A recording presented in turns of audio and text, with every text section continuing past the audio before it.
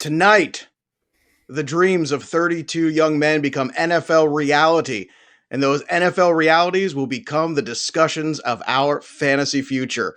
Welcome in, everybody, to Fantasy Pros. It's me, Joey P, Joe Pisapia. Joining me tonight is Kyle Yates and Mike Tagliere, and we're going to take you through however many hours it takes to get through this NFL draft. And before we can even get into the draft, the NFL world is buzzing with rumors about Aaron Rodgers, rumors about the Packers. Boys, it feels like we are in for quite a ride tonight. As you can also see, we've got three different stages of Men's Warehouse. We've got me in the full tie, ready to go. We've got more casual version, which is Yates. And then you got Tags, who just wore the button-down shirt. You got the button-down shirt. We couldn't even get the hat off. But these are the three versions we've got for you today. So we hope you're going to join us for the duration here. We've got some great plans. We're going to have a lot of fun. It's going to be a good time. We're going to break down all the picks as they come in. Tags, let's start with you. Are you ready for tonight? Because I think we all felt this afternoon, all right, everything settled down. And then a few hours ago, some rumors started to pop about Aaron Rodgers and the Green Bay Packers. And it looks like we might have a live night on our hands after all. I gotta say, most of the time we're hyping up things that don't necessarily need to be hyped this time of day because, the draft's coming and it's like, oh, we need something to talk about because we've been talking about, the same thing forever. But this is news that absolutely shocked and rocked the NFL world. And I just don't know. I told my wife before we actually started, and I was like, hey, Aaron Rodgers wants out of Green Bay. And she's like, well, they're not going to trade him, right? Like today. And I'm like, well, if they're going to trade him, today's the day. Otherwise, it's like you're going to put it off till after the draft and you're getting future picks, which would not make Packer fans very happy. So I'm looking forward to this night. Obviously, things going forward are going to change, and we'll have new things to talk about and new things to react to. So I am beyond stoked. Yates, are you shocked? Are you rocked? Are you beyond stoked? I mean, how you feeling? You've done all of this work for so many months at Fantasy Pros. And for those of you who might not know still, Yates is also the host of the Dynasty Football podcast over on Fantasy Pros, which has been breaking down these guys for months individually, going through all the positions, all the players, all the schemes, all the landing spots. And now we're finally here. And it's not anticlimactic. In fact, it feels like we're just building to it all over again, Yates. Absolutely. I mean, we hit about Monday or Tuesday, and I was like, man, I'm just tired. Like, am I really ready for this live stream? Like, and the NFL draft, is it going to be exciting? And then we hit today, and we had not only the Aaron Rodgers situation just rock, and of course we have the number 3 overall discussion with San Francisco and what carries into that. But guys, Tim Tebow also is apparently coming back into the NFL. Like, that happened for a brief second. Like, he burst through the room, was like, I'm back. And there was no one there because everyone was over talking about Aaron Rodgers and potentially being traded and forcing his way out of Green Bay. So, man, this is just so much fun. I'm so excited to be here with you guys and get to react.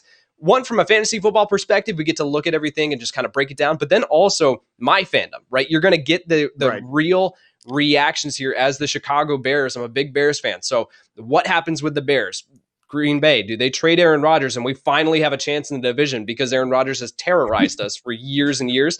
We'll all find out here pretty soon. I was going to say, this is going to be like Christmas at some point. Let me tell you, these jackets and shirts, who knows what's going to come off. If Aaron Rodgers gets moved out of the NFC North, I don't know if we can contain these two. I have no idea what's going to go on. But it is a fascinating point of discussion, and we might as well talk about it because as we see everybody lining up in the red carpet, we see everybody in their best. It's just kind of surreal, too, taking a moment just to take it all in because last year I remember watching the NFL draft for the first time actually with my daughters, first time they actually watched it, and there was nothing else going on. I mean, literally nothing else. And they were taken with it, and it was really something. And I said, if this is nothing, wait till you see when everybody's there. Wait till you see what kind of show it is, what's going on, the outfits, the things that people wear. The fact that everybody's in the room, or at least a fair amount of them today, is also giving me pause and kind of looking back at what we've all been through for the last year. And it's been rough on everybody. It's been rough on us as fans. It's been rough on us as human beings. And this is a great symbol, I feel like. The NFL draft, it's always a feel-good story. It's a feel-good story because you get to see these prospects come up there and have their dreams realized, as I talked about at the opening. And that's good. I think we need more of that. So this is a great night. It's going to be a great day of football. And let's speculate. Let's have some fun. So, Tags, let's talk about Aaron Rodgers. In your opinion, who's the team that's got the most juice to get that deal done? Or is this just Aaron Rodgers trying to get a respect money extension? Because, look, he deserves a respect money extension. The guy had a fantastic year last year, won an MVP, got within a game of the Super Bowl. I mean, is this all a bunch of noise and nonsense, or do you think there's actually a chance he gets moved here tonight? I think there's actually a chance. I mean, we're seeing it with players, most recently Rob Gronkowski, walking away from the game for a little bit just to get away from the Patriots. Tom Brady waiting until he got to free agency. But Aaron Rodgers has basically had enough with this organization. And he says that, trade or not, he doesn't want to show back up there. So I don't, he kind of holds the cards. The Packers are in a tough spot right now because you guys, to be fair, they put themselves in there when they drafted Jordan Love last year. Right. The biggest thing here with Aaron Rodgers right now is frustration. I'm sure it comes back to they didn't draft like a team that was ready to win a Super Bowl. They drafted like a team that was getting ready to move on, like a team like the Atlanta Falcons, who were in a position where it's like, do we roll with Matt Ryan? Do we draft a quarterback? They have to think about that. They have to think about rebuilding. But when you were in the NFC Championship game and you draft the way that they did, drafting for not a championship winning team, there was nobody that they drafted last year that contributed anything to that team that maybe could have got him over that Super Bowl hump. So Rodgers has a right to be upset. The teams that have ammunition, I mean, you could look, the Miami Dolphins obviously have a lot of ammunition. I don't know if they're going to be trading Tua Tagovailoa. It seems like they're going to stick with him for a little while. But San Francisco, they just gave up 3 first-round picks for that number 3 overall pick. Now, I don't know if any other team would have valued that pick with 3 first-round picks, but if you were to go at the start of this offseason and say, hey, Aaron Rodgers is going to be traded, what would he net in a trade? And I think most people would have suggested something like 2 first-round picks for 37, I think he is now, maybe almost 38. Yep. So I think you would have said around 2 first-round picks. So San Francisco reportedly, now there's conflicting reports all over the place, but there's a lot of sources talking about this. So obviously it's real. But if San Francisco did offer that number 3 overall pick, some future picks, and Jimmy Garoppolo, I don't really know how the Packers pass that up because, again, they could walk away from this with nothing if Aaron Rodgers doesn't show up. I don't think he really cares at this point. I think he wants to move on from his days there, and he's always loved the 49ers. He kind of controls his own destiny here. Well, if we're talking about teams that have a lot of capital, I mean, Yates, the Jets have a ton of capital. Right. The Jets have a need a quarterback.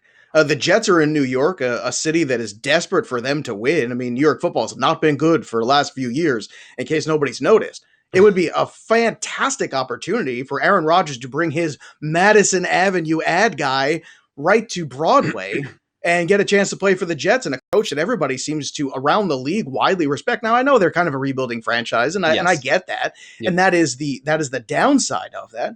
But in terms of the upside, it's playing in New York. And Rodgers obviously is just going to be potentially one in the, just another in the long line of great quarterbacks who don't finish their career with their team that they started it with. So outside of the San Francisco 49ers, is there any other team that you can even make a case for that might be able to pull this off, that has the right combination of picks, of cap space, of everything to make this kind of work?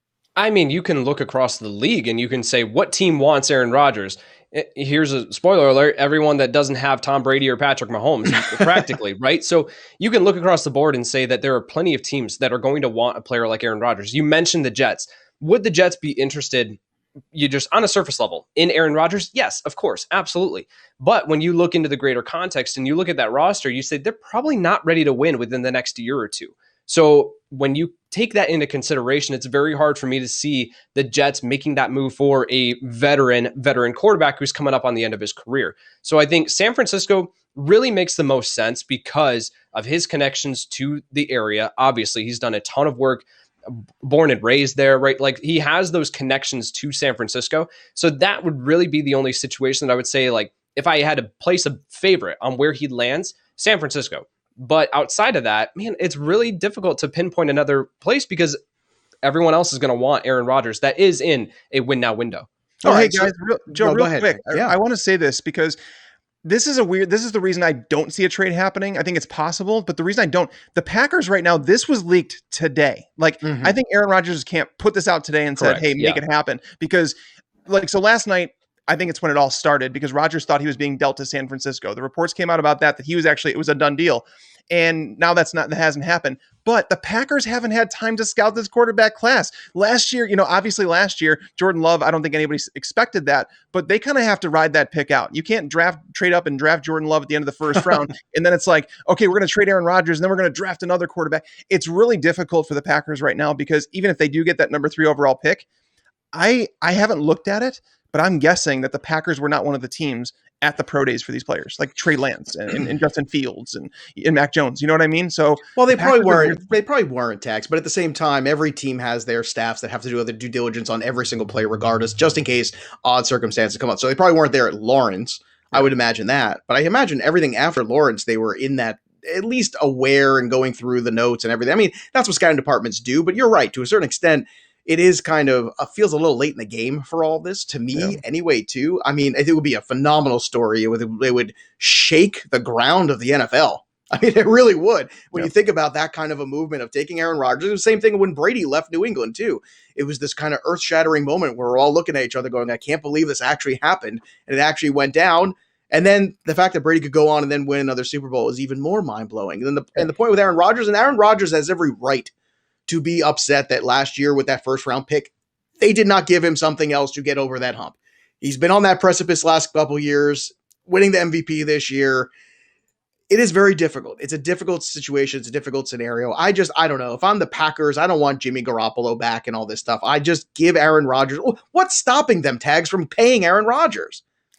Apparently it's not about the contract anymore. Apparently, so again, these are all rumors that were going off, but Jay Glazer is one of the sources, and Jay Glazer has always been sharp. He's someone that I actually trust, because other people will float out rumors, and I'm like, you're just throwing something at the wall, hoping it sticks. Glazer is good. Glazer is in tune. He knows people in the NFL. He knows players. You know, Pat McAfee talked about this on his show. Pat McAfee obviously knows Aaron Rodgers pretty well. Yeah. So it's like all these things are coming out. And apparently it's not about the contract anymore, that he is just fed up with the front office in terms of everything that they've done. And he wants out. That they have offered him a new contract to restructure it. And he's saying no. He doesn't want any part of it anymore. And he's just done with the team. I don't think there's anything they can do to get him back. Wow. I mean, that's a fascinating set of circumstances, but we've talked about Aaron Rodgers for a good 10 minutes now. We'll take a little break from that and talk about the actual guys getting drafted, because it is the NFL draft after all. So here we are looking at Trevor Lawrence coming into this league and the change potentially, because Jacksonville's never had a number one overall picks, first time ever for them. And this is that franchise changing quarterback. And Yates, you know, if you look at the history of this team and some of the quarterbacks that they've drafted over the years, we know it's been a checkered past. Let's put it that way. I think that's a nice way of saying it. I think that's trying to keep it real. But this is it. This is that guy. We talked about him earlier this week about Trevor Lawrence being the guy that has no comp because he is unique in so many ways. The skill set he has, the size, the speed, the arm strength, the football acumen at this age, everything just points to him. What is now the impact of him in this organization in Jacksonville? Does Jacksonville now automatically become one of those teams that is just going to rise in the NFL and is just going to change forever the history of this organization, which frankly has been checkered to say the least? That's such a great question. And yes, their arrow is going to be pointing up, but is it going to happen overnight? No. You're going to have an adjustment period here for Trevor Lawrence entering the NFL. You're going to have, this roster still has plenty of holes all across the board. Now they have plenty of picks that they're going to be able to plug those holes with some really, really talented players. But also there have been teams in the past, hello Cleveland, where you've had plenty of picks and you haven't drafted the right players around to be able to build off of that. So I want to see what Jacksonville does here. They have the position to set themselves up very, very nicely moving forward, right? Because we know it's Trevor Lawrence at number one overall. After that, who knows, right? The 25, 33 overall, 45 or 46, like they've got plenty of picks there within the top 50, but it's just going to be coming down to now, do they draft the right players? Do they draft the ones who are going to be scheme fits, who are going to help build around Trevor Lawrence? Because the offense as a whole right now with DJ Chark, Laviska Shenault, Marvin Jones in town, Colin Johnson as a depth receiver, James Robinson out of the backfield. Like it's a pretty solid roster already, but now can you just take it over the top now that you've got the quarterback in town? Byron Leftwich, Blaine Gabbert, Blake Bortles, the other previous quarterback selected by the Jacksonville Jaguars. Hopefully this Trevor Lawrence selection will work out better than some of those previous selections. And obviously no selection's probably been more debated than that 3 pick. Which is it going to be Mac Jones? Is it going to be Fields? Is it going to be Lance? Tags? You know, we've asked this question 1,000 times, but you know what? We've got 15 minutes before we kick things off here, so we'll ask it again. Do you think that it's going to be Mac Jones? Do you think it's going to be Fields? Do you think it's going to be Lance? Or do you think it's going to be something else that we haven't even thought of? You know, it's funny. I agonize over this stuff a lot more than I probably should. But I've been thinking about this nonstop for the last few weeks. You know, like what are they going to do? And it really made no sense to me that they would trade up that high to get Mac Jones. And I've been vocal about that on the podcast. But it all came down to what made me stick with Trey Lance is that Rich Eisen on his show, he said that it was about a week ago. He came out and said, a lot of whispers about Mac Jones and Justin Fields got some love. He's like, but I've been hearing that all along it's been Trey Lance.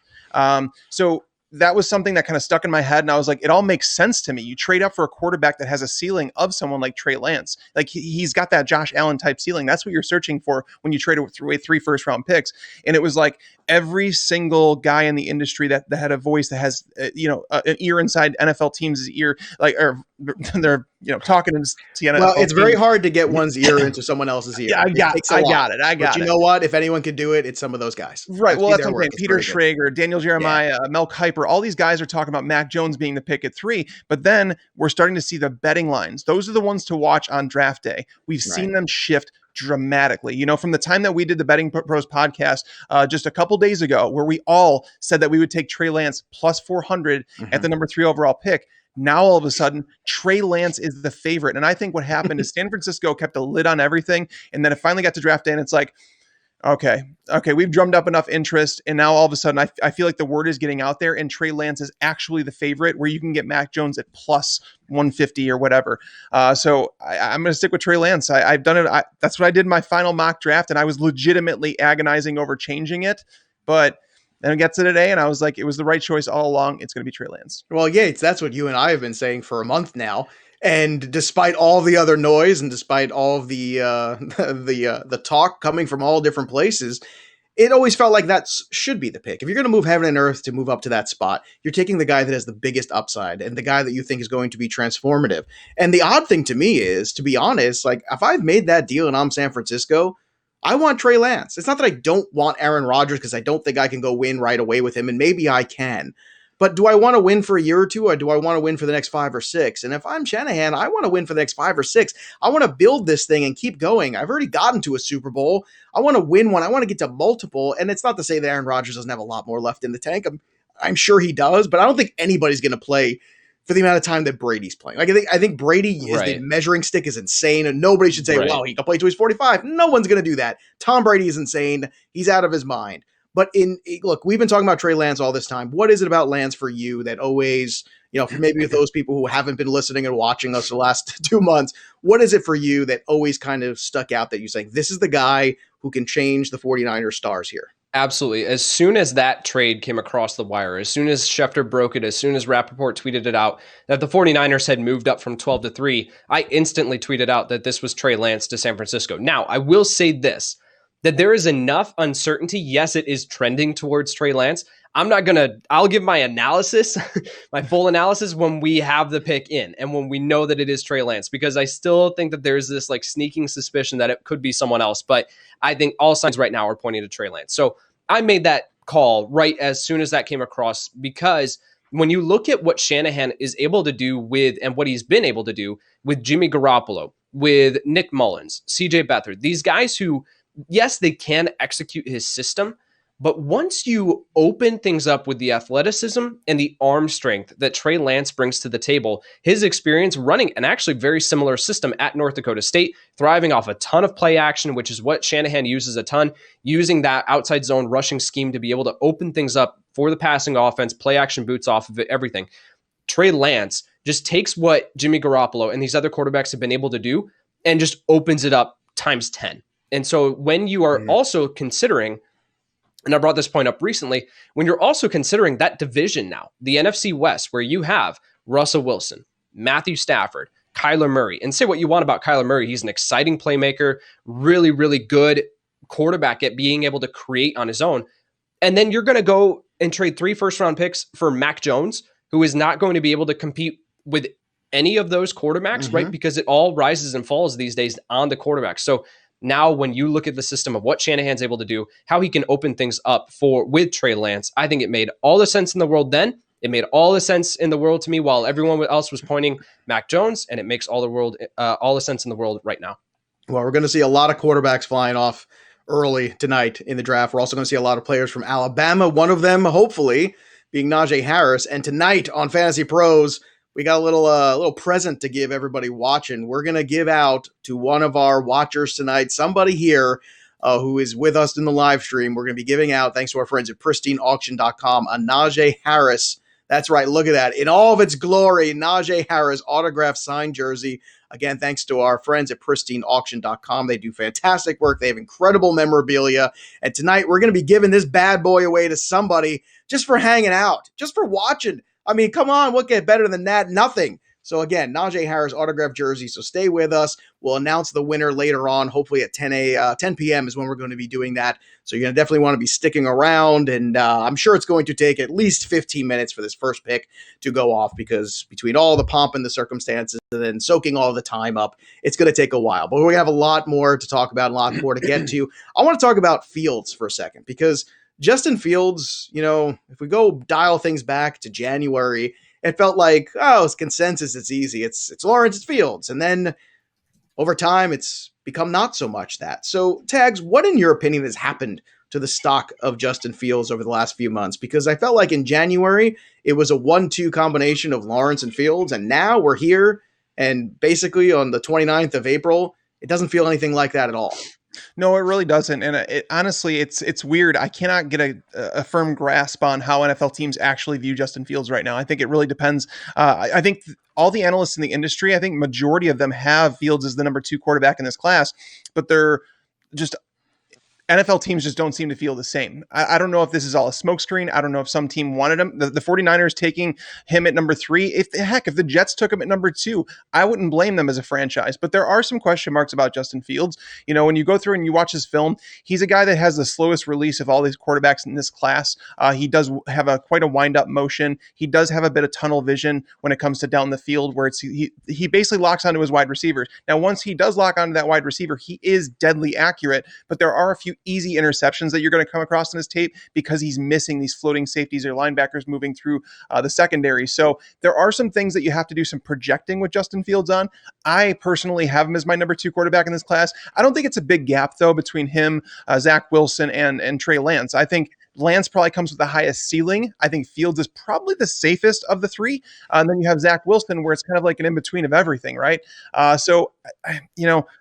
I don't know why he's fallen. There's been some off the field rumors that started up that were all just, again, I feel like a lot of the stuff that happens during the NFL draft is all smokescreen. I think teams put stuff out there in order to deter other teams from them. But in reality, it's the weirdest NFL draft we've ever had, because these teams haven't had a chance to meet with these prospects in person. They're talking to them over Zoom calls. I will tell you in person, like as a person, that when I talk to you, Joe, I talk to you, Yates, I talk, our producer, I talk to all you guys over Zoom all the time, and we do our podcasts and stuff. But when you get in person, you get to know someone. You actually learn the person that they are, because you're actually around them, going through crowds of people, whatever. And it's just, you learn so much more about people at that point. So it's a weird NFL draft. And I think that some of those question marks about Justin Fields, maybe they're a bit magnified in this draft cycle just because of that stuff.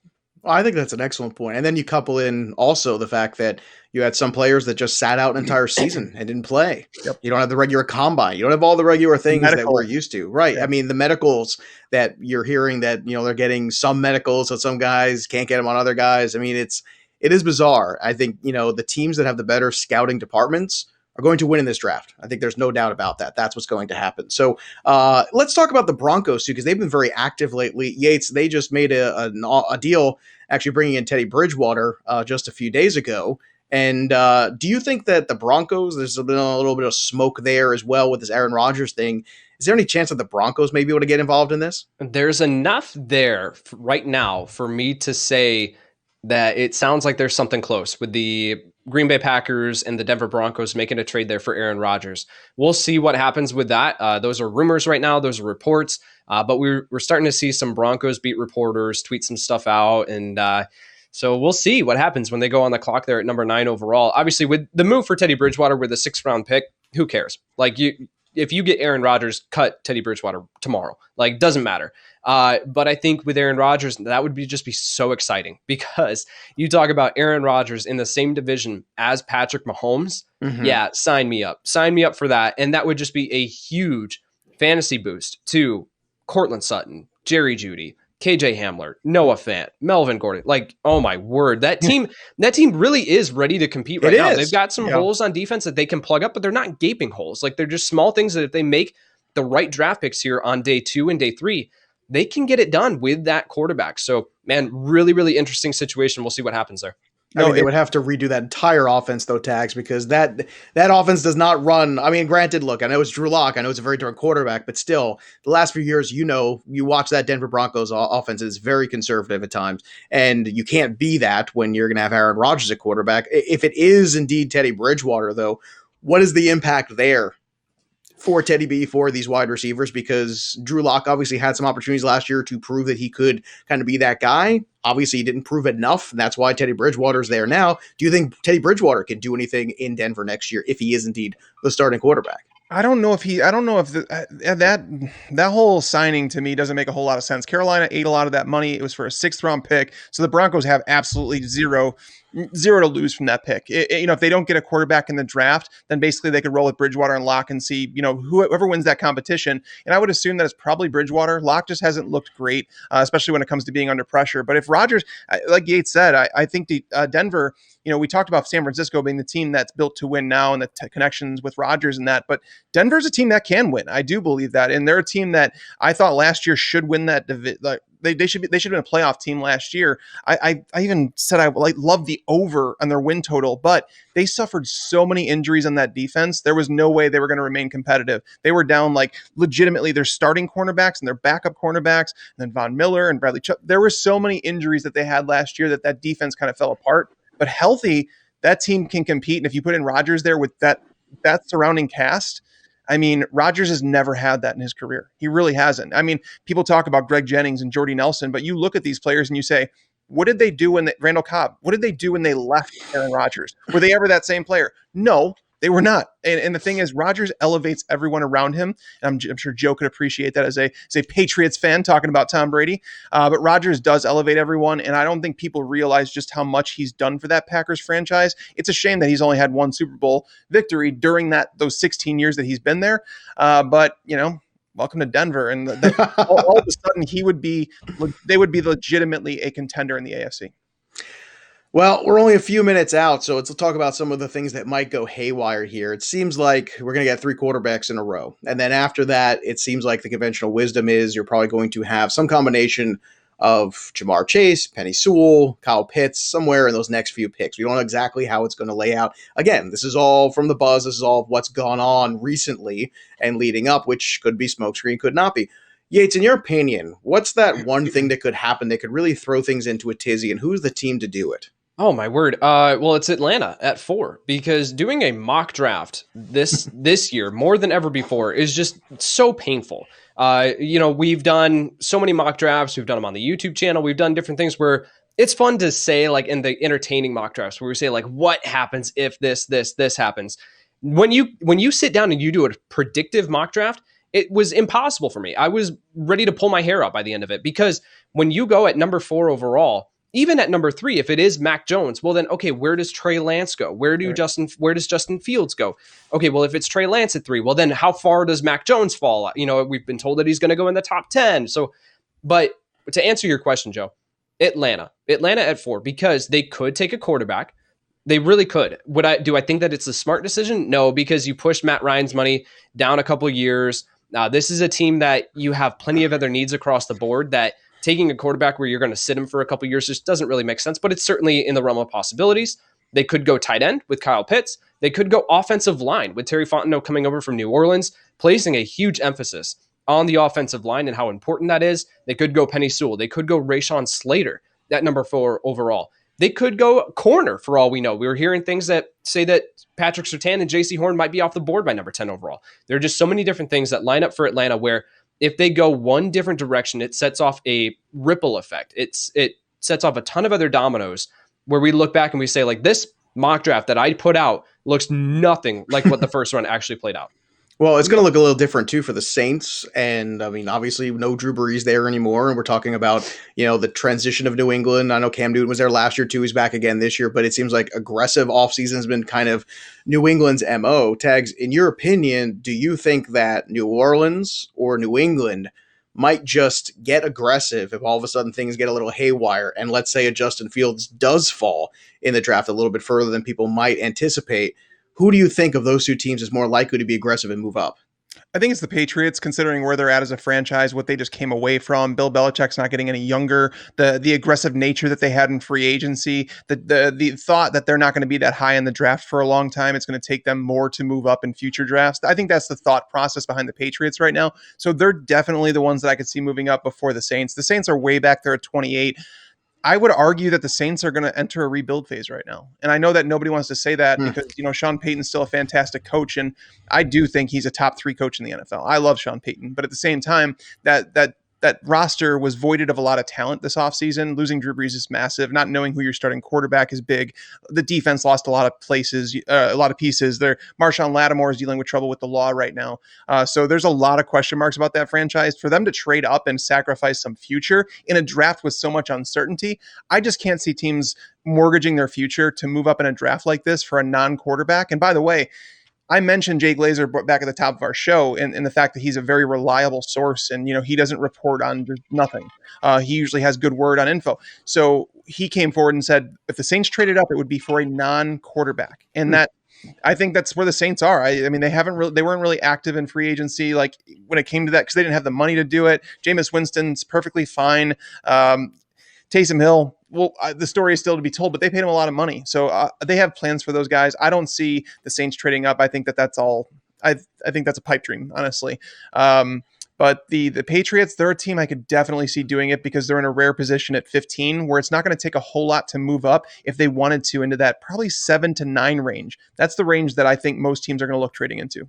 Well, it seems like the range too, where it's very feasible that Justin Fields can slip to, because we did many a mock where we just saw that sort of go and zig a little when other things zagged. And the next thing you know, all of a sudden Justin Fields becomes that guy that drops. And once again, I looked at the tape again. I remember watching him play this past year in Ohio State, watching some big time games where he showed up and had big performances, and you kind of wonder and say, well, hey, you're getting a pretty good quarterback here in Justin Fields. If you get any kind of discount, you take it and you try to run with it. What's so tricky here is that some of these teams that are set at the top now in that cushy, single digit still, either don't want to take a quarterback or already set at quarterback. So it's going to be fascinating to see how that unfolds as we have just crossed over 8 o'clock Eastern.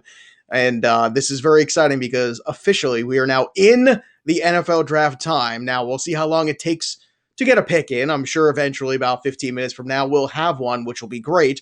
And in the meantime, I want to thank our sponsor of today's show. It's Manscaped. As you can see, look at that. 20% off and free shipping if you use the code FPDRAFT.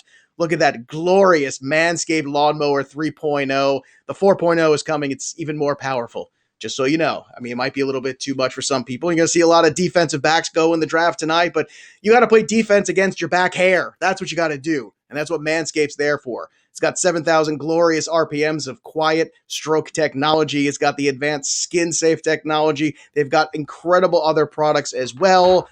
They've got stuff like ball deodorant. I'm not making this up, folks. It says it right here. The ball deodorant is there as well. The crop preserver for anti-chafing. They've got the crop reviver, which is a spray-on toner for your special parts. They've got everything. So head over to manscaped.com and get 20% off and free shipping with the code with the code FPDRAFT. Again, that's FPDRAFT is the code. We want to thank Manscaped for being a sponsor of today's show. And for the podcast today and the live stream we're doing, want to also talk about Underdog, because Underdog is running their biggest offer ever. If you go and deposit right now, you're going to get free entry worth $25 into the biggest best ball tournament in history. Best Ball Mania 2. That's right, not WrestleMania 2. Best Ball Mania 2 launches Monday, May 3rd. $3.5 million prize pool with $1,001 to first place. So head over to Underdog Fantasy, available in the App Store and the Play Store, and take advantage of this offer for your free shot at $1 million over at Underdog. And that is going to be some fun stuff to take part in, because look, this is what we're all here for. We're here for the NFL draft because of how it affects our fantasy football drafts, how it affects our best ball drafts. And this is going to be another year into it, guys, where, if you go back and look at last season, you see that wide receiver class, Yates, you see what they were able to do and how much of an impact they made in our fantasy world. Not just Justin Jefferson, but all of these other guys too, the T. Higgins of the world, the CeeDee Lambs of the world. They came in and seemed like from day one, they were ready, polished, and making an impact. And it feels like we're just in a different era of the NFL where these guys are just better trained, better groomed, ready to come in there and understand the NFL game and the pace of play and everything else that goes along with it. So are we in store for another one of these classes again this year? Absolutely. When you look at the top tier of this class, and of course, you start out the conversation at the wide receiver position with Jamar Chase out of LSU, of course, who was Justin Jefferson's teammate there in 2019. And then Jalen Waddle out of Alabama, Devontae Smith. You go to Rashad Bateman out of Minnesota, Elijah Moore out of Ole Miss, Terrace Marshall out of LSU. The list goes on here for these wide receivers that are ready to step onto the NFL field and make a contribution on day one.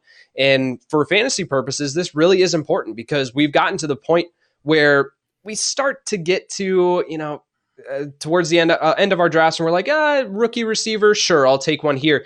But now we're getting to the point where we're going to start thinking about some of these rookie receivers in the 6th, 7th, 8th round of our redraft leagues, maybe even earlier than that, which is just kind of unheard of for the past few seasons. So while this draft class does not have the size, there are a lot of undersized receivers here that are slot receivers. There aren't very many prototypical outside guys in this class, but it still is going to be a very, very good receiver class, and there are going to be plenty of options for fantasy football in 2021. Now, Tags, I know it's tough because this is kind of an in a vacuum question, which I'm never a big fan of, but you know what? We haven't started yet, so we might as well ask the big in the vacuum questions. Yeah. In your opinion, who has the talent right away to come into the league and make a huge fantasy impact? It could be a quarterback, could be a running back, and I know it all depends on where they land, but just from a talent perspective, in your opinion, who's the guy that you just, tonight, you want to see him land in the right spot? Because you know if he does, he's going to be a fantasy asset from day one. Well, I mean, the one that you want to talk about, the one that would have the most amount of fantasy appeal right away would be Najee Harris. Najee Harris, true 3-down back that's going to have first-round equity. It's the team that's going to get him. He's been rumored to the Steelers all week long, and that drumbeat's only gotten hot, louder and louder. And we're hearing that they're worried a team in front of them might actually take a running back like the New York Jets at 23. But someone's saying that they believe Travis Etienne might be a better fit for the San Francisco or for the New York Jets offense. So this is the best part about tonight, is that we don't know a whole lot about it. We don't know how teams value players. You go back to last year, a lot of people were like, Brandon Ayuk. The 49ers traded up for Brandon Ayuk in the first round. That's stuff that you have to pay attention to because we come in with a bias, if you will, because we have our rankings set and we have the idea how we feel about these players. But in reality, what matters is how these teams feel about the players and the opportunity they're going to give them because of where they're drafted. I did an article that came out a couple weeks ago that it was how to value rookies in fantasy football, and it all comes down to basing it on where they were drafted. Wide receivers get almost identical opportunity if they're drafted in the first or the second round. After that, the opportunity starts going down really quick for rookies. So you're looking for a wide receiver to be drafted in the first 2 rounds. If one of your favorite receivers falls to the 4th round, you don't have to dislike him, but it means in redraft, you're probably going to want to avoid him. Running backs, if they're drafted in the first round, they're going to be fantasy relevant. I want to, again, in that chart, I want to say that 60% of running backs that have been drafted in the first round have finished as an RB2 or better. So it's like the opportunity they get right out of the gate, they average tons of touches in every round for running backs that they fall. They're going to get that much less opportunity. 3rd round is it's rare to see someone in the 3rd round get opportunity right away. So again, this all comes back to, we're looking tonight. This is the big night for running backs. If they're drafted on day 1, it means a team's going to use them. They're going to abuse them for 5 years because they're going to get that 5th year option. Wide receivers, you're looking for them to go tonight or in the 2nd round tomorrow. Now, look, if this is the first time any of you are out there watching us here at Fantasy Pros, I want to welcome you in here. Again, that's Mike Tagliere, that's Kyle Yates, and I'm Joe Pisapia. And I want to remind you, if you are watching with us at Fantasy Pros for the first time, to go out there and click subscribe to the Fantasy Pros YouTube channel. And while you're at it, click that notifications button, and that way you can get aware of all the great content we do here at Fantasy Pros, all the live streams, the podcast, the videos, the mock drafts, and everything else in between. We've got a lot going on here. And make sure you like the stream tonight, because if you do, once again, we're going to be giving away something fun tonight, a Najee Harris autographed jersey, thanks to our friends at Pristine Auction. So get in on that. You're watching anyway, you're hanging out. We want this to be the kind of feel where if you're watching the draft by yourself, you have some boys, you have some friends to watch it with, okay? And I know a lot of you are. Sometimes you got to sneak into the other room to watch the NFL draft because, the kids want to watch their shows and you got to watch something else. And it's tough out there some nights, okay? It's a Thursday night, for goodness sake, and it's a school night. And you can't necessarily have all that. So hopefully you're watching us here. We're your second screen experience if you are watching the draft. And we're going to break all the picks down for you in a fantasy way. And that's really why we're here, isn't it? Yes, we're here to see who our teams are going to take. And yes, that's important. But we all know what's really at stake here. It's our fantasy futures. That's what this is all about here. And that's what we do for you here at Fantasy Pros. So again, I want to welcome everybody here who's maybe just picking us up here on the live stream at Fantasy Pros. And again, like the YouTube channel, subscribe, and click that little notifications button. And we are just moments away here, hopefully, from that first pick. And then once that ball starts going, we're going to be, kind of just fast and furious here. I think that's, which is our MO, by the way, in case you don't know. And those of you who do listen know that I'm clearly the Vin Diesel of the program here. I'm not sure who you two guys are. I really don't. I'll let you two fight it out. I'd rather be the Jason Statham, but clearly that's not going to happen. I'm not that cool. Be the Rock. That's cool. Hey, that's fine by me. I can still get the eyebrow going. I can do all that. All right. So, boys, when we're looking also at the bigger picture here, Yates, in your opinion, who's the team tonight that could really change their stars? I mean, we've got the Dolphins with a lot of picks. We got the Jags with a lot of picks. We got the Jets. Obviously, there's a few teams here that have an opportunity to really kind of take a big leap forward. When we leave this first round tonight, what team is going to take that real leap forward in 2021 because of this round? Absolutely. Well, you start the conversation with Jacksonville, of course, because like you mentioned at the top, that they have not had a quarterback of this caliber for quite a while. So Trevor Lawrence coming into town, most likely going to be that pick. So coming into town, that obviously elevates, but then they also have pick number 24, 25 in this first round. So that is another chance to add an impact player, whether that is on defense or offense, but then also 33, 46 overall. Like these are other picks where they can add some high impact players here. The other one is the New York Jets. They move on from Sam Darnold.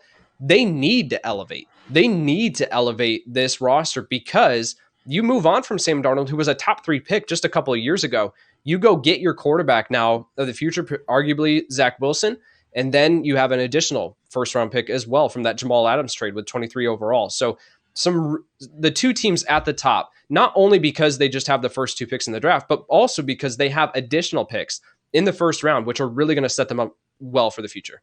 Tags, what team is it for you that could really change its stars in a positive way? Because obviously Trevor Lawrence is, we all expect to be a franchise generational type quarterback, but he's not the only team here, in terms of Jacksonville, in terms of situation that could really kind of realign themselves. Do you think it might be the Jets or maybe the Dolphins, who are closer than people realize to being a very competitive team? The Dolphins have done a fantastic job under Brian Flores. That franchise is being rebuilt, and they have the picks to do it. They're one of the teams I would put in there. The Jets are the other, and as Yates said, the Jaguars. These are teams that if you take best player available, you're going to put yourself in a good position. The Jaguars have to do that. They can't say, hey, we have a need on the interior of our defensive line. Well, it's not a really strong class. Take the best player available. Don't push it. You can find guys like that. You're not going to be able to find offensive tackles in free agency. Teams don't let those guys go. So, taking the best player available, whether it be quarterback, obviously Trevor Lawrence is going to be the number 1 overall pick. And then from there, picking best player available. It's important for those teams. Miami is getting more to the point where it's like, hey, we're not rebuilding anymore. We're actually, we're competing in this division and we have a chance to win it. And basically they can start filling some holes, and they have enough picks to do so. And they have future picks as well. So they were a team that, moved back from 3 to 12 and then back to 6. That's a pick that I'm really interested in. My mock came with Devontae Smith going to them with number 6. And I think a lot of people were surprised by that. But when you think about it, when you trade back from 12 to 6, you have to say, hey, I know 3 quarterbacks are going to go with the first 3 picks.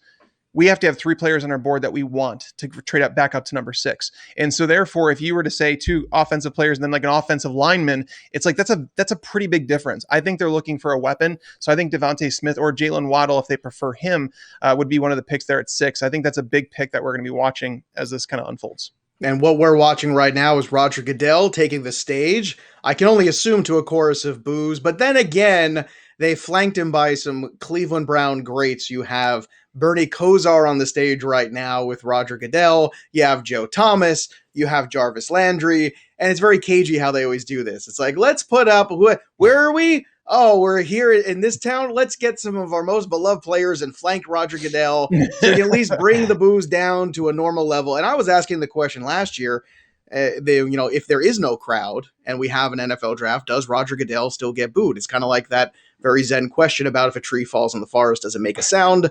I'm not sure what the answer to that is, but very cagey here by the NFL, setting things up there, flanking him with 3 beloved Cleveland Browns. And, the Cleveland Browns are a team we've talked about quite a bit, since it is in the city of Cleveland. They're a team that doesn't have a lot of needs per se, Yates. But my goodness, they've certainly got a lot of opportunities to take the best player on the board and take another step forward here, which was a playoff team last year. And you never know here. Maybe Cleveland, just maybe, is a little bit better of a football team than people are giving them credit for. Well, how the turntables. Denver here. Obviously with Cleveland, we've been talking about them with the number 1 overall pick, and we've talked it for so long. So I think with Cleveland, for them to not only be a playoff team, but then also to be this complete of a roster really, really is impressive. And it's worth noting and talking about the job that Andrew Berry and Kevin Stefanski, the work that they've done there. So really, really impressive. When you look at their number 26 overall pick, you could look at corner, where Greedy Williams and Denzel Ward, they have not been healthy, so they need to add someone there.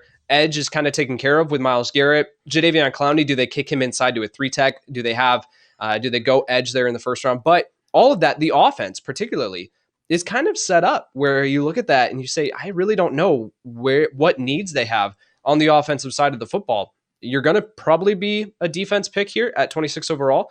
We'll see just which position it is. But yeah, you're right. You're right, Joe, that this team really does not have many needs. I'm just sitting back here too, and I'm watching the Twitter feed. I'm watching what's going on here. And it's incredible here, how important, how big of a deal this is. This is, the NFL draft over the years has really become this must-see event. And it's spectacular. I got a message this morning, and I'll give a shout out to the guy, Shane O'Sullivan in Ireland, who said, hey, I just want you to know I'm going to be staying up till 1 a.m. for the beginning of the FantasyPros launch, and I'm going to be watching the entire draft that way over in Ireland. I just saw on Twitter, Andreas Dickhausen in Germany at 2 a.m. He's watching us. Yeah, Andreas, thank you. Over there, I said, I'm excited. I'm here at 2 a.m. in Germany, but ready for the NFL draft and watching it here. And got the screenshot of the draft. And there's us, the second screen experiences I keep talking about there, because we're going to break everything down in fantasy. They're going to talk about the, this and that and all the other things. And yeah, that's great. We're going to talk about fantasy and what matters to your teams, what matters to your 2021 fantasy season. And I think it's just incredible as a text. You could sit back and you get these messages from literally all over the globe. And we're all together for this night to watch these young men's dreams come true. And for all of a sudden, for this moment in the NFL draft and how fantasy really can bring us together. Well, Joe, don't discount us, man. We're going to be talking about the real team effects too. We're going to be breaking down the roster. And did it make sense? Because honestly, I know it's like Yates and I, this is like Christmas. This is better than Christmas for us because I'm at the age where I don't care about the gifts. Like I legit, this is a gift to us to watch the NFL draft, to basically, I know I speak for like Yates as well as you too, Joe, where it's like, we're going to sit down after this and we're going to go through our spreadsheets and we're going to update depth charts and we're going to look at things and we're going to start inputting projections, and it's such an exciting day. I mean, honestly, this is Christmas for us. We're going to be breaking it down. Do we feel like the pick did they get a good value? Should they have traded back? Where does this player fit in? Do they start right away? What are the contract situations around them? And obviously fantasy impact for those that are at the skill position players. But this is the day, man. This is the day we've all been waiting for. And I just want to say thank you to everybody in the chat for showing up. I'm kind of reading as we go along. I don't get to see them all. Thank you for those saying the only screen experience. Aaron, I see it. I like that one. The only screen experience. Let's take that one over. That's going to be our hashtag the rest of the night. And don't forget, guys, click that like button for us. It really does help us out. Yeah, click the like, click the subscribe again to Fantasy Pros too, because once again, we're giving you NFL content all year round. It's 365 here in terms of NFL over at Fantasy Pros. And Tags is absolutely right. The difference between us and a lot of other places is we do analyze the real football, and that's where it really comes into play and how it does affect your fantasy team. So all joking aside before, we're going to give you the fantasy spin, but of course it's really about how these guys are going to fit into these systems, because that at the end of the day, Yates, that's what's going to make or break these players. We've seen great talents enter the NFL that we thought were can't miss, quote unquote, prospects, right? And they miss. Why? Because in the NFL, it's about systems. In the NFL, it's about coaching. It's the NFL, it's about how you use the personnel, not just the talent you have. And it's very frustrating for some organizations. We've seen it all the time, but honestly, that is so much of it. And it's very difficult, even for the most talented player, to overcome that negative. Absolutely. There are going to be some people out there that are just going to talk about the player themselves, right? When the pick comes in, they're going to talk about the player themselves. We're going to go a little bit more in depth in that. And if you were with us last year, you know that we're going to go in depth. We're going to talk about the depth charts. We're going to talk about how this wide receiver particularly fits in, right? The role that they're going to play in the offense, what that could mean, our immediate reactions, right? We're going to go in depth with all that. But then also, I mentioned it at the top, that we're fans of this too. Like, this is not just purely just our job and that we're kind of just here to analyze. No, we're going to be reacting in real time with you guys, right? We don't have this stuff tipped ahead of time. We're not going to be spoiling picks for you guys, all this. So really, we're going to be reacting in real time. We're going to give our fan reactions. You know, Joe's a Patriots fan. I'm a Bears fan. Tags is a Tennessee Titans fan. Like, all these, so. Oh, he set it up nice. Oh, that's good. Now the draft really begins. Yes. Well done, So Yates. we're gonna give our reactions here, and we're gonna have a lot of fun doing it. And if you want to play a fun drinking game tonight, as you're watching the NFL draft along with us, every time someone says the word dynamic, you take a shot. It's going to be a good time. Why they say dynamic so much, I don't know. We were talking about it beforehand. It's overused. It's too much. Everyone's dynamic. And I'm stealing this from my good friend Scott Bogman, who's a good buddy of mine who drives him crazy. And you know what? Now he said it so much that it drives me crazy when I hear it. But look, this is exactly Christmas. This is what it is. It's also a fresh start, which is so cool too, because I feel like it's hope now for a lot of organizations. It's hope for the Jets to get that quarterback. And if indeed it is Wilson, Tags, which it feels like it is, we're sitting just 4 minutes away from the first pick in the 2021 NFL draft, which we all think is going to be Trevor Lawrence. It's going to be. There's any surprises there, that's for sure. But it's the number 2 pick that I think really kind of is fascinating, because it just kind of fell into Wilson over this last, month and change. And as we talked about earlier, it didn't seem to always be that. So what is it you think the Jets feel about Wilson that really just kind of they've bought in hook, line, and sinker for him? Honestly, it's really difficult to say. We haven't heard the Jets talk about it. I think it's a given that Trevor Lawrence. Everybody talks about Trevor Lawrence, and it's been coming since high school. But Zach Wilson, kind of a meteoric rise. When we started this draft process, I expected him to be the 4th quarterback off the board, and then it's like all of a sudden everything was assumed that Zach Wilson was going to go number 2. I don't know if we should just. Obviously, the betting odds say that it's going to be Zach Wilson, and the Jets haven't done anything to dispute that. But at the same time, the Jets have never come out and said, hey, it's between Trevor Lawrence and Zach Wilson. Like, that's who it is. They did come out and say that they narrowed, or the Jaguars said we narrowed it down to one of 3 quarterbacks, and it was always Trevor Lawrence. But I put up a tweet the other day saying that if I would love to see the NFL draft world burn when Justin Fields goes number 2 overall to the Jets, because it would make sense. I mean, again, the Jets wouldn't be ridiculed for that pick. I think everybody would understand why they made that pick, but it's just been accepted. And it's so weird to say it's been accepted by the national media that Zach Wilson's the number 2 when we've never, ever heard the Jets say that's who they were taking at number 2. Well, we're 2.5 minutes away from number 1, but let's have some fun. Let's say Justin Fields goes number 2, right? Because we actually did have this discussion, which is funny. I actually stopped us in the last show that the 3 of us did together, and I said, let's stop this for a second. Let's really break this down here. We all know number 1 and 2. We've been taking 1 and 2 for granted. What happens? What's the ripple effect? And for those who might have missed that show, Yates, what is the ripple effect? If indeed we do get him there, where does Wilson then go? Because if the 49ers moved up to Lance, who's to say that they don't like Lance more than Wilson? Who's to say then where does Wilson go? Because he's probably not going 4. I don't think the Falcons would be taking him. The Dolphins aren't taking him. The Bengals aren't taking him. So what does then happen to the draft stock of Mr. Wilson? Oh, yeah, it would be crazy. I mean, you would have a bidding war at number 4 overall. I truly believe that, because the NFL really, really is high on Zach Wilson and his intangibles, what he brings to the table, his natural throwing motion. It's all there for NFL teams to buy in, and they've done that. So I think you would see if San Francisco, in this situation, in this hypothetical, and again, I don't think that this is going to happen, but in this hypothetical, I do think that you would have a bidding war at number 4 overall, where you would have several teams looking to trade away their futures to come up and get Zach Wilson there at number 4 overall. Well, the pick is in, and honestly, it's not going to be a surprise. But the Jacksonville Jaguars, just looking back at their history the last few years, C.J. Henderson last year, the corner, was taken at 9 overall in the first round. Clavon Chason, the linebacker, was taken. So, you go back and you look at some of these first round picks for them. As I said before, Blake Bortles, Dante Fowler Jr., Jalen Ramsey not there anymore, Leonard Fournette not there anymore. You can even go back all the way to Blaine Gabbert and Justin Blackmon. I mean, it just hasn't really worked out for the most part, I would say, for the Jacksonville Jaguars. But I think they've got their guy. I think they've got their franchise quarterback. I think Trevor Lawrence is going to be something special in the NFL. And Tags, do you think that we are now in a new golden age of quarterbacks? Because when you talk about Mahomes, we talk about Dak Prescott, what Kyler Murray and Lamar Jackson are able to do. And obviously with the season Josh Allen just had and some of the old guys who can still get it done, like Aaron Rodgers, Russell Wilson, a veteran as well. And now you're adding some more of these great young quarterbacks. Is this a new golden age at the position?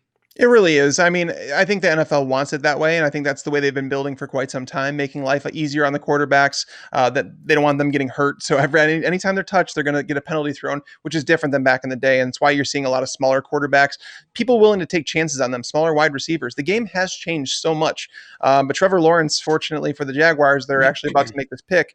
And it is Trevor Lawrence out of Clemson. That's the pick. And we knew that was coming. But Trevor Lawrence, I mean, a physical specimen in terms of, we talked about it on the podcast the other day, guys, is that, he's someone that you really can't make a comp to. He's got the size, he's massive. He stands tall in the pocket. He's got a strong arm, precision accuracy. He's got touch on his passes. And on top of all that, the guy has a great internal clock in terms of like when he knows he has to get rid of the ball. And then when he takes off running, he has athleticism. He has mobility. He is the golden child of this class. He is the one that we've been waiting for. He is everything and then some. So I know Yates has been a little more like saying Trey Lance could be that quarterback in this class, but coming out, I mean, Trevor Lawrence, there was a stat I just saw right before we went live in the show that Trevor Lawrence, dating back to high school, has not lost a regular season game. All high school, all college, every regular season game at Clemson, they won. So unless they go 17-0, he's going to experience a loss. But Trevor Lawrence seems to be a very mature guy. Again, there's a lot of things to like about him as a person. He's already married, which is kind of crazy. But I like Trevor Lawrence. This is the pick they should have made. And go Jags, I guess. Yeah, look, it's a phenomenal choice. It's the only choice here as far as I'm concerned. And, Yates, when you're looking at Trevor Lawrence here and the impact here, let's talk about him and, just as the quarterback one, do you think there's any chance this year? I know last year we kind of talked about Joe Burrow maybe kind of knocking on that door at QB1, possibly in fantasy. He's coming into a situation where he's got, as Tags mentioned before, Chenault, DJ Shark, Cole, he's got some receivers there. James Robinson had a nice season. It's a new coach. It's a new system obviously coming in. We'll see how that all works out.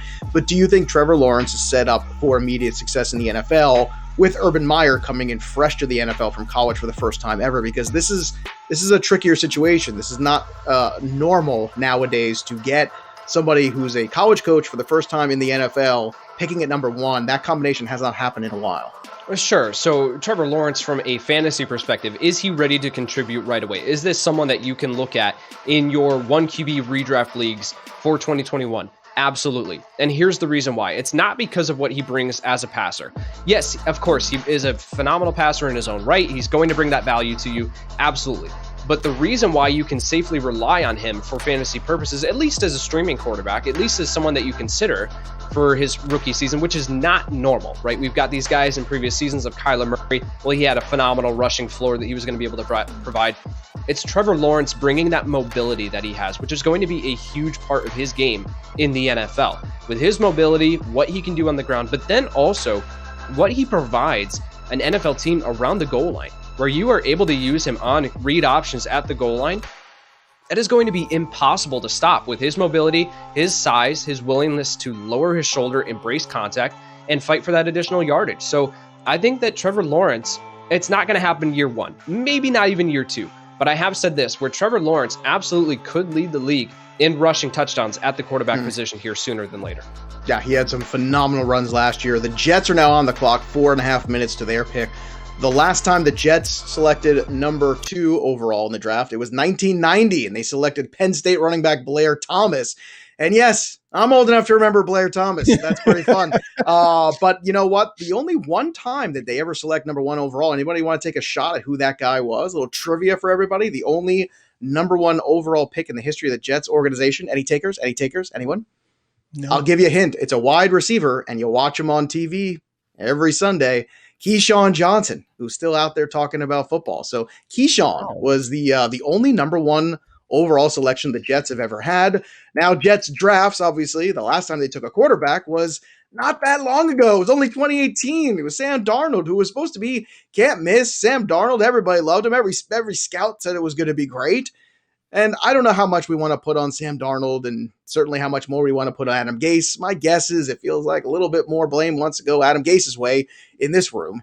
But at the same time, it's a fresh start for him. It's a fresh start for the Jets. Tags, when you're taking a look now at what the Jets have here, last two quarterbacks they've selected in the first round were Mark Sanchez and Sam Darnold.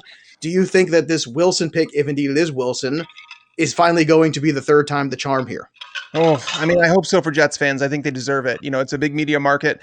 They've dealt with a lot of heartbreak over the years. And honestly, so you can see behind me these helmets. I have a shelves of helmets here, and I'm collecting a signature, like a Hall of Famer from every team. And I'm going through the Jets, and I'm like trying to figure out what player I get from the Jets that I actually want to add to the collection. It's a really tough thing to do. So you hope that Zach Wilson or whoever they're going to take here at number 2 turns out to be that player. Now, do I believe that Sam Darnold should have been let go? I thought that they should have traded this pick for a king's ransom. They would have gotten everything they wanted. We already know that San Francisco was willing to trade 3 first-round picks to move up to number 3. So what would they have given for number 2? You know what I mean? So 3 first-round picks, I would have taken that and then tried with Sam Darnold with the new coaching staff there. That would have obviously given this they would have rebuilt the entire roster. I mean, they have picks from Jamal Adams trade. They have plenty of ammunition. This is a team that I think a lot of people thought might go after Deshaun Watson, but obviously there's some legal things going on with him. But they're one of the teams out there that have plenty of ammunition to rebuild this roster, and they're going to do everything in their power to give Zach Wilson enough resources to turn into that franchise quarterback that hopefully Jets fans can be proud of. Now, it's probably safe to say that helmet's not going to be Vernon Golston. It's not going to be a few other of the choice picks here that the Jets have made in recent memory. But look, they've had some good picks. The problem is, Jamal Adams, he's not there anymore.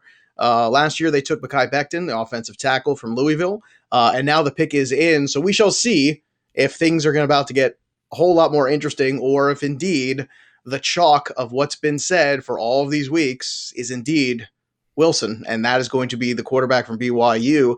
We're waiting here for the selection to be announced, but Yates, as we're waiting for that, the Jets historically, it's been tough here, and they've had some really big ups and downs in terms of coaching over the years, right? We've seen the spectrum here with them, and it feels like, to me at least, the Robert Saleh hire might have been the most important offseason move that maybe any team had.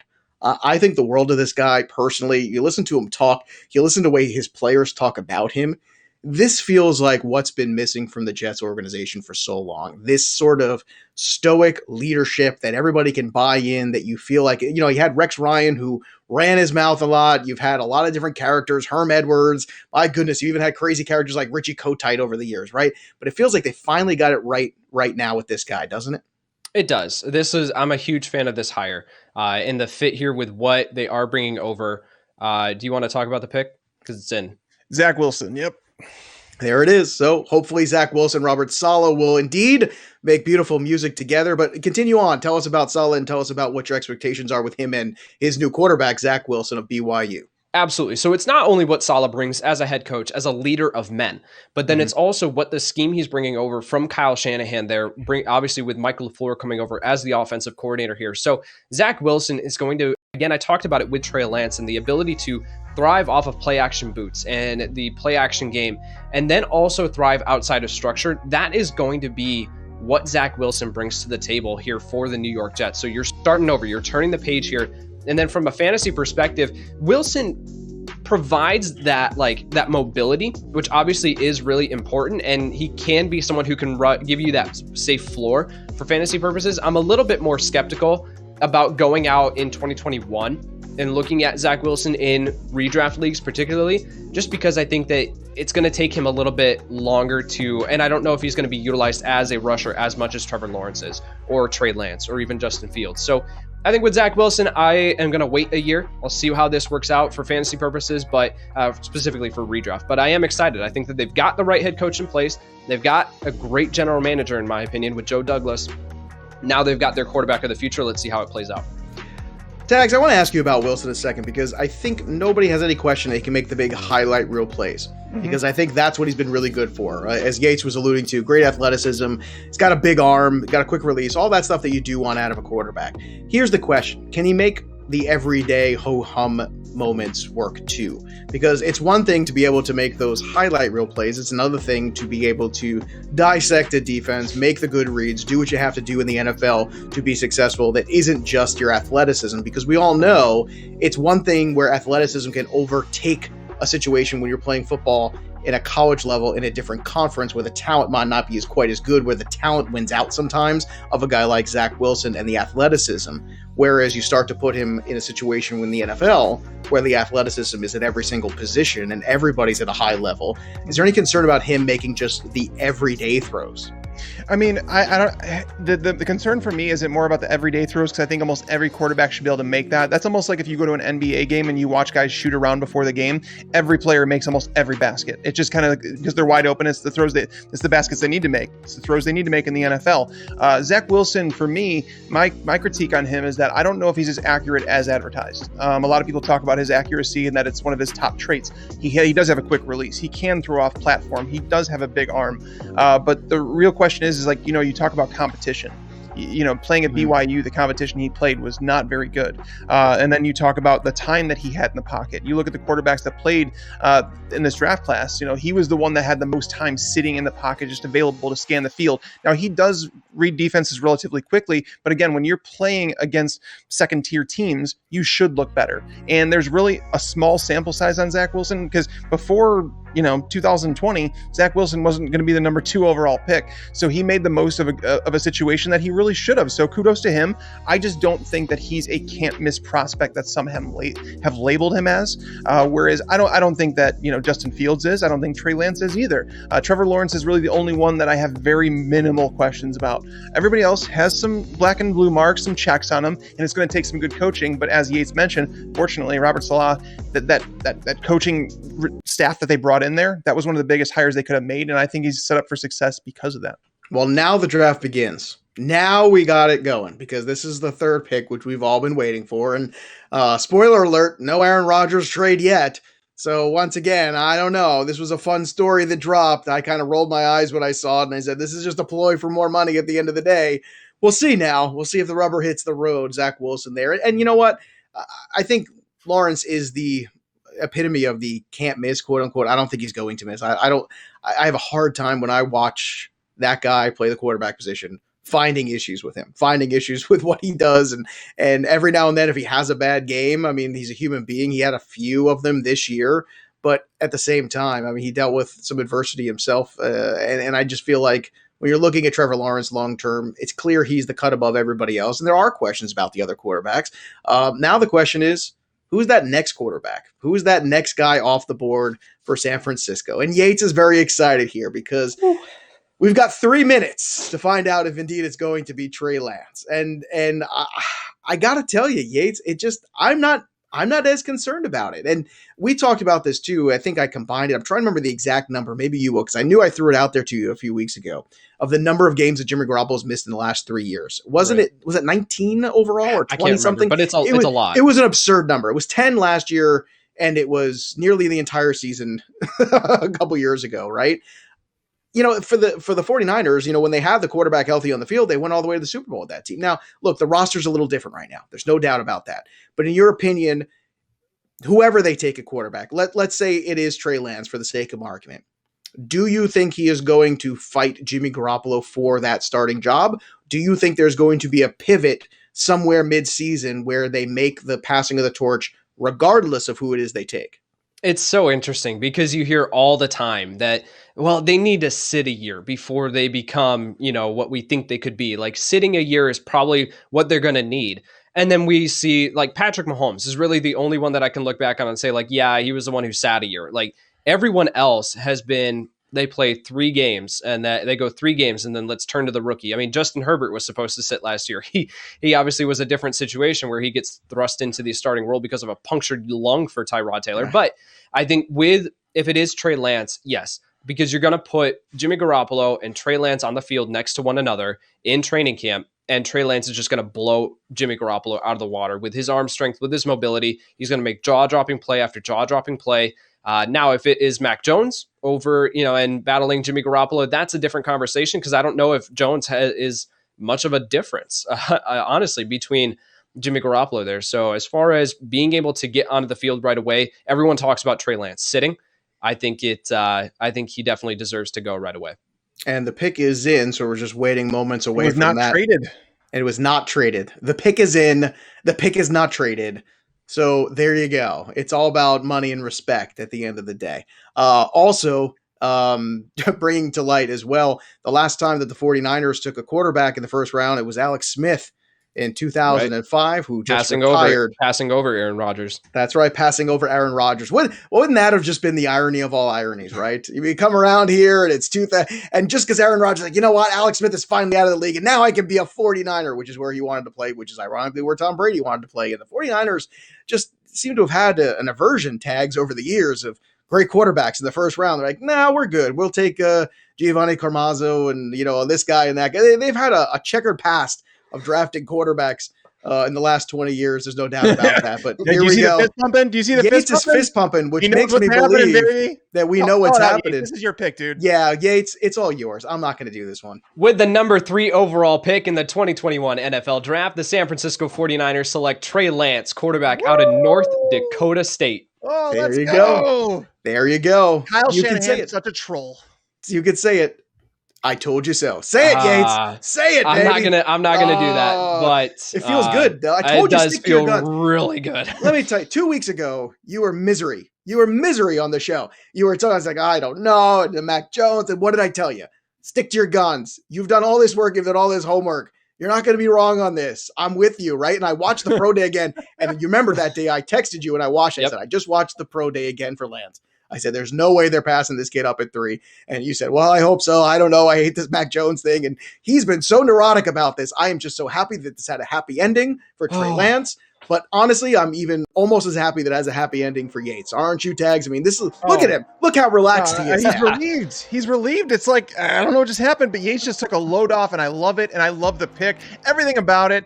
We are 3 for 3 in our mock draft so far, so yes, that's obviously a good thing. But you jinxed it now, Tags. I just want you to know you totally jinxed it now. I'm more excited for the fact that San Francisco didn't screw this up. Like, I sat there and thought about it because Kyle Shanahan sat there in front of the media, and basically just seemed like a guy that was wounded, that didn't want to talk to anybody anymore, and that he knew there was going to be disappointment, but he was trolling the entire time because, again, this goes back to the tweet I put together. You don't trade for a guy that you don't trade 3 first-round picks for a guy that you already have on the roster. They already had Jimmy Garoppolo. They weren't drafting Mac Jones, and now the question is, how far is Mac Jones going to slide? Because there's a lot of teams that were not nearly as high as the 49ers reportedly were on him.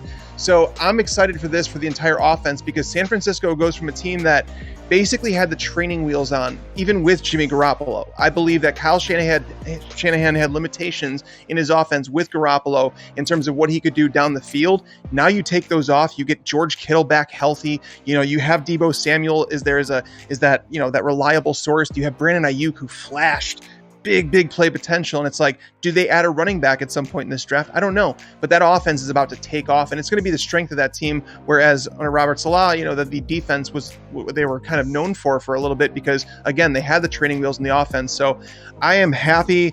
I am so happy that things went as they were supposed to. Like, seriously. There we go. No, you're right. This is the player. This is the talent that you move up for. Yes. This is what you do. This is the kind of prospect at the quarterback position that you project and you say, okay, in 2 or 3 years, this could be the best quarterback in the league. It's the thing that, I'll be honest with you, that I saw in Josh Allen. A lot of people didn't. And the same knock that people give to Trey Lance is the same one they gave to Josh Allen. Oh, he's really raw. Well, that's okay. I can't teach somebody what Josh Allen can do naturally or what Trey Lance can do naturally. There's things you can work on and improve on. There's natural raw ability at the quarterback position that some people just have. You can't teach that.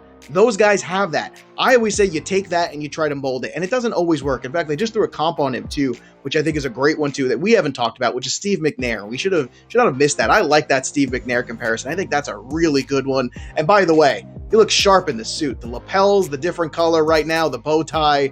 Trey Lance rocking the suit, rocking the hat of the 49ers. This is a good day here. Go ahead. He's still alive. He's still alive, which is a promising thing. Well, we don't know about Jimmy Garoppolo. Yeah, man, this is... Don't worry. Jimmy Garoppolo will be fine. When you're as handsome as that guy is, your life is still like, you're like, well, I got a lot of money. I'm a really good looking guy. I play the NFL. It's all about we should all have all the problems that Jimmy Garoppolo has, okay? Let me just tell you. It's all about the fact that we don't know if he's going to be live on Sunday, man. We just don't know. With Trey Lance, man, in San Francisco here, from a fantasy perspective, say what you want about Trevor Lawrence landing in Jacksonville, Zach Wilson in New York.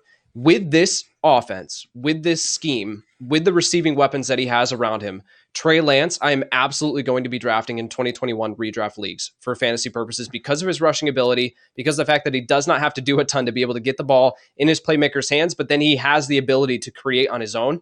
In a Superflex Dynasty rookie draft, Trey Lance is in consideration for me for the 101. Wow, that is... And you know what? This is not a hot take from Yates for those people watching. He's not saying this to get a reaction. He believes this. I know he does in his heart. He's done the work on it. And the only guy that's a bigger Trey Lance fan than me is Yates. And he even says stuff for me sometimes. I go, oh, I don't know if I can do that 1-1 over Lawrence. But at the same time, I know where you're coming from. And I understand and I see it. We're waiting just 3 minutes and 30 seconds for the next pick here, which is going to be the Atlanta Falcons. No trade as of right now. Look like they're going to be in a lot of rumors for Kyle Pitts at this spot here, the tight end from Florida. We'll see if that comes to fruition or not, but it's been fun so far. 3 quarterbacks off the board too. And I'm trying to remember, when's the last time we had 3 straight quarterbacks go in the NFL draft? Has that ever happened? I don't think so. It hasn't? I don't think so. Oh, wow. I figured that would have happened. It's really changed quite a bit over the years that, when you look at the dynamic of first rounds, you see how offensive tackles and offensive linemen have been valued so differently in the last 5-6 years, and how the running back position becomes devalued. And you go back and look at it. And even when I was just talking about the Jets in that first pick, right, when they had Blair Thomas, right? Could you imagine right now anyone taking a running back number 1 overall in the NFL draft? No, we would laugh at that situation. It's a totally different league right now, and the pick is in. So the Falcons not trading out. No one is trading up yet for Justin Fields. And I want to emphasize that. This was the one I thought potentially that the Falcons basically wanted to trade this pick, and they were kind of waiting because I think teams were unwilling to trade up until they found out exactly what was on the board. But on the pick's in. So, I mean, they're going to do it. Yates, is this going to be Kyle Pitts? Because we've heard a lot about it. And Arthur Smith going there with, going last year to Tennessee when he ran the offense there. They ran more 2 tight end sets than any other team in the NFL. Do you think this is Kyle Pitts? I think it makes the most sense when you're looking at, especially to the salary cap constraints that Atlanta is in, but then also the fact that because of that, Julio Jones is in trade chatter, right? And I don't know if he's going to return a huge value. I don't know what that's going to look like. It's still Julio Jones, who we can classify as, and we can confidently say he was billed as it coming out of college. And we can confidently say now that he is truly a generational talent. He's had problems staying on the field. But if you can go from Julio Jones, if you do have to move on from Julio because of your salary cap situation, and you can turn right away to another generational talent, I think that makes the most sense. Generational talents, what we're talking about, what we're looking for. Kyle Pitts seems to be one like we've never seen before, and that is somebody who might be able to come in as a rookie at the tight end position and do some really spectacular things, and maybe even make a fantasy impact too, which is something that is really difficult to do. I mean, it's just not something you see very often as we're getting closer and closer. It seems like Tags, you are a little ahead of me. So if you have the pick selection at any point in time, go ahead. Feel free to announce it. No, it's actually coming down right now. We've gotten some words. Kyle Pitts is the pick. So this one's interesting, and I want to talk about this one a little bit and from a fantasy standpoint, because you have to wonder just how much fantasy impact, because again, as you mentioned, tight ends as rookies, the only tight end. So I do research dating back to, I think 2009 is where mine goes to. And if you subtract Rob Gronkowski, tight ends just don't do well before age 25. But rookie tight ends in particular, the only one that's finished his top 12 in recent memory was Evan Ingram, and that was because Odell Beckham got hurt. Brandon Marshall got hurt in that year, and he walked into a ton of targets. His efficiency was crap. Even someone like Travis Kelce, when he came into the NFL, he talked about, I didn't realize how steep the learning curve was. He's like, if you want to be on the field every play, you better learn how to block, because he said that was the number one thing that really kept him off the field early in his career, where he wasn't as productive because he was so concerned with the blocking aspect. So a lot of people are going to be talking about, Kyle Pitts, is he a top 8 tight end in this year's redraft formats? And for me, he's not going to be. I'm curious to hear Yates' take on it, just because we could talk about Jonnu Smith last year. Jonnu Smith was a guy that was balling out. They weren't throwing the ball a whole lot, obviously, in Tennessee, but Jonnu Smith, even though he was fantastic, he didn't get a whole lot of targets. You still have Julio Jones there. You still have Calvin Ridley there. You still have Hayden Hurst. You know what I mean? So you start talking about the players that are still on the roster right now, and it's like, I think the biggest beneficiary of this move, or this pick, is Matt Ryan. Yeah.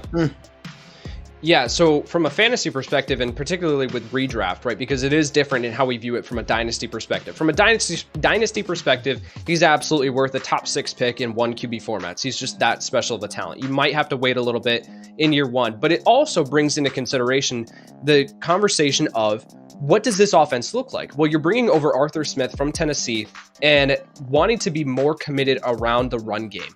And now you look at that roster where it's Mike Davis, and that's pretty much it as far as the running back room. I would not be shocked to see them at the top of the second round double down on offense and go with someone like Javonte Williams there at the top of the second round if he's still available. So at that point, then they're going to be, the passing attempts are going to come down in this offense. They're going to rely more on the run game and play action, which is what Arthur Smith did at Tennessee. Then does that create enough passing volume around him to be able to split among Julio Jones, Calvin Ridley, Kyle Pitts? I just don't think so. So if Julio Jones gets moved, then that will absolutely change my tune, because you have to have the passing, the ball has to go somewhere, and Pitts absolutely can soak up targets. So he is going to be in the top 12 consideration just based on the tight end position, of course. But as far as someone who I think will push towards a top 7, top 6 in my rankings heading into 2021, I don't really think so. I think for me, he's going to push somewhere close to that. And I think there's a better than even chance that you're going to see Julio moved on from. I think it's also a cap issue for them, too, at this point. I think if you're the Falcons, you're looking at things realistically, too. You've got to remake that defense again in the next year or so, too. You got to hope he can start to do it in this draft here tonight and tomorrow. But it's a very difficult situation here for the Falcons, because it wasn't that long ago that they were in the Super Bowl. And ever since then, it's just kind of the wheels have fallen off. And mostly it's been the defense that's kind of let them down. I mean, offensively, they put points on the board. It's the defense hasn't been able to stop anybody. But it is a lot of mouths to feed. Julio, Calvin Ridley, and Pitts. It's going to be a fun air show. If they're all there, it's going to be a hell of a long day at the office for any defensive back. By the way, shout out to our own in-house FantasyPros employee, ATN, who actually said 3 quarterbacks in a row has happened twice in the NFL draft. Not once, but twice. Hey. So 1971, Boston Patriots select Jim Plunkett. The New Orleans Saints select Archie Manning, and the Houston Oilers, Dan Pastorini, my people. And then in 1999... You've got the first round quarterbacks as well. Tim Couch went there. You also had Achilles Smith go, so that was not the best situation there. And I'm looking for that third one. Well, while you're looking for that third one, I just want to give a shout out to Chris, our graphics guy. I give him a lot of crap. I really do. And he knows it. But he's done a phenomenal job on the graphics. You guys should all give Chris with a K. Put it in the chat. Let Chris know that you guys appreciate his work, because seriously, he's done a phenomenal job with the graphics here. We look professional, and hopefully we sound professional. Hopefully we're giving you guys the information you guys want. But seriously, thank you guys so much for watching, being here with us, because if it wasn't for you, we wouldn't be here. That's right. We want to thank everybody for watching. And obviously, we do look professional thanks to Chris and thanks to these jackets. And that's why Tags looks less professional than Yates and myself. The third quarterback, by the way, was Tim Couch, then Donovan McNabb second, and then Achilles Smith third. So hopefully things work out a little bit better for those 3 kids than 2 of the 3 of those other quarterbacks. Now we go and shift gears to the 5th pick, which... this is where the tug and the pole goes here, because, yeah, it would be fun to have Jamar Chase here. Yes, that would be fun. Fun is good. I love fun. But let's get the offensive lineman, don't you think, Tags? I mean, isn't that kind of really where they should go here? Don't you protect Joe Burrow? You've got wide receivers. Come on, right? Well, hold on. So there's a line here, and while doing my mock, I started out with Sewell, and I wound up going with Jamar Chase because ultimately it's about what we think they're going to do, not what we would do personally. Mhm. But when you start thinking about, if you take Jamar Chase here, you're getting a potentially generational wide receiver, someone that we've been looking forward to coming into the draft. He took the year off football. It didn't affect his draft stock at all. He's that good.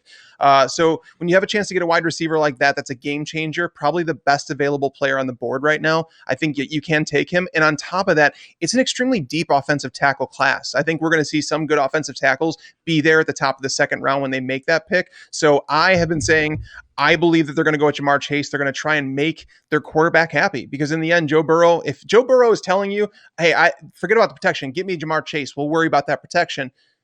I'm going to listen to my quarterback and I'm going to take Jamar Chase.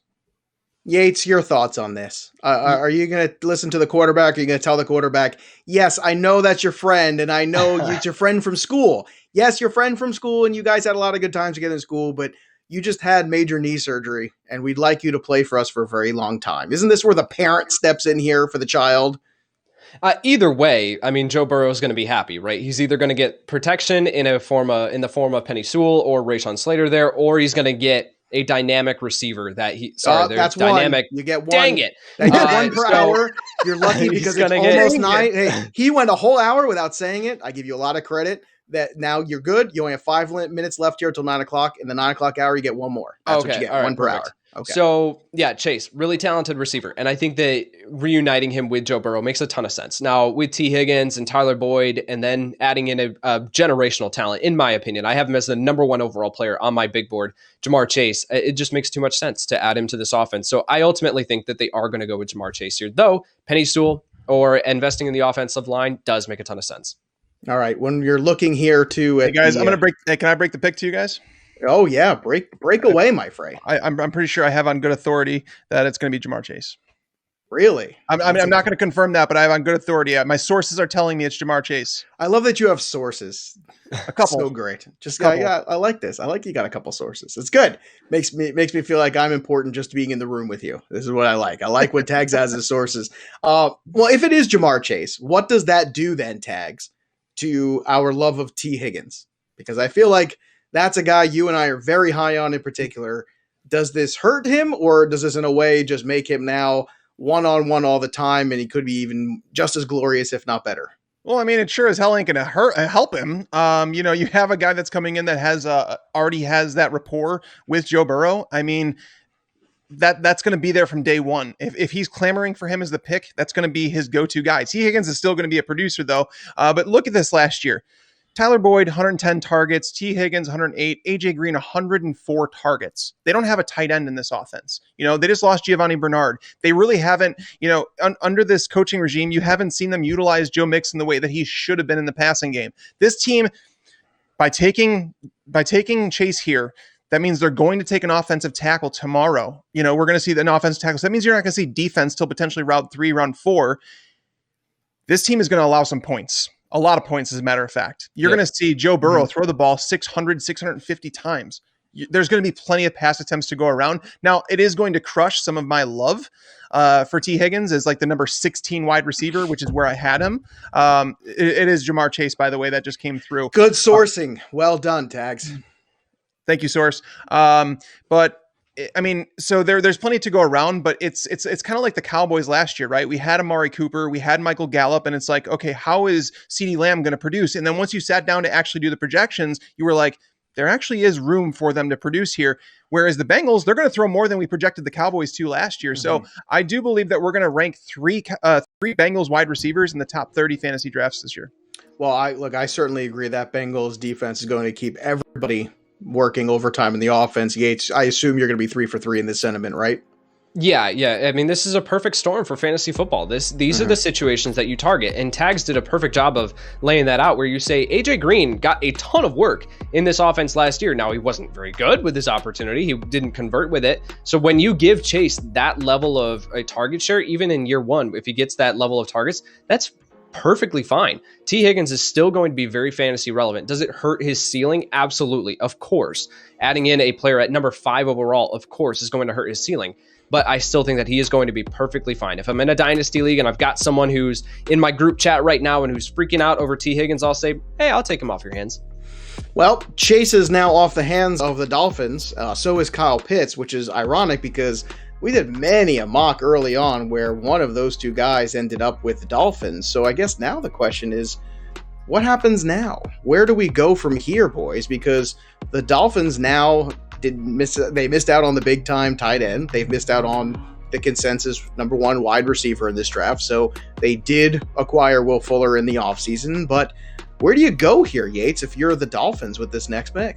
I think offensive line is absolutely on the table for them. Now they moved up, right? They moved down first, right? From number 3 overall to number 12, and then immediately back up to number 6 to put themselves in position to, get one of these 3 guys, where I truly do believe that it was Kyle Pitts, Jamar Chase, and Penei Sewell, the offensive tackle out of Oregon. I think that was their cloud, right? That they said, we can move up and we feel confident knowing that quarterback is going to go in the first 3 picks, and then we're going to have a chance to get one of those 3 guys. Trading away Eric Flowers there just a couple of days ago, and say what you want about Eric Flowers, that really has nothing to do with the overall, like, where I think they go here, but it just gives a little bit of perspective to be able to say they feel comfortable trading away Eric Flowers and his massive contract. They tried to trade for Isaiah Wilson. They did trade for him. It didn't work out. The offensive tackle out of from the Tennessee Titans last year didn't work out. So they've made some investments here in the offensive line, and it hasn't exactly worked out. Now you can add in a generational prospect in Penei Sewell. I think that makes all the sense in the world. Tags, I know this might sound silly, but do you think that there's a little bit of remorse here for the Dolphins looking at the board now? Not that Sewell isn't a wonderful get here, but do you think they sit back and go, wow, maybe we miscalculated a little bit. Maybe we thought one of those guys would probably drop to us in terms of the big time weapons? No, I don't think so. I think that the Dolphins, when they made this trade back up to 6, they had to assume worst case scenario. You don't make a trade like that pre-draft knowing that anything can happen on draft night and say, there's not 3 players we're going to be comfortable here, because there was no way one of the top 3 picks was not going to be a quarterback. So they had to say there were 3 players. And the reason I've gone back to say that I think it's either Devontae Smith or Jalen Waddle is because, again, you look at it and you say Jamar Chase was probably going to be off the board. And then you say Kyle Pitts might be off the board. We still have Mike Gesicki. We're not bad at the position, but wide receiver is a huge need for them. And it's like, if you're talking about best player available in the draft, I think you go wide receiver. My pick here would be Devontae Smith. But again, Jalen Waddle, he was the one, and basically they had prop bets going back and forth on which wide receiver was drafted first. This team added Will Fuller, so I feel like they have the field stretcher. He's only on a 1-year contract, but do they pair those guys and just they're trying to turn into a fast offense, and they have Devontae Parker to kind of be the bigger wide receiver? It's questionable, but I do expect it to be one of the wide receivers from Alabama. Well, if it is indeed one of them, I mean, obviously you have the rapport there with Tua, the familiarity there. So, Yates, do you think that's actually maybe exactly what they were expecting to go? Because they had 2 outs there with 2 of these wide receivers from Alabama that there was rapport with, there was history with, there was knowledge of, there was similar verbiage used in offenses that, when you get into the huddle, you know exactly what the other guy's thinking about. And that's a very important thing. And that trust factor is very important. Do you think that would be the smarter investment? Because I think the Dolphins lately have made a lot of smart choices. Do you think the smart choice is to give him another weapon, or is a smart choice to protect him? I think that you can't go wrong either way. Now it comes down to an evaluation of the overall class, where you say the offensive line class, is that with the strength of that, can we get a more talented player or a talented player later on in the draft with our other draft picks? Absolutely. And then you get the game-changing speed with the Jalen Waddle or the familiarity there with Devontae Smith. But the outlier there is a question mark. So I think wide receiver definitely makes sense. If it was up to me, I think Waddle is probably going to be the pick just because of his speed and the fact that he's not as much of an outlier as Devontae Smith, but we'll see. Boys, it's starting to look like quite a fantasy draft here at the beginning. Really give a couple quarterbacks, tight end, the best tight end of the board, maybe back-to-back wide receivers. My goodness, what's happening in the NFL? Little fantasy draft here going on. The pick is in here for the Dolphins. Tags, do you have any sources on the ground? Can you let us know a little ahead of time? It's very limited sources here, but my projection was one of the Alabama wide receivers. All right, one of the Alabama wide receivers. We're awaiting this pick.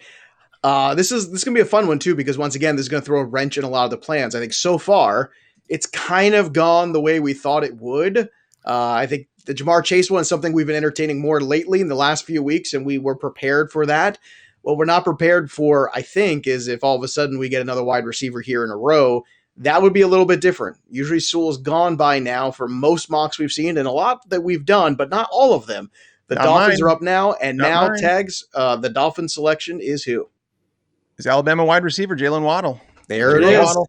This is going to be interesting, though. I mean, I'm guessing that they're going to put him in the slot from the get-go. They're going to have Will Fuller and Devontae Parker on the perimeter. They're going to put him in the slot, which isn't the worst thing. Jalen Waddle is someone that can stretch the field. They have Mike Gesicki, obviously a guy that can stretch the seam, work down the seam of the field. Has gotten better seemingly every single year. What this pick does, really, though, it really gives Tua Tagovailoa every single thing that he needs to succeed in the NFL. And it's like, if you can't get it done in the NFL with the wide receiver room that they've assembled in front of you, you're probably never going to, So, Ryan Fitzpatrick was able to get it done with that core, and when that was without Will Fuller, without Jalen Waddle. So when you add these guys there, it's like all of a sudden it's like, are they putting together a Chiefs type of offense where it's like, we just want speed, nasty speed. Mike Gesicki, again, is very fast for a tight end. Then you have Fuller and him. It's a really tough team I mean, Tua Tagovailoa basically talked about that the receivers in the NFL aren't getting the separation they did at Alabama, and that was one of the biggest things he had to work through mentally, was throwing into tighter coverage. It's fair. Getting Jalen Waddle and Will Fuller, I mean, they're going to create some more separation for you. Well, there's definitely going to be separation there. And I'll tell you what, I don't think I'm ready to throw in the towel on Tua just yet. And I think some people are, and I think that's ridiculous. This guy came off a major hip surgery. Then he came off no OTAs, right? I mean, no preseason. I mean, it's a very difficult situation. And I think from an organization standpoint, you can understand why the Dolphins wanted the future to start now. And you could also understand why there was conflict with maybe some of the veteran players and even Fitzpatrick himself of, hey, things are going well. Why are we bucking the trend here? Why are we changing horses midstream when we're winning games and we're close to the lead in the division? But you know what? I think they always had the long term, and I give Flores and his whole team a lot of credit, because it felt like the Dolphins really have had their, they had their set sight on the, their sight set on the future. They had their sights set on what's going to be, and building and building and building. And even if they had made the playoffs last year, let's be honest, they weren't going to win any Super Bowls. Even if they had backdoored their way in, it was more important to get to some playing time, and they did. Now, I agree with you. If it fails this year, then maybe you sit back and you start to reevaluate and wonder what went wrong. Do you think Waddle and Fuller Yates are going to go a long way to helping Tua, along with a more normal and a healthier offseason for him, and help him make that next step forward in his development as an NFL quarterback? Absolutely, because when you look at the receiving core that Tua played with at times last year, where most of his main receivers were not healthy and were not in the lineup. So I think looking at Devontae Parker healthy, with Preston Williams there as now a depth receiver, Will Fuller, Jalen Waddle out of the slot, this is a fantastic receiving core. Mike Gesicki, like all of it is now building. You got your quarterback in town, now build around him, and they're doing this the right way. Well, Jalen Waddle, certainly a burner. Great hands. Cool outfit tonight, too. I got to say, all the guys bringing it tonight on the Fashion Game. Very nice. Very nice stuff. You always like to see that, too. It's fun to see these guys going up there. I felt kind of bad for these kids last year where they didn't have that moment, because they all dream of that. They dream of that moment. They get to walk up, do the big bear hug, hold the jersey up. And you get to do that last year. It's really great to see that this year. I'm just saying that from a personal standpoint. And look, we've had a lot of really big-time, impactful guys go. Jamar Chase, Jalen Waddle early off, and these are some guys in best ball that are going to be very important. And speaking of best ball, Underdog is running their biggest offer ever. If you go and deposit right now, you're going to get a free entry, $25 worth, into the biggest best ball tournament in history, Best Ball Mania 2. It launches Monday, May 3rd. $3.5 million prize pool with a $1 million and one prize to first place. So head over to Underdog Fantasy. The app is available in the App Store and at the Play Store, and take advantage of this offer for your free shot at $1 million. Go get that Underdog app and play some best ball today. And gentlemen, once again, very fantasy draft so far. Where's all the tackles? Where's all the defense? It ain't there. And we talked about defense kind of being, not so strong this year. This is not the crop necessarily that we've been talking about, Tags. And is it just like a cyclical thing in your opinion, or is this just kind of where the game is going too? Like that the offense is just at this point valued at a higher level in some of these skill position players, or is this just maybe not the best crop in terms of talent this particular year for the defensive side of the football? Well, yeah, every year you have to analyze the class and say, is this a good class for this? Is it a good class for that? And this year is just not a very good defensive class. And on top of that, you do have the NFL moving more towards a passing game. So I think it's natural to start seeing more offensive picks in the first round. But in reality, the class itself, I think if you looked at odds of this class, I think the over-under for offensive players taken in the first round was 18.5, which is probably one of the highest numbers I think anybody's ever seen. And by the way, the Lions pick is in. They made it relatively quick, which tells me they had their sights set on someone, because a lot of people were expecting teams to try and trade up into 7 if Justin Fields was still there. He's obviously still on the board. Mac Jones still on the board. So they had their sights set on somebody. They've talked about Jared Goff and the fact that he's the franchise quarterback and they're moving forward with him. I mean, say it again. I love when you say things like that. Say, I know, right? Jared Goff, franchise quarterback. They are tied into his contract though. So I don't think this is for a quarterback. In my mock, I had him trading back to 9, and I had him taking a wide receiver. It was actually Jalen Waddle, and I had Devontae Smith going to the Dolphins. So it could be flip-flopped. I guess we'll see when this pick actually comes in. I don't know, but the war room of the Lions is going nuts right now. It looks like the way Yates did when Trey Lance went off the board. It's like a whole group of Yates just jumping up and down and being excited right now. I can only assume it's Penny Sewell. Like I think you win on the line. And I think if you're rebuilding a team, that's where you start. If you're rebuilding a franchise, you got so much work to do if you're the Lions to be competitive, right? You start with the best offensive lineman you can, and you start to win at the line, right, Yates? Isn't that the pick you make right here? This seems like a no-brainer to me. I don't know. I thought it was kind of a no-brainer with the Bengals. I understand why they did what they did. I don't have a problem with it. I love it for fantasy. I'm very excited. But if you're really excited right now, you're rebuilding the Lions because it's an offensive lineman, right?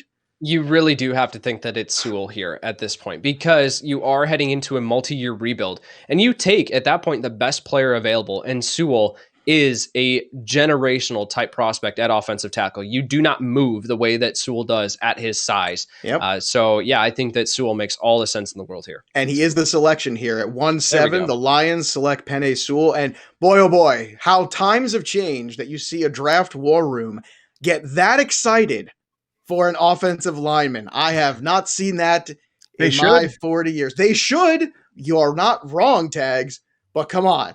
Do you ever get that kind of reaction? I'm so happy for the beefy guys that they're finally getting the love they deserve in the NFL, because they do deserve it. Those guys put in incredible work, the incredible strain they put on their bodies physically to play on the line, and this is a great selection for them. This is what you want. I know if you're a Lions fan, you're kind of like, okay, well, we got a lineman. Maybe if you're just a casual football fan, look, this is what you do, right, Tags? This is how you rebuild a franchise. You start here, you build out, and you make do with Jared Goff for a little while until you can get to the next level and the next level of the rebuild, right? Yeah, and that's the thing. The reason I didn't mock them a tackle in this, Penei Sewell fell to 8 in my mock draft, so he went a pick earlier than I had him. But Taylor Decker and Tyrell Crosby, they were solid bookends. It wasn't a weak spot on their roster, but again, I don't feel like this is a bad pick. If I were an NFL GM, I would be taking Penei Sewell here. And because again, it comes back to the idea, I would overvalue offensive tackles. I think things get done in the trenches. And if you don't have quarterback, obviously number 1, but after that, it's the tackle position. And again, I look at positions that don't get free agents. You never, ever, ever see a top tier offensive tackle, a left tackle in particular, at 20 freaking years old, as big as Penei Sewell is, like the upside that he has. It's like you don't see those guys in free agency. So yes, taking him here makes all the sense in the world. And the Lions get an A+ grade right for this pick so far. You know what I mean? I'll be coming out with a draft grades article on Monday. It's going to be fully detailed, all picks and all that stuff. They're starting their draft out as an A+, because again, Penei Sewell, it may not have been a need, but they took the best player available on the board, and you just start building. And again, the trenches are very important. So I dig the pick. And here we are now, the Carolina Panthers sitting at pick number 8, 2 minutes to go. No trade wins right now for them, going back to their first pick ever as a franchise. Anybody want to take a guess who that quarterback was? Anybody? Little trivia time for you. Wait, what was the question? First pick ever for the Carolina Panthers back in 1995. It was a quarterback, and it was a quarterback at a Penn State. Do you recall? I was 1 year old. You was 1 year old. I was this old when you guys were watching football. It was Kerry Collins, who obviously had some good years there, then had some personal issues to work through, and then found himself again with the Giants and ended up rewriting his story, which was great. Yates, when you're looking at the Panthers here, is this the first opportunity for somebody to trade out of their spot here, or do you think they use this pick? I absolutely think that Carolina can move out of this spot now that the clock is ticking. So we'll see what happens there. Let me know, guys, as soon as that pick is in. But I think if they don't trade out of this spot, Rashawn Slater, the offensive tackle out of Northwestern, makes a ton of sense because they have a needed offensive tackle. They could also kick him inside on the interior. And we've heard that some NFL teams have Rashawn Slater ranked above of Penei Sewell in this class. So I think if Carolina stays, I think it is for an offensive tackle. I cannot see them going Mac Jones or Justin Fields here, but we'll see what happens. So let's talk that through, Yates. Why not Fields? Because obviously, you got Sam Darnold. They have not picked up the 5th-year option on his contract. They didn't give up a whole lot to get him. They just traded away Teddy Bridgewater. So why not Justin Fields? I think that because if this was a 6th-round pick move like what they just gave up for Teddy Bridgewater and what Denver did, then I would absolutely think that quarterback is still on the table. However, with them trading away a 2nd-round pick next year on top of a 4th, and I think they swapped 6th this year or something like that. But I know that a 2nd-round pick next year was included in this deal. So that's not a small investment. And Darnold also is not at the point where we've seen him outside of Adam Gase, like a Teddy Bridgewater, where he's a veteran QB. Darnold's still only 23 years old. So I think that they want to give Darnold a shot. And I think that they want to surround him. Now, I could be absolutely wrong. We'll find out in about a minute. I could be absolutely wrong. But the pick is in, so it's not getting dealt. Okay. They stayed. The pick is in. Carolina is stayed. So just not to cut you off there or cut you short, but they have indeed looked like they have made that selection here. So Yates, now that the pick is in, do they think, they must think, or maybe they don't, that Sam Darnold is indeed their quarterback of the present and future? I mean, from the way you're saying it. Again, we'll find out. But I think that this pick is Rashawn Slater, the offensive tackle out of Northwestern. That's my gut reaction. You couldn't argue with that. I mean, that would be a very good, solid pick, regardless. I think we could all agree on that. Yeah, so I think that either offensive tackle, corner is something that has also been rumored with them, to either Patrick Surtain or JC Horn. We'll see what happens there, but I do think that it's going to be an offensive tackle, and I do think that it's going to be Rashawn Slater at the end of the day. We'll find out. Isn't this crazy, though, to think? I mean, we're waiting on this pick to come in. I think it's crazy because I think that they're going to, my gut, that they're going to take Fields. The reason I say that is because they can get a lot from a team like the Patriots, like Washington, like the Bears, future picks. You know what I mean? Like, they're not going to get a whole lot this year. They'll get their 1st-round pick this year, but I mean, it just flashed across the screen saying that Justin Fields is the only quarterback that the Panthers were interested in. So to me, if this is my franchise, again, I talked about the trenches, but I'm also talking about a quarterback here. The Lions were stuck with Jared Goff's contract. They're kind of stuck with that. They're not stuck with Sam Darnold. I would take Justin Fields and have those two battle it out. They're not stuck with him. And at the same time, I think that you look at the asset of Sam Darnold and you go back to 2018, and I don't think anything changed in terms of what his upside was. I think what changed is he got into a situation that was completely untenable. A situation with awful coaching, awful systems, and basically everything set up for failure. And if you put him in a situation of success with Anderson, with DJ Moore, with Christian McCaffrey, with Joe Brady calling plays, my goodness, I think there's every reason to believe you can. This pick, man. This is the first. The Panthers selection is in, and it is cornerback JC Horn of South Carolina. So they go again. Now this means, correct me if I'm wrong, Yates, this is 8 picks in a row in the NFL draft for the Carolina Panthers on defense. It is coming over from last year, correct? Yep. So that's now 8 in a row remaking this defense, which, by the way, although very young last year, towards the second half of the season, I think we can all agree, started to make a little headway. They were very green, but they're very quick. They're very athletic. They started to look better. They started to make some plays. They started to pick things up. So, surprising. This is the first wrench. Fields continues to fall. Yates, your thoughts? This is the surprising thing is not necessarily that they went corner here. The surprising thing is that it's JC Horn over Patrick Surtain. That is the surprising thing for me, because Surtain grades out so much higher for me than JC Horn did. But apparently this defense is going to highly value the ability to lock down in man coverage. And JC Horn definitely brings that to the table. Well, it looks like, Tags, that Sam Darnold might be in for a show me and then we'll extend you kind of situation. It seems like that's what they're looking at. There's a stunned disbelief. I was about to say, can you please point out Tags' face? Please? That was fantastic. I want a screenshot 30 seconds ago.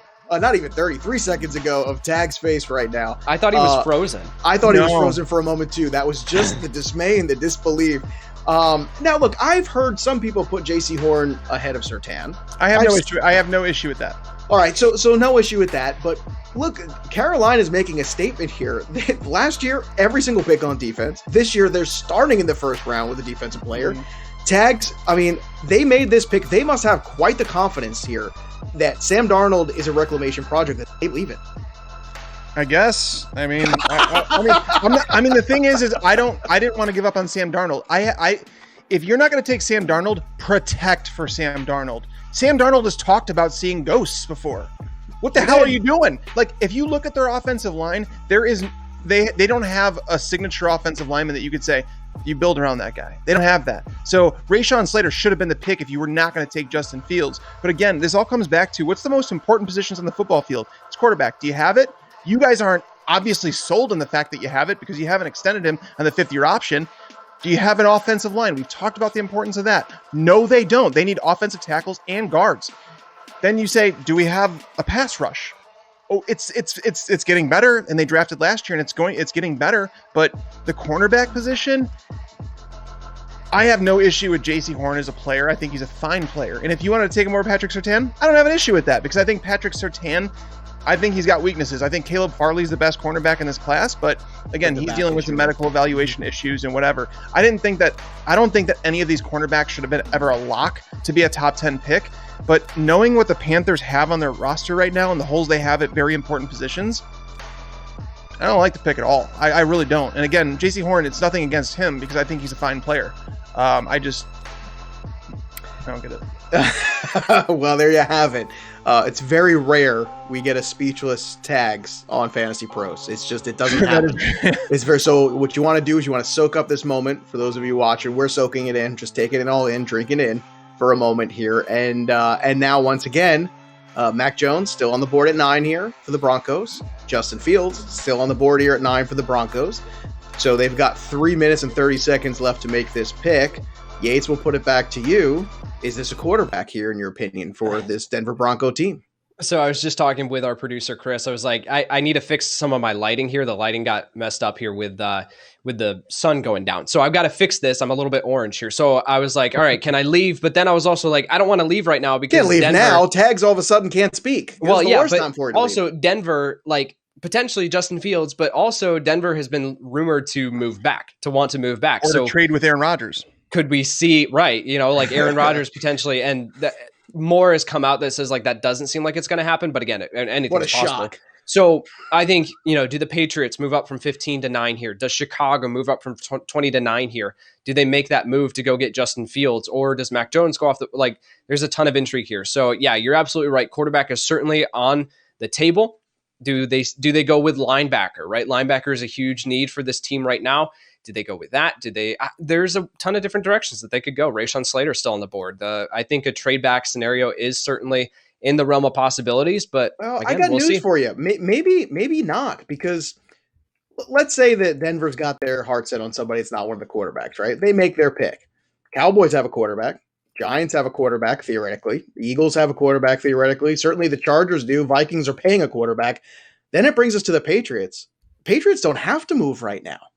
If you look at the board the way it is, they've got more quarterbacks, right, than there are chairs at the dance, right? We're playing musical chairs right now with the quarterbacks. They've got to be sitting in situations, why are we moving? If we like both of these quarterbacks, there's almost a feeling that you're bound to get one of them if you just sit and wait. And maybe your choice of one of them, right, Tags? Possibly, maybe your choice if Denver doesn't take a quarterback here. It's nuts. I mean, if Denver isn't going to take a quarterback, they really should be looking to trade out of this pick, because they can get a player that they would use on that roster, like an inside linebacker or a linebacker in general, further down the draft board. Honestly, I have to wonder what the Patriots would be willing to give them to move up from 15 to 9. Again, Washington, the Bears, Mac Jones is still on the board too. There were some teams that were apparently high on Mac Jones. It's like, where are you at? We knew Justin Fields had a chance to fall because there were a lot of mixed evaluations on him. But I mean, I'm still stuck on this JC Horn pick. I got to tell you, guys, I don't think anybody wants to. I think they're calling the bluff right now. I think they're calling the bluff of the Denver Broncos. They're saying, hey, you just made a trade for Teddy Bridgewater. You got him. You got Luck. You're not taking another quarterback on this roster. That reminds me a little bit of what the Bears, when they signed, what was it, Mike Glennon, back when they drafted Mitch Trubisky. Right. And that was like a whole thing where it's like, oh, they just signed, it could be a smoke show because, again, it was just a 6th-round pick. I want to say that they're only on the hook for like $3 million of his salary because Carolina picked up a lot of it. So it could be a smoke show. I think it would have depended on who was there. The pick is in. So they're making a pick here. We don't know who it's going to be. They did not trade out. So I would have to think right now it would be Trey Lance. That would be my guess. Well, it can't be Trey Lance. Or not Trey Lance, Justin Fields. I'm sorry. Justin Fields would be the one where I would think they would go. But again, being that they were linked to Aaron Rodgers, there were reports coming out that they were going to trade for Rodgers, that it was close to a done deal. And Aaron Rodgers isn't getting traded tonight. I think we've learned that already because, again, it would have had to been those teams with a high draft pick to get him. What are the chances that Fangio gets Micah Parsons here instead? Just throwing that out there. Parsons is a guy that actually I think makes a ton of sense. And I think I think Parsons is the pick there. And I think if Fangio is still around, they have to be valuing his input here. He has not been fired yet. And if he's still around, they've got to be valuing his opinion. And you know what? As a defensive-minded coach, that's the lack right there for them. To me, you stay at 9, you take Parsons, you try to win with Bridgewater, which is why you made that deal in the first place. And when they do, the Patriots are going to get one of these two quarterbacks. I'm telling you, because I don't think these other teams are inclined to move. I think they like the players that are there. We know there's going to be some edge rushers out there, too, for the Giants to look at. But go ahead, Tegs. What do you think about this? I think it's Parsons. I don't think it's Parsons. I think Parsons is going to fall in this draft because of character concerns. A lot of reports came out, and there's some bad stuff on his record. And again, teams haven't had a chance to get face-to-face with these players. I don't think he's going to go this high.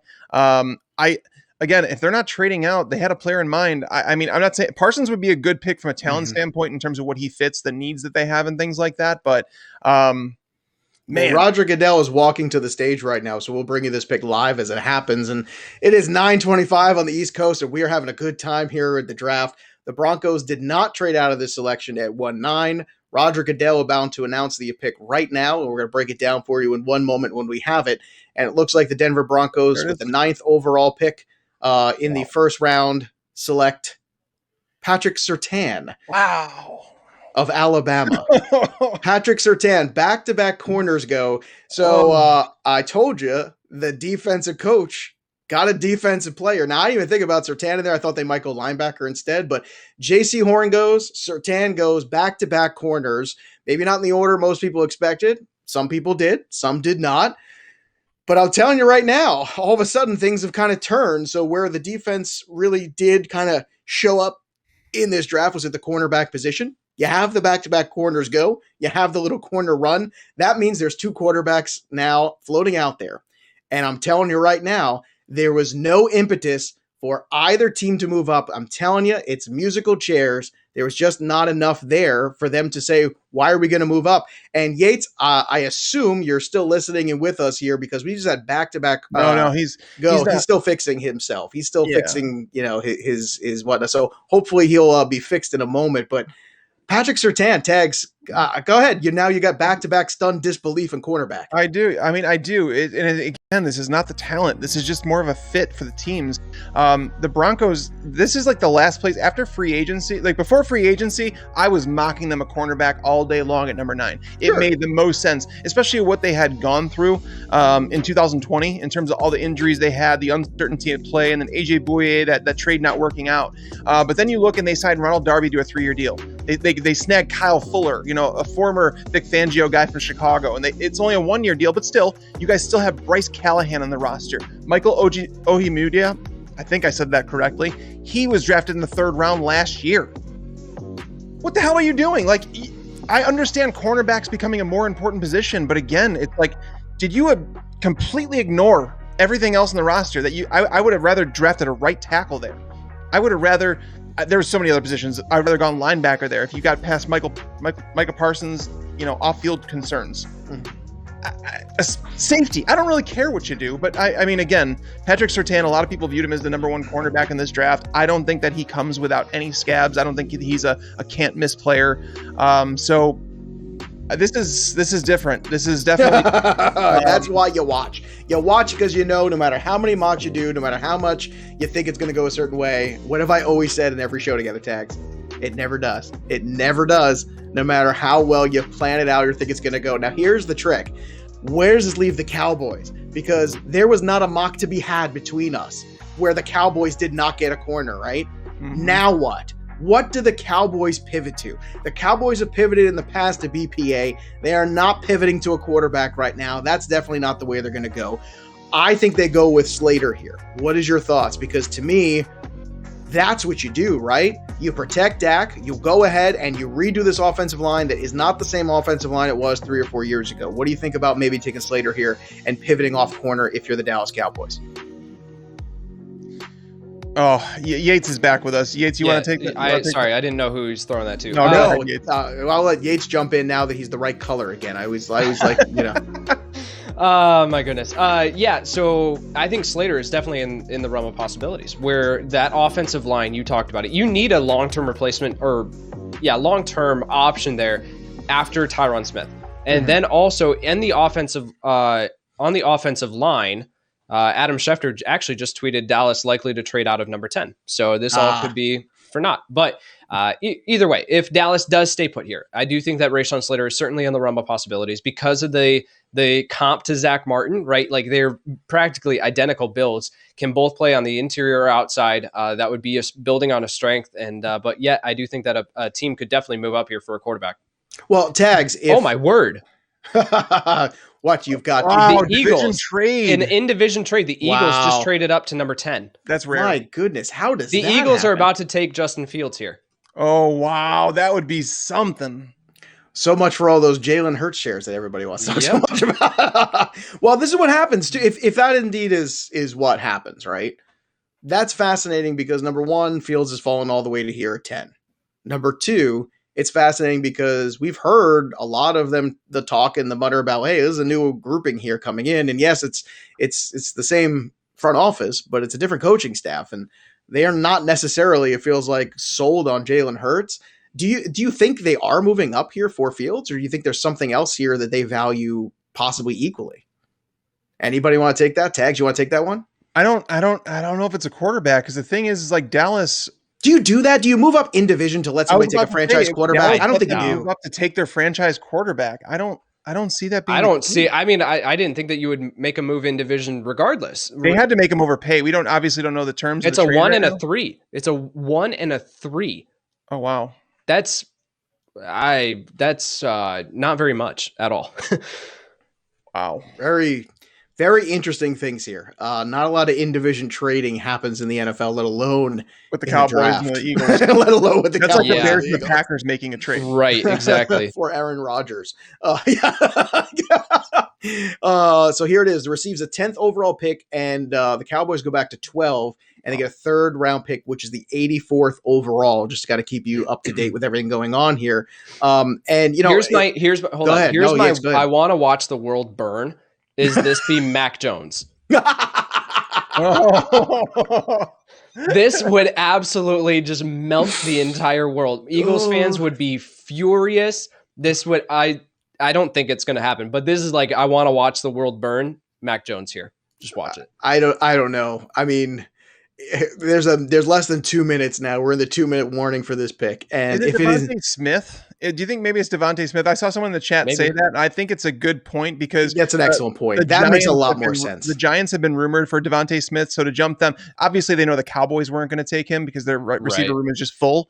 But Devontae Smith would make a whole lot of sense, and I think for the Eagles, I think it would make a tremendous pick. I think that's more likely. I don't think it's a quarterback here. I really don't. I'm telling you. You want to talk about watching the world burn or pissing people off? If Justin Fields falls to the Patriots, I'm telling you right now, everyone's just going to be rolling their eyes and say, how can the league let that happen? How do you let a quarterback prospect like that? And whether or not he becomes great, I don't know. I mean, there's that great clip of Justin Fields, right, with Cam Newton when he was a young kid, Cam Newton hyping him up. It'd be very funny to have them all in the same camp. That would be a fun moment there. But yeah, we're a minute away from this pick now, which was the Cowboys pick. Now the Eagles pick. They're flip-flopping around here. Fascinating stuff here. The back-to-back corners I'm still trying to wrap my mind around because Yates, we didn't do a mock where the Cowboys didn't take a cornerback. So Right. when they do pick again, what do you think they're going to go for? They could have moved themselves into territory for a Caleb Farley. Caleb Farley out of Virginia Tech. He does have the back concerns, but when he's on the field, he's a top 10 talent in this class. Fair. And so I think that they could have moved back to alleviate some of the risk there. They pick up an additional 3rd round pick. That makes sense. Otherwise, I think at that point still, they've positioned themselves above the Chargers. Keep that in mind too. At 13, they're at 12. So the Chargers are going to be in love with Rashawn Slater. If the Cowboys are still sitting there at 12, they could easily pull the trigger on Slater. Tags, if it is indeed Smith here, let's just play hypothetical for a moment. Do you think that this is a good landing spot for him for fantasy value? I would love it. I would love it because Jalen Reagor is not that possession that go to 100% of the time receiver. He's more of like a utility blade, like a Brandon Cooks type player. And not to say that he can't get targeted, but there's plenty of targets to go around there. They're going to move away from so many 2 tight end sets. Obviously, with Doug Peterson out of town. So I would love the landing spot for Devontae Smith out there because Jalen Hurts has got to find that receiver he locks onto, and I think it would be him. But this is just crazy. You have the Giants sandwiched in between these 2 division teams making trades. I wouldn't be shocked if we saw the Cowboys trade back again. Caleb Farley is someone that during this draft process, some people are expecting him to fall out of the 1st round now, which is kind of crazy. So I think they could trade back even further if that's what they wanted to do, is take cornerback. But if they stay there at 12, I think Rashawn Slater, if he's there. But again, if Rashawn Slater's there at 11 for the Giants, they should run up to the board and take him. Slater is a guy that should be coming off the board within these next 3 picks 100%, but I think it's either this pick or the next one. Well, the Giants have been trying to remake that offensive line. It was improved year over year, but I don't think we either call it good yet. I would say improved is the best word we can use for it. But the pick is in for the Eagles here. Roger Goodell is walking to the stage. We'll let you know who that is. Is it going to be Smith? Did they move up? Could it be possible that Devontae the Cowboys Smith, do it right, Eagles? Could you imagine them flip-flopping and letting them take a franchise quarterback? I don't know. That just feels like a very, very strange set of circumstances to me. And once again, we're getting closer and closer to a choice at quarterback for a team like the Patriots. If indeed, and you know what? With the Pats on the board, we've talked many times too about maybe them going with Waddle or somebody like that. Those guys are long gone. And if Smith is gone, that's another guy off the board. No playmakers kind of floating out there anymore. The Eagles selection is in. Roger Goodell is reading the pick as we speak. So round 1, pick number 10 for the Eagles. It is indeed. There you have it. You're giving the the up there. It's Devontae Smith, wide receiver of Alabama. So Tags, you nailed it. There it is. And as you were saying, this is a really good situation potentially for him. Now, how does this affect Jalen Hurts in your opinion? I mean, it brings his stock up, obviously. You're adding a pass catcher that walks in. He might be the most polished wide receiver in this class. Jamar Chase, phenomenal talent in his own right, but Devontae Smith, the season he just had at Alabama against some tough competition, like the dude is uber talented. And again, the 166 pounds, is it worrisome? Yeah. I mean, if you were to go back, 15 years, there's no way Devontae Smith would be drafted with a top 10 pick. You know what I mean? That it wouldn't happen. But in today's NFL, with how lenient they've gotten, in terms of like putting your hands on a wide receiver and protecting them too. Yes, protecting over the middle of the field, wide over receiver, the safeties, over the top. Yes, all of those things I think play right into Devontae Smith in terms of like being okay, like from a health standpoint. Because when was the last time you've seen a wide receiver absolutely just lit up? You know what I mean? It happens from time to time, and that could happen with the bigger wide receivers too. So Devontae Smith, love it. He's a great football player. That is the bottom line. And I already said it on our show that we did the other day, guys. Is that once there's a shirt that, and unfortunately it's going to be an Eagles shirt now, so it's probably going to be green, which is like my least favorite color. But it's going to say his nickname is Slim Reaper, and that is just the coolest nickname I've ever heard. So once that shirt comes out, I will be buying one. Well, now they got to play, the Eagles twice every year here. Does this kind of maybe push them towards Caleb Farley even more, Yates? Chicago traded up. Oh no! Oh my word! goodness. If it's Mac Jones, Yates. If it's Mac Jones, Mac Jones, I'm walking out. I can tell you right now, guys. Right now, for those of you who are watching here at Fantasy Pros, and I hope that you are subscribing to the channel if you haven't already, and I hope that you're clicking that notifications button. But I can tell you right now, if Mac Jones gets selected, the next hour and a half of this draft will be me solo talking to you. These two guys will check out. They'll probably have to go outside, yell a little bit, maybe light something on fire. It's gonna be a good time. Yates, if the Bears draft Justin Fields, What? Yes. That would be Yes. fantastic for them. I'm just gonna say you're welcome to Chicago if they do, because basically It's a great move. I moved away and then they get up they move up to take a quarterback. That's actually Oh, you know what? my word. I'm curious to see what the Bears are going to give up, because Ryan Pace, I believe he had to ask ownership whether or not he was able to trade future. I don't think that it's going to be. I don't think it's going to include a future first. It depends on how much competition there was for this pick. That's the 20 thing. to 11. That's a big jump. If New England, if New England got involved, if Washington was involved, then there's competition there. If there wasn't, then I don't think that jump from 20 to 11 dictates a future first. But we'll see. If they take Mac Jones, I am turning into a full-time. It's no longer stepchild Titans as my fan. It's like the Titans are my team, and the Bears have fallen into stepchild territory. You should be able to leave your fandom if you want. You should be able to move if you really want to go through the ups and the downs. You know what? You go up the ups and the downs. Oh, they did give up next year's one. They did give up. At what point does it become an abusive relationship, Tags? At what point, if you were a Jets fan over the years and you want to walk away from that team, I understand. A Bears fan, you can understand. They're moving up here. I can't imagine them moving up to take anybody else but Fields. But if it is the number Giants return. Next year's 1, a 5 this year, and a 4 next year, according to Adam Schefter. That's fine. I'm fine with that. Wait, what is it? Say it again. A 1 next year, a 5 this year, and a 4 next year. That's quite a bit. It's a good haul there for the Giants. A very good haul for the Giants. For Dave Gettleman, who never trades back. Yeah, well, someone just said, Joe Ostrowski from 670 The Score in Chicago just said, what if Nagy says Fields and Pace clicks on Mac Jones? It's all entirely possible. While we're waiting for this pick to come in, too, I want to remind everybody in just 20 minutes, we're going to announce a winner for the Najee Harris giveaway. We're giving away an autographed Najee Harris jersey, Alabama's own star running back, phenomenal talent who hopefully will be drafted tonight in the NFL draft. Thanks to our friends at PristineAuction.com. Once again, look at that glorious Najee Harris goodness, the number 2-2.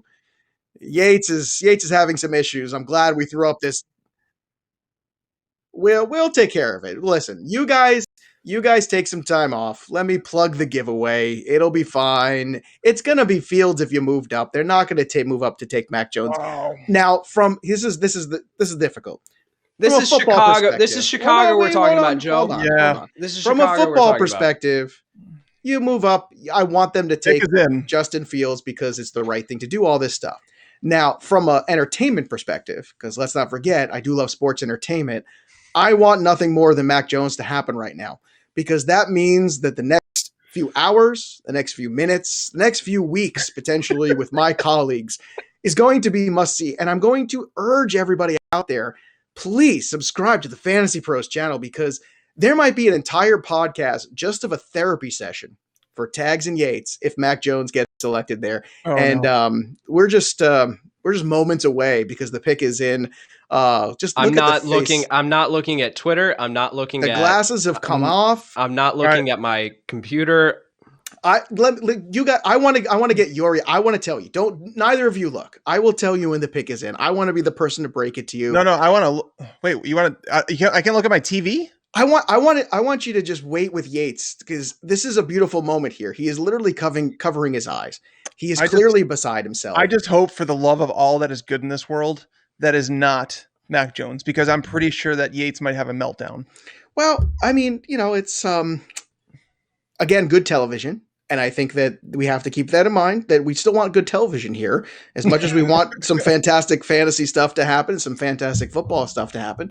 I don't think you could possibly see this scenario and go, yes, let's move up now. Mac Jones, we could go get Mac Jones here. I can't imagine it. No, I think it's going to be Justin Fields, and I think if you think about it, you think everybody how bad they talk about Ryan Pace in terms of what he did for Trubisky because they believed in him and yada yada, to earn people back with Justin Fields, because people are like, why is Justin Fields falling? Look, let's not forget that the Bears tried. Yeah, I see it. I'm giving time. The Bears tried to get Russell Wilson too. The pick is in for the Chicago Bears. The 11th pick now in the first round of the NFL draft 2021. And as we're waiting here for Roger Goodell to make the announcement. This is the freaking worst. This is amazing. Yates is on the ledge. Is he going to jump off, or is he going to come in and climb back in the window? It's taking a long time. It's taking a very long time here for this pick. I got to tell you, The suspense is killing He's me. dragging it out. Is it killing Joe, you, Yates? come on. I'm not doing it. Roger Goodell is literally No, he's he's doing not this whole lying. thing. He's like, I know this is really important to Kyle Yates. I understand this is an important moment for him. Here he is. The pick is. Here it is. It is a come on, Roger Goodell. Let's have it. I don't have it yet. Wow, this is like a giant ad they're doing before the Bears. What are they doing? Are they? Is this a Manscaped read that Roger Goodell's doing here in the middle? What is happening here? Look at the torture of all the things that could be happening in the moment. To do this to Yates, who couldn't even uncover his eyes the entire time. I don't even know if he's like, you know what? Let's just stop the draft here. Let's just stop the draft. Oh, it looks like someone is actually announcing it instead of Goodell. Oh goodness. Oh good. And just for everybody, sure, it is not Yates announcing it. It is somebody else. Yes, somebody else is now announcing it. Okay. Let's try this again. Round 1 with the 11th pick. The Bears do select Justin Fields, Yes! quarterback. There you go. All of a sudden, all is forgiven. Woo! The sigh of relief. Look at this face. Look at that face of Kyle Yates. Look at him. He is so relieved. Oh, wow. You know, this has been the gamut tonight in terms of emotion. We've gone from the high of Trey Lance going to the 49ers, and now you get the franchise quarterback. Are you ready to talk about this yet? Are you ready? Yates. Chicago Bears quarterback, Justin Fields. Oh, let's go. Oh, my word. Okay, well, my heart is like pounding. My hand is literally like this. Okay, so I told you guys at the top, everyone, that my fandom was probably going to come out. And Probably. it did. And it did. So Justin Fields, man, this is amazing. Allen Robinson, congratulations. You have yourself a quarterback for the first time in your NFL career. Why Justin Fields fell to 11 overall, no idea. And I think he's going to have a chip on his shoulder, and I think he's going to make the NFL pay. This guy has all the talent, all the tools that you want, is incredibly smart, is everything that Trubisky was built up to be. And so, man, I'm so excited. I couldn't have said it any better, Yates. I think you nailed it. I think, they still have second, third, and a fourth round pick this year to continue to build around him. This is amazing. This is a steal at 11. I think this is fantastic. Bears fans should be very excited. Maybe, just maybe, they'll finally have a quarterback to throw for 4,000 yards in a season. Still, never has happened in the history of the Chicago Bears.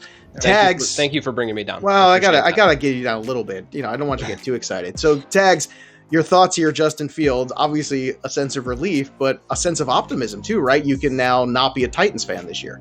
I mean, it's very possible the Bears have the best quarterback they've ever had in their franchise. You know, Jay Cutler should have been that guy, and unfortunately, that just never panned out. But Justin Fields is a guy that, you know, we talked about, and I'm not going to sit here and pretend that he doesn't have some holes in his game. I won't say that. And there's a reason that he fell in the draft a little bit. Now, falling to 11, that's something that I don't think anybody expected. I had teams trading up to 7 to take Fields. But again, we said at the top of the show, if you guys have been here since the beginning, we talked about the mixed opinions on him, and really in a draft class where there's just so much uncertainty. But the Bears, I really didn't know that they were going to be able to pull this off because, you know, Ryan Pace he's on the hot seat, Matt Nagy on the hot seat. And it's like, I thought, does he have to get approval from ownership to trade those future picks? And in the end, the Bears do move up. They take a quarterback, and, you know, they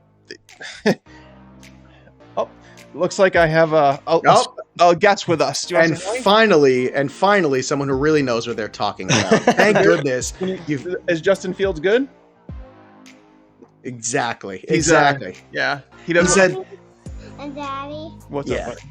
he's someone for on the Avengers. He's on he's got the Avengers in the background. that's right. I do have the Avengers in the background. Oh, see, look, You're this is right, the Bears family. We're just celebrating. So Justin beautiful. Fields gets drafted, and my son comes in. You took a bath? Let's hope so. All There right, you go. buddy. You I want gotta to get be. back to analysis. Can you say bye? Bye, buddy.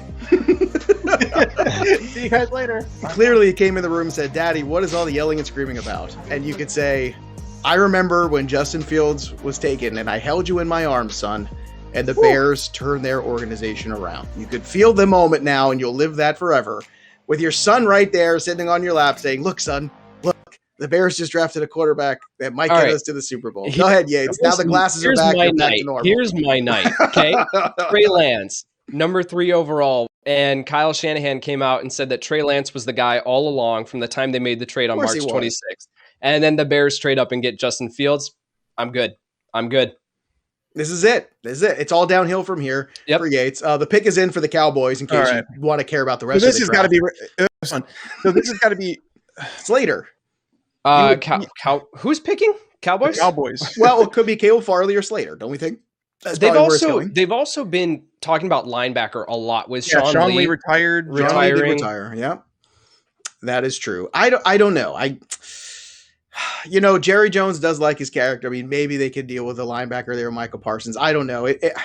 I feel like they go back to the offensive line here, boys. So we'll see what they do. That's does just Jerry Jones take the chance of, with Micah Parsons? You've probably heard the same off the field stuff that I have in terms of like the hazing incidents and some very descriptive things that have happened with Micah Parsons. But when the draft process started, I had him as high as going to the Lions at number 7.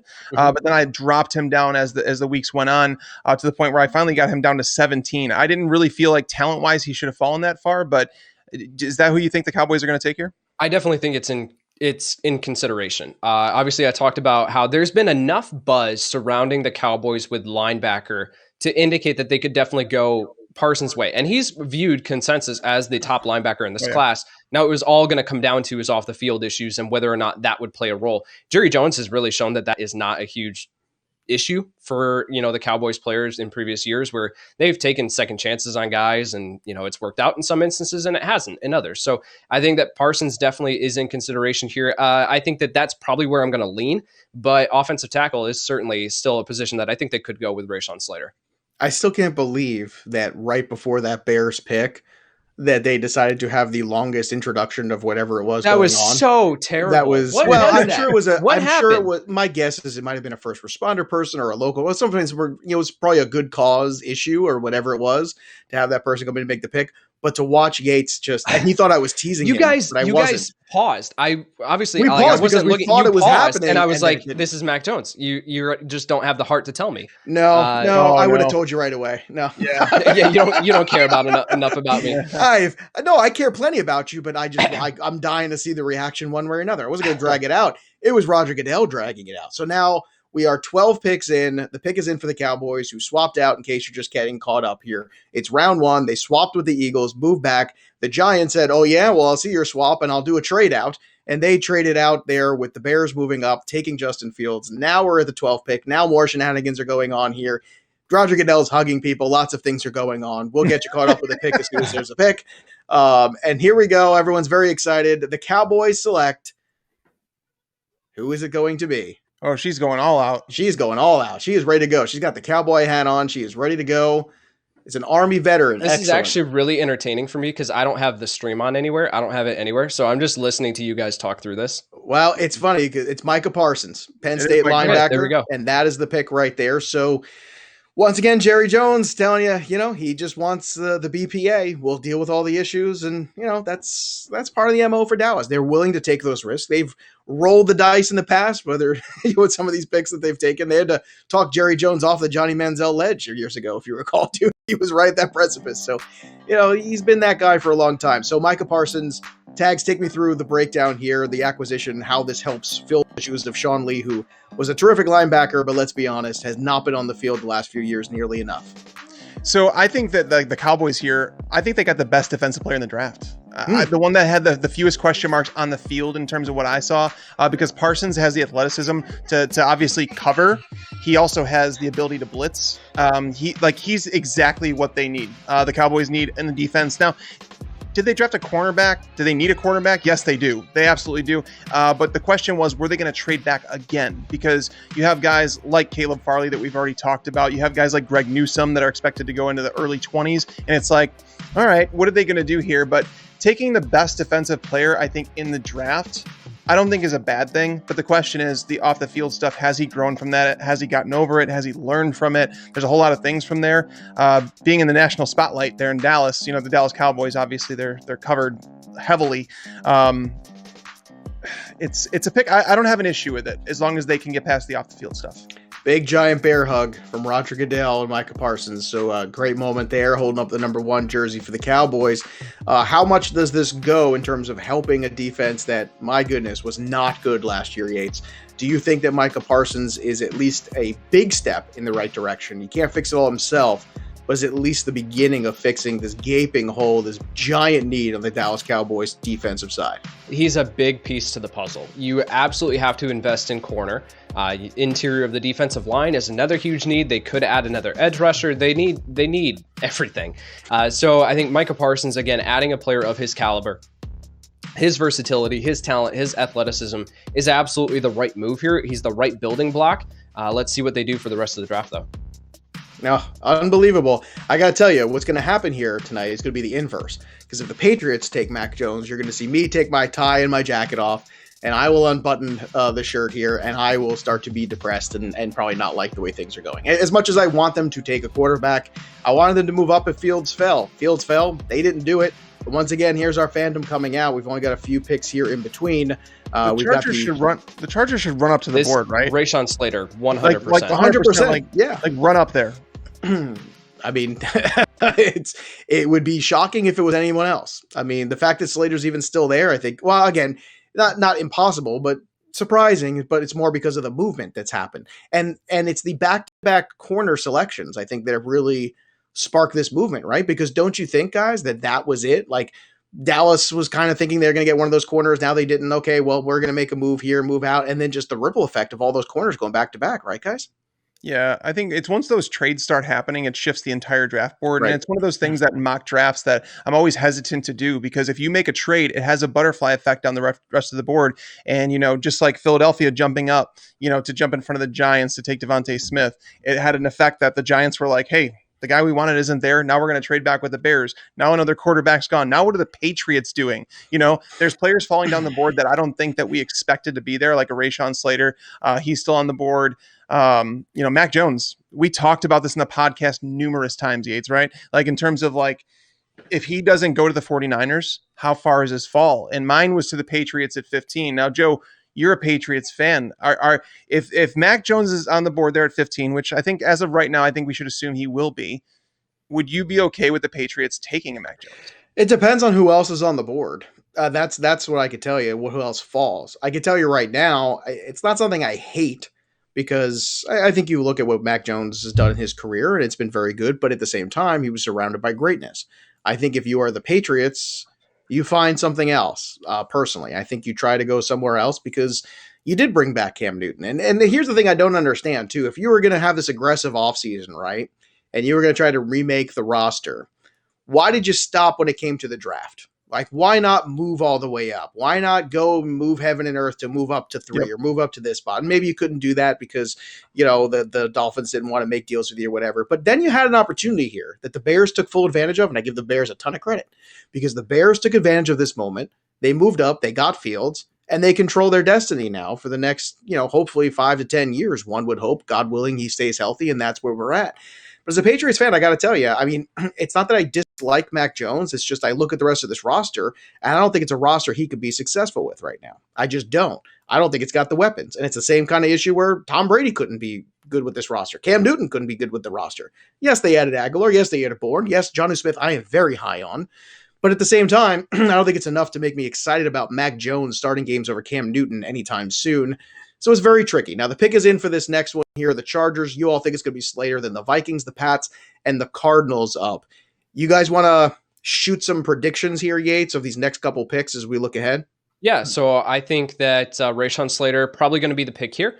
Then Elijah Vera Tucker, the interior offensive lineman or offensive tackle out of USC, probably going to be in consideration there for Minnesota. With New England, I think you're right, Joe. I don't know if this is Mac Jones. So I think watch Zaven Collins, the linebacker out of Tulsa. Bill Belichick loves the big interior middle linebackers there.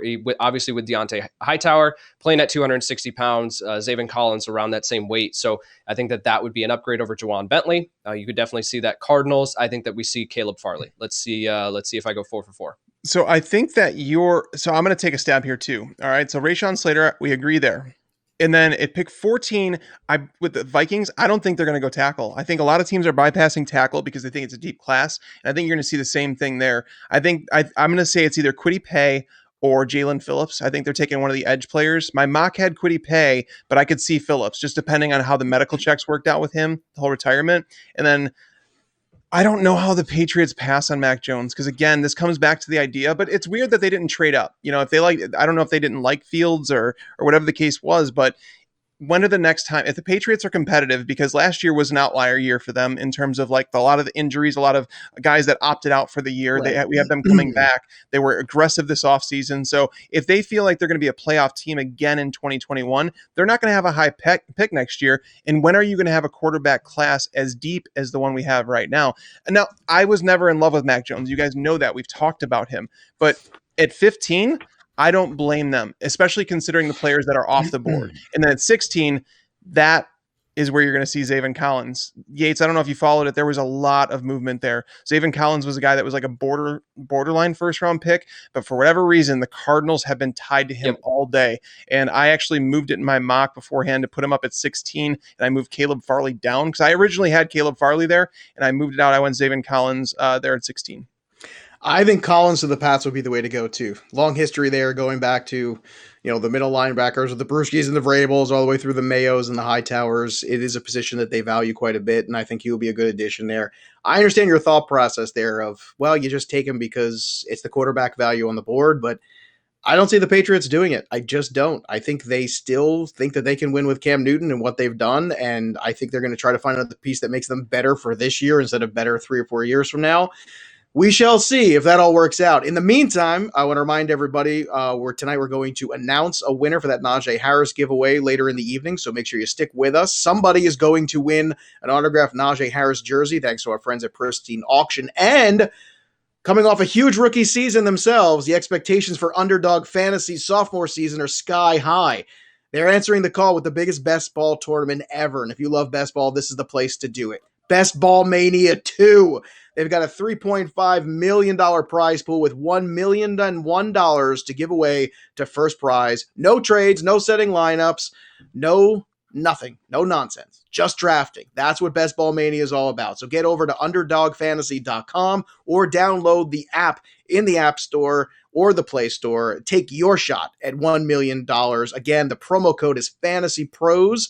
So go to Underdog Fantasy, use the promo code FantasyPros to get involved there in that best ball contest. A $25 free entry on us. Again, use the code FantasyPros. Go to underdogfantasy.com for more on that. So the pick is in right now for the Chargers. No surprise there. We're up to number 13. So we're getting closer to the halfway point, if you can believe it. It's been a very emotional night for halfway. Yeah, you're telling me.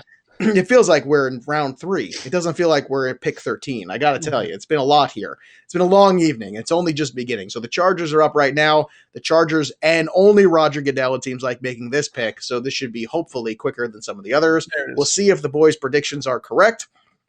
It is indeed Rashawn Slater from Northwestern, the tackle. So good job on you guys, boys. You said run it up, and Tags, it seems like that basically what they did. Yeah, no, they have to do what the Bengals did not do, and that is protect their investment. Justin Herbert last year, in terms of what he did, I was wrong on Justin Herbert. He was someone that I felt throwing from a clean pocket, he looked fantastic. But when it was like throwing off platform and when he was under pressure, that's when things kind of fell apart. But every single time I looked at that Chargers offensive line depth chart after the year, I marveled at what Justin Herbert was able to do. Mm-hmm. Outside of Brian Blaga at right tackle, they didn't really have anybody on that offensive line that was that would be starting on other teams, particularly a left tackle. So even though Rashawn Slater, some people expected him to maybe slide into guard, which he would be probably one of the best guards in football, they're going to start him at left tackle. They have to. They need him. And if you go back, the one thing when I was watching Slater, I was kind of like, all right, solid football player. But then when you go back and you watched him in 2019 against Chase Young, that was the game that kind of did it for me. It's like, okay, if you can hold up to Chase Young, you're moving up my board, and I moved him up my big board because of that. So Rashawn Slater, the Chargers, I think this is a fantastic pick. This is a pick that I think some teams before them should have been making, like the Panthers back at number 8 when they chose a cornerback over him. I think that they're going to regret that. I would agree. And I'll tell you what, I don't think you should beat yourself up. I don't think anybody thought Herbert was going to be as good as he was, especially that quickly. So, yeah, I mean, that was a miss, I think, industry-wide on all ends, everyone, except for the Chargers. So good on them. Great selection here, though, protecting him. Tags brings up a lot of good points here, Yates, about Slater. Anything you'd like to add about the selection? This is great news for Justin Herbert and his fantasy outlook, right? Like he has the change in offensive coordinators, so which is kind of concerning. We haven't talked a ton about that heading into next year, but he's got the talent. Now it was all about the line. Can you surround him with a capable and competent offensive line? And the Chargers went into this offseason and said, yes, we are doing that. And they have overhauled this offensive line with some really good players. So adding Rashawn Slater here, where you did not have to trade up to get him, he fell into your lap, is just a dream come true situation, dream come true scenario for the Chargers, and then a perfect situation for Justin Herbert for fantasy purposes moving forward. All right, so the draft continues to move on here. We have the Chargers just making their pick of Slater, the tackle, and then we're going to move on to the Vikings. Now, the Vikings have drafted, get this, 10 running backs in the first round in their history. The most common position drafted by the franchise, followed by defensive end right afterwards. And they've drafted some Hall of Famers in the first round as well. Carl Eller, Alan Page, Chris Dolman, Randall McDaniel, Randy Moss. That's a pretty good grouping of people there. We'll see if the Vikings can hit pay dirt again here. You can see the Chargers draft room, very excited about getting Slater. I got to say, outfit-wise, I think Slater could have done a little better. I don't think it was the strongest gear right now for him. He's a big guy. I know the big guys, it's a little bit more material. I get you, but some guys have really brought the fashion today. Jets traded up to 14. Oh, and the Jets have moved up. Wow. Look at this. So, Yates, what do you think the Jets have moved up for here? I was literally going to interject right before you started talking there, saying like Minnesota could potentially trade back. This is in Minnesota's DNA, right?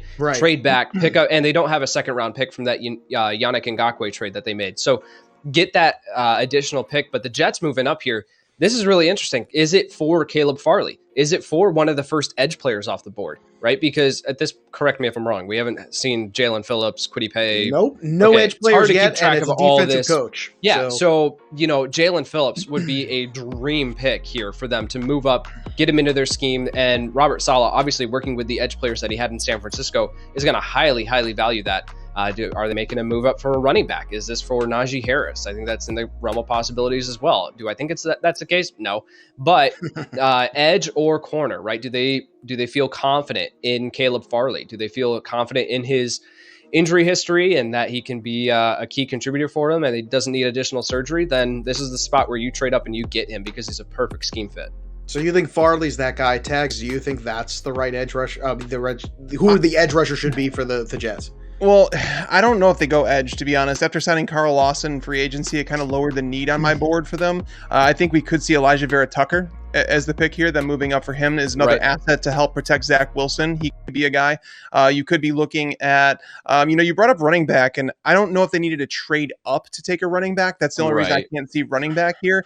But looking at it, cornerback is a huge need for them. Like that's the number one thing. And where it's like, if you're trading up from number 23 to number 14, I think is it we're at now. You might have to give up a first round pick. We saw what the Bears had to do from move to 20 to 11. So it's possible that they're going to have to give up a first round. I'm guessing one of the picks they're giving up is the early second round pick tomorrow. That's probably one of them. So if that's the case, they need to go cornerback, I would think. Someone we saw, Greg Newsome, was moving up draft boards like rapidly as the draft approached. Tyson Campbell was moving up quite quick. Caleb Farley is certainly the most talented cornerback on the board right now. He was my number one cornerback in the draft, but he had a microdiscectomy, hasn't played football in quite a long time now, where people are concerned about him medical wise. And if he didn't pass some medical checks, that's probably why he's fallen to where he has now. So unless the Jets have a different medical staff than everybody else, it seems like, I don't know if they would have needed to trade up for him. But as I was saying, I think Vera Tucker is the one that probably makes sense just because, again, you have Wilson, you need to protect your franchise quarterback. The Chargers just did that with Rashawn Slater. So Vera Tucker was someone that was highly regarded in this process. Well, and also perhaps with Slater going off the board there, maybe a little bit more of an impetus to want to move up to take the offensive lineman. That certainly can make a lot of sense as well. And if you're going to make the investment in a young quarterback, you got to protect him, Yates. If it is Vera Tucker here at 14, I still get my pick right. Because I predicted Vera Tucker to the Vikings at 14. There you go. Fantastic. Right player, right spot, different team. There we go. I think that's right. I'll give you. Is that an A- on that? I can't give you the A+ because it's not the right team, but we'll give the A- at the very least. But a lot of movement here. My goodness, a lot of trading going on here. This is a hot one tonight. Here we are in the NFL Draft 2021 over on Fantasy Pros, and again, hopefully you're enjoying our coverage here. I still see you all tweeting at us. I see everybody out there still chatting away with us as we are into almost hour 3 of our coverage. We're getting closer and closer to turning into that. And as I said, it's been an emotional night, been a bit of a roller coaster for these two boys, for sure. The Bears get their franchise quarterback. You hope that the Jets, the Jaguars have gotten their franchise quarterback. The 49ers, I think we certainly all agree, got their franchise quarterback also. Question is, the Patriots with the 15th pick coming up soon, are they going to take what could be a franchise quarterback also? I almost feel like I liked Mac Jones a lot more before I started working with you guys every day. I feel like that's really where I'm at. And there were things that I was concerned with when it came to Mac Jones. And then you guys just kind of trampled on him. And I feel like you trampled on them more because you thought it might happen at 3. Right. And I think that's fair. At 15, if I were the Patriots, I would probably take Mac Jones at 15, if I'm being completely honest. If I were running an NFL franchise, I believe that's the territory where it's okay to take a shot on Mac Jones. To trade up to number 3 and trade 3 first-round picks for him was idiotic. So I'm happy that didn't happen. And by the way, I'm laughing in the chat right now. Someone had said, does a microvasectomy keep you from balling out? It's a microdisectomy, and it doesn't keep you from balling out. To be fair, a microdisectomy, I know all too much about back injuries, so I could talk about them. A microdisectomy is a very minimally invasive procedure that most people are back to work and everything, doing normal daily tasks within 2 weeks, and heavy duty tasks usually within a month or 2. So Caleb Farley is going to be perfectly fine for the season. It's just, is it a reoccurring thing with his back? That's what they'd have to look into. So yeah, I thought I was laughing at that when I saw that last on the boat. It's a good one. It's a good line, and we're happy that you're listening to us so carefully. That's where we're so joyful here over the program. Roger Goodell making his way, and we're gonna have another pick here. It's gonna be the New York Jets at 14 overall in the first round here. Lots of movement here in these last 5 picks or so. A lot of stuff going on, so it's hard to keep it all straight. The board does not look like the board did a few hours ago. I can tell you that much. Certainly a lot of different teams picking in a lot of different spots as Roger Goodell goes. We'll see if they're going to take the offensive lineman, maybe go for a defensive player here. We'll see what Robert Saleh has up his sleeve here with this new Jets regime, which, once again, Jet fans, I know it's been a lot of pain, but I think you're going in the right direction. So with this next pick, it is indeed Elijah Vera Tucker of USC. So smart move here. Guys, in the first round, you get your franchise QB. You double down with the insurance policy tags. Feels like the right thing to do. It feels like you're doing things the right way. And that's good news for Jets fans because I think they are sick and tired of doing things the wrong way.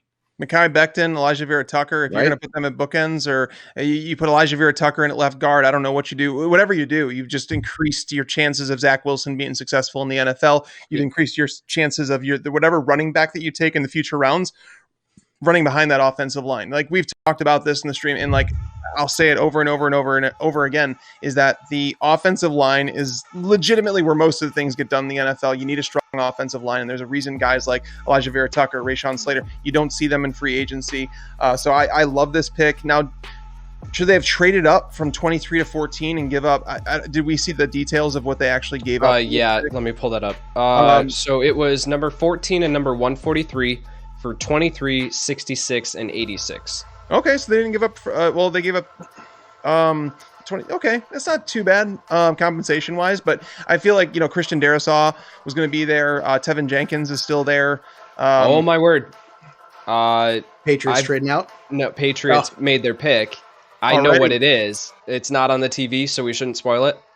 Yes. Well, it depends if you want to have me sweat it out now. This is your revenge on me. Yeah, we should let him sweat it out. All right, yeah, you're sweating. Well, here's the thing. Like, honestly, it's not sweat for me, and I'll tell you why. Because I've been in the playoffs as a Patriots fan for 20 years in a row, basically, and I'm a spoiled brat. And it doesn't matter if we lose a little bit. I have a little bit more of a perspective than most other people. Yes, I would like to win every year.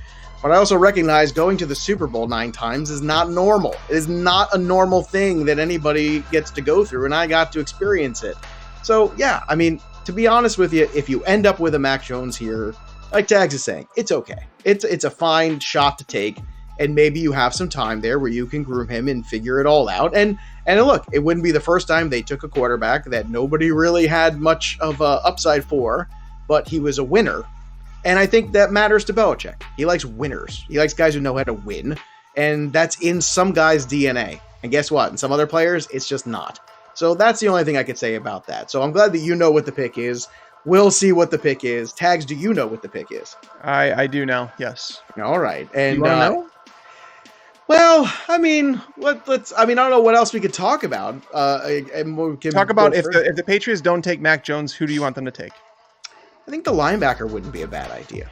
I like where Yates was going. I think Collins would be as Roger Goodell is now going to put me out of my misery one way or another as he slowly makes his way up here. Look, if you're the Pats right now, you already screwed up because last year was your year to suck and get a top 5 overall pick. And you decided to not do it all the way. And this is what happens when you get into that 6-win territory in the NFL. You spin your wheels for years and years until you get finally it all bottoms out. That's my concern. Yeah. Well, and for what it's worth, if they didn't take Mac Jones, I would be okay with Jeremiah Owusu-Koramoah. He's a very versatile player they can use all over the field. Also a nice player, very good with that. However, Joe, the pick is about to go down. From the way you guys are preparing me, it feels like it's none of the above. I feel like it's something else that I'm going to go, what? Why would we do? I don't even, nobody That's thought usually of what the Patriots do, to be fair. Right. Honestly, I thought you were going to tell me they were going to trade out. Because that's typically what the Patriots do. All right. An older gentleman, Danny Cox, a Marine veteran, is going to be making the pick for the Pats. So I like what they're doing here, using some of the military folks to make some picks, giving a little moment here. Very nice. And the Patriots select who? It is indeed Mac Jones. Well, there you go. Well, quarterback of the future with a question mark. Look at him walking up there in all of his glory. Okay, I don't know, boys. All right, go ahead, Yates. Let's talk. Okay, so I want to get into like the fantasy specifics because I think I'm still reeling from Chicago. Yeah. So I feel like we haven't really gotten to break down much of the fantasy impact. So, okay, so this move, Mac Jones, I have been on record saying that I am not a fan of Mac Jones. I have him as QB7 in this class. If you want to, I put him in the same tier as Kellen Mond, Kyle Trask. Flip the order. I really don't care. If you want to put Mac Jones at QB5, I'm fine with that. So with Mac Jones, you mentioned it at the top, Joe, that he needs the situation to be successful around him.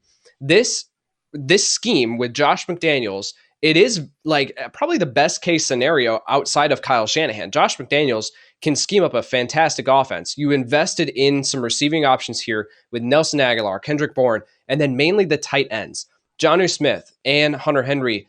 If you are going to move eventually away from Cam Newton over to Mac Jones, this is now going to be a pass-happy team. This is actually a kind of a step up for Jonnu Smith, maybe even a little bit for Hunter Henry, where I think that Mac Jones is going to lean on them if this offense does move away from the primary rushing attack that Cam Newton was bringing to the table. So if Mac Jones does become the quarterback at any point throughout this season, I think that it's kind of a stock-up situation for Jonnu Smith particularly. What do you want to give the over-under of games that he starts in 2021, Yates? I would say he steps in at like week 6 or 7 is probably where I would say. You think that early? Yeah, I think that they tried to make it work with Cam. We'll see what happens, but I don't think that you spend a first-round pick on a quarterback who I wasn't one of them, but was saying that everyone was saying he's a pro-ready quarterback. I don't think that he's. That's he's what not said about Josh Rosen too. He's not gonna learn much from Cam Newton, right? Like these are about. I made the joke earlier in this offseason saying like you can't get 2 different quarterbacks in the same room as far as Cam Newton and Mac Jones. Yeah. So. Yeah, I just think that he'll see the field sooner rather than later. Well, certainly polar opposites in terms of style, without a doubt. Tags, do you also think because you spend a first-round pick on him that you're going to see him somewhere around the 6th or 7th week of the season? Yeah, you're going to see him sooner rather than later. That's for sure. But you do have to look at the polar opposites that they are between him and Cam Newton and say, hey, we can't swap this over on a 1-week scenario. I think it's going to have to be a bye-week thing, or if Cam Newton, he's been hurt throughout his career. If Cam Newton were to deal with an injury, they'd obviously have to go to him. And then once you do, I don't know if there's ever going to be going back because you can't remove that confidence from a first-round player by benching him, even if it is for Cam Newton, who's on a 1-year deal. So I do think Mac Jones is going to see the field field in year one. It just depends on how soon, when their bye week falls, because again, we haven't gotten that information yet. The schedule is going to be released, I think, is it in 2 weeks or a week?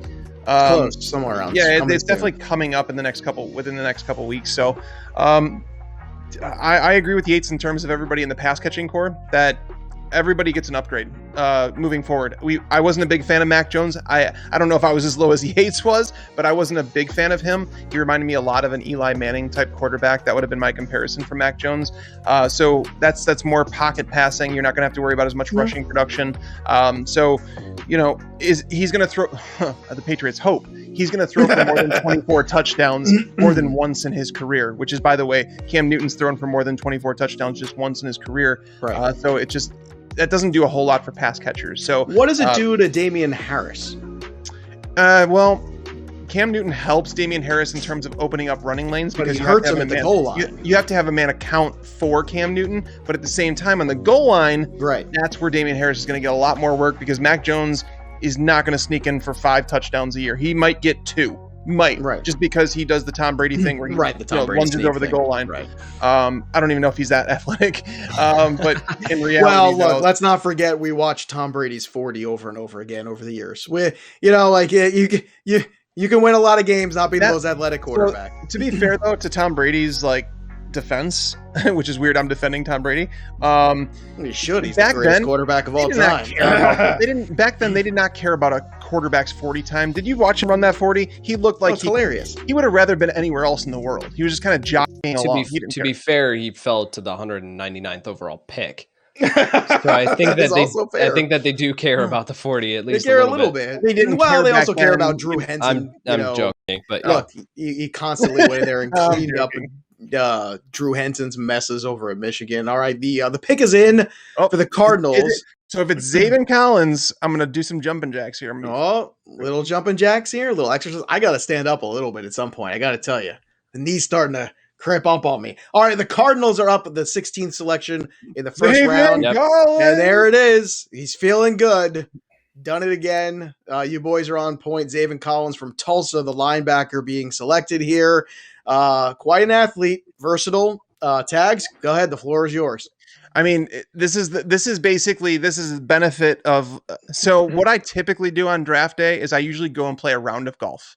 I do, because I want to get away from all the madness, and I'm tired of hearing about all of it. And golf is the one thing that takes me away. I don't really think about anything. I just try and hit that stupid little white ball in that stupid white cup, and that's all I think about. But today, I wasn't able to do that with the move. I actually did go to Top Golf and I hit balls for an hour, just something. But basically, it allowed me to be in front of my computer a lot more than I should have been. And I was paying so much attention to things. And a lot of insiders tied Zaven Collins to the Cardinals, which is something we didn't hear before just literally a day ago.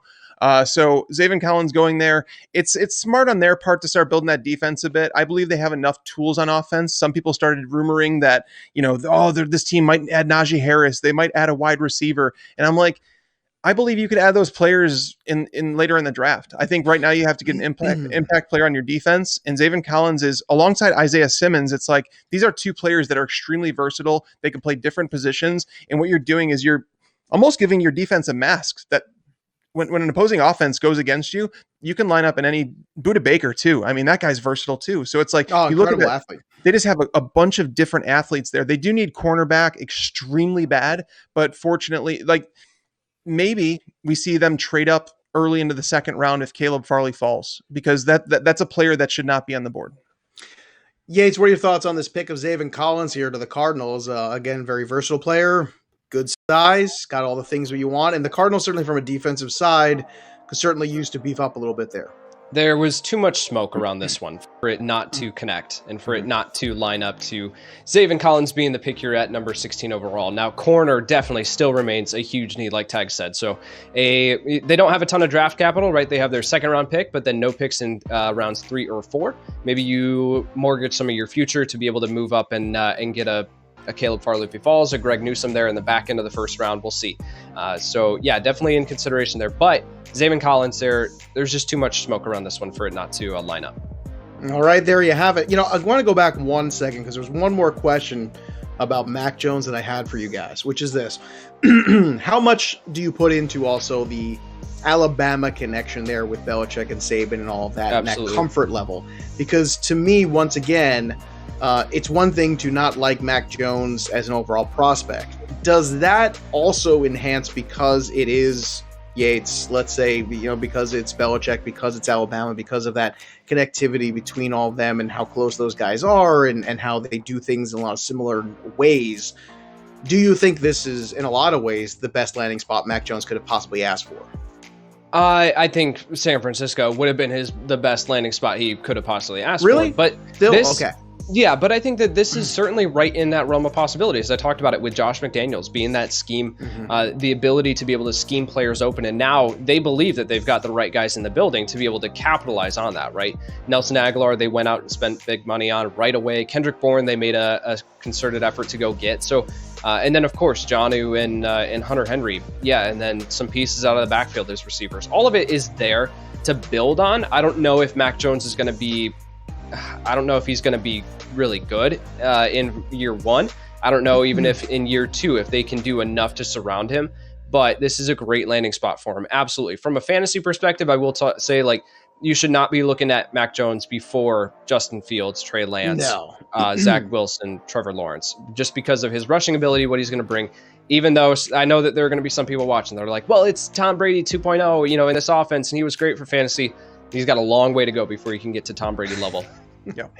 Tom Brady level is its own level. I think we've already established that here over the years. So also here we are sitting, and last team here are the Raiders that had any sort of, smoke around the Aaron Rodgers thing. We kind of rattled off a bunch of teams that apparently were quote unquote talking at one point to the Green Bay Packers, but their pick is officially in too. So I guess we could put all that Aaron Rodgers stuff to bed because that doesn't seem to be happening. And that just seemed like kind of a strange story to me, especially the timing of it this late in the game and everything like that. Now, that being said, if you're the Packers right now in this first round, after what's gone on today, Tags, what do? You better make sure that you get this pick right. What's the pick that makes Aaron Rodgers happy here? They should have been on a private jet out to wherever Aaron Rodgers is and said, hey, we're going to sit with you and you're going to make every single pick in this draft, whatever you want. Like, they need to make him happy, and he'd probably do a better job than they are anyway. And again, I know some people are going to say, they've been in the NFC Championship 2 years in a row.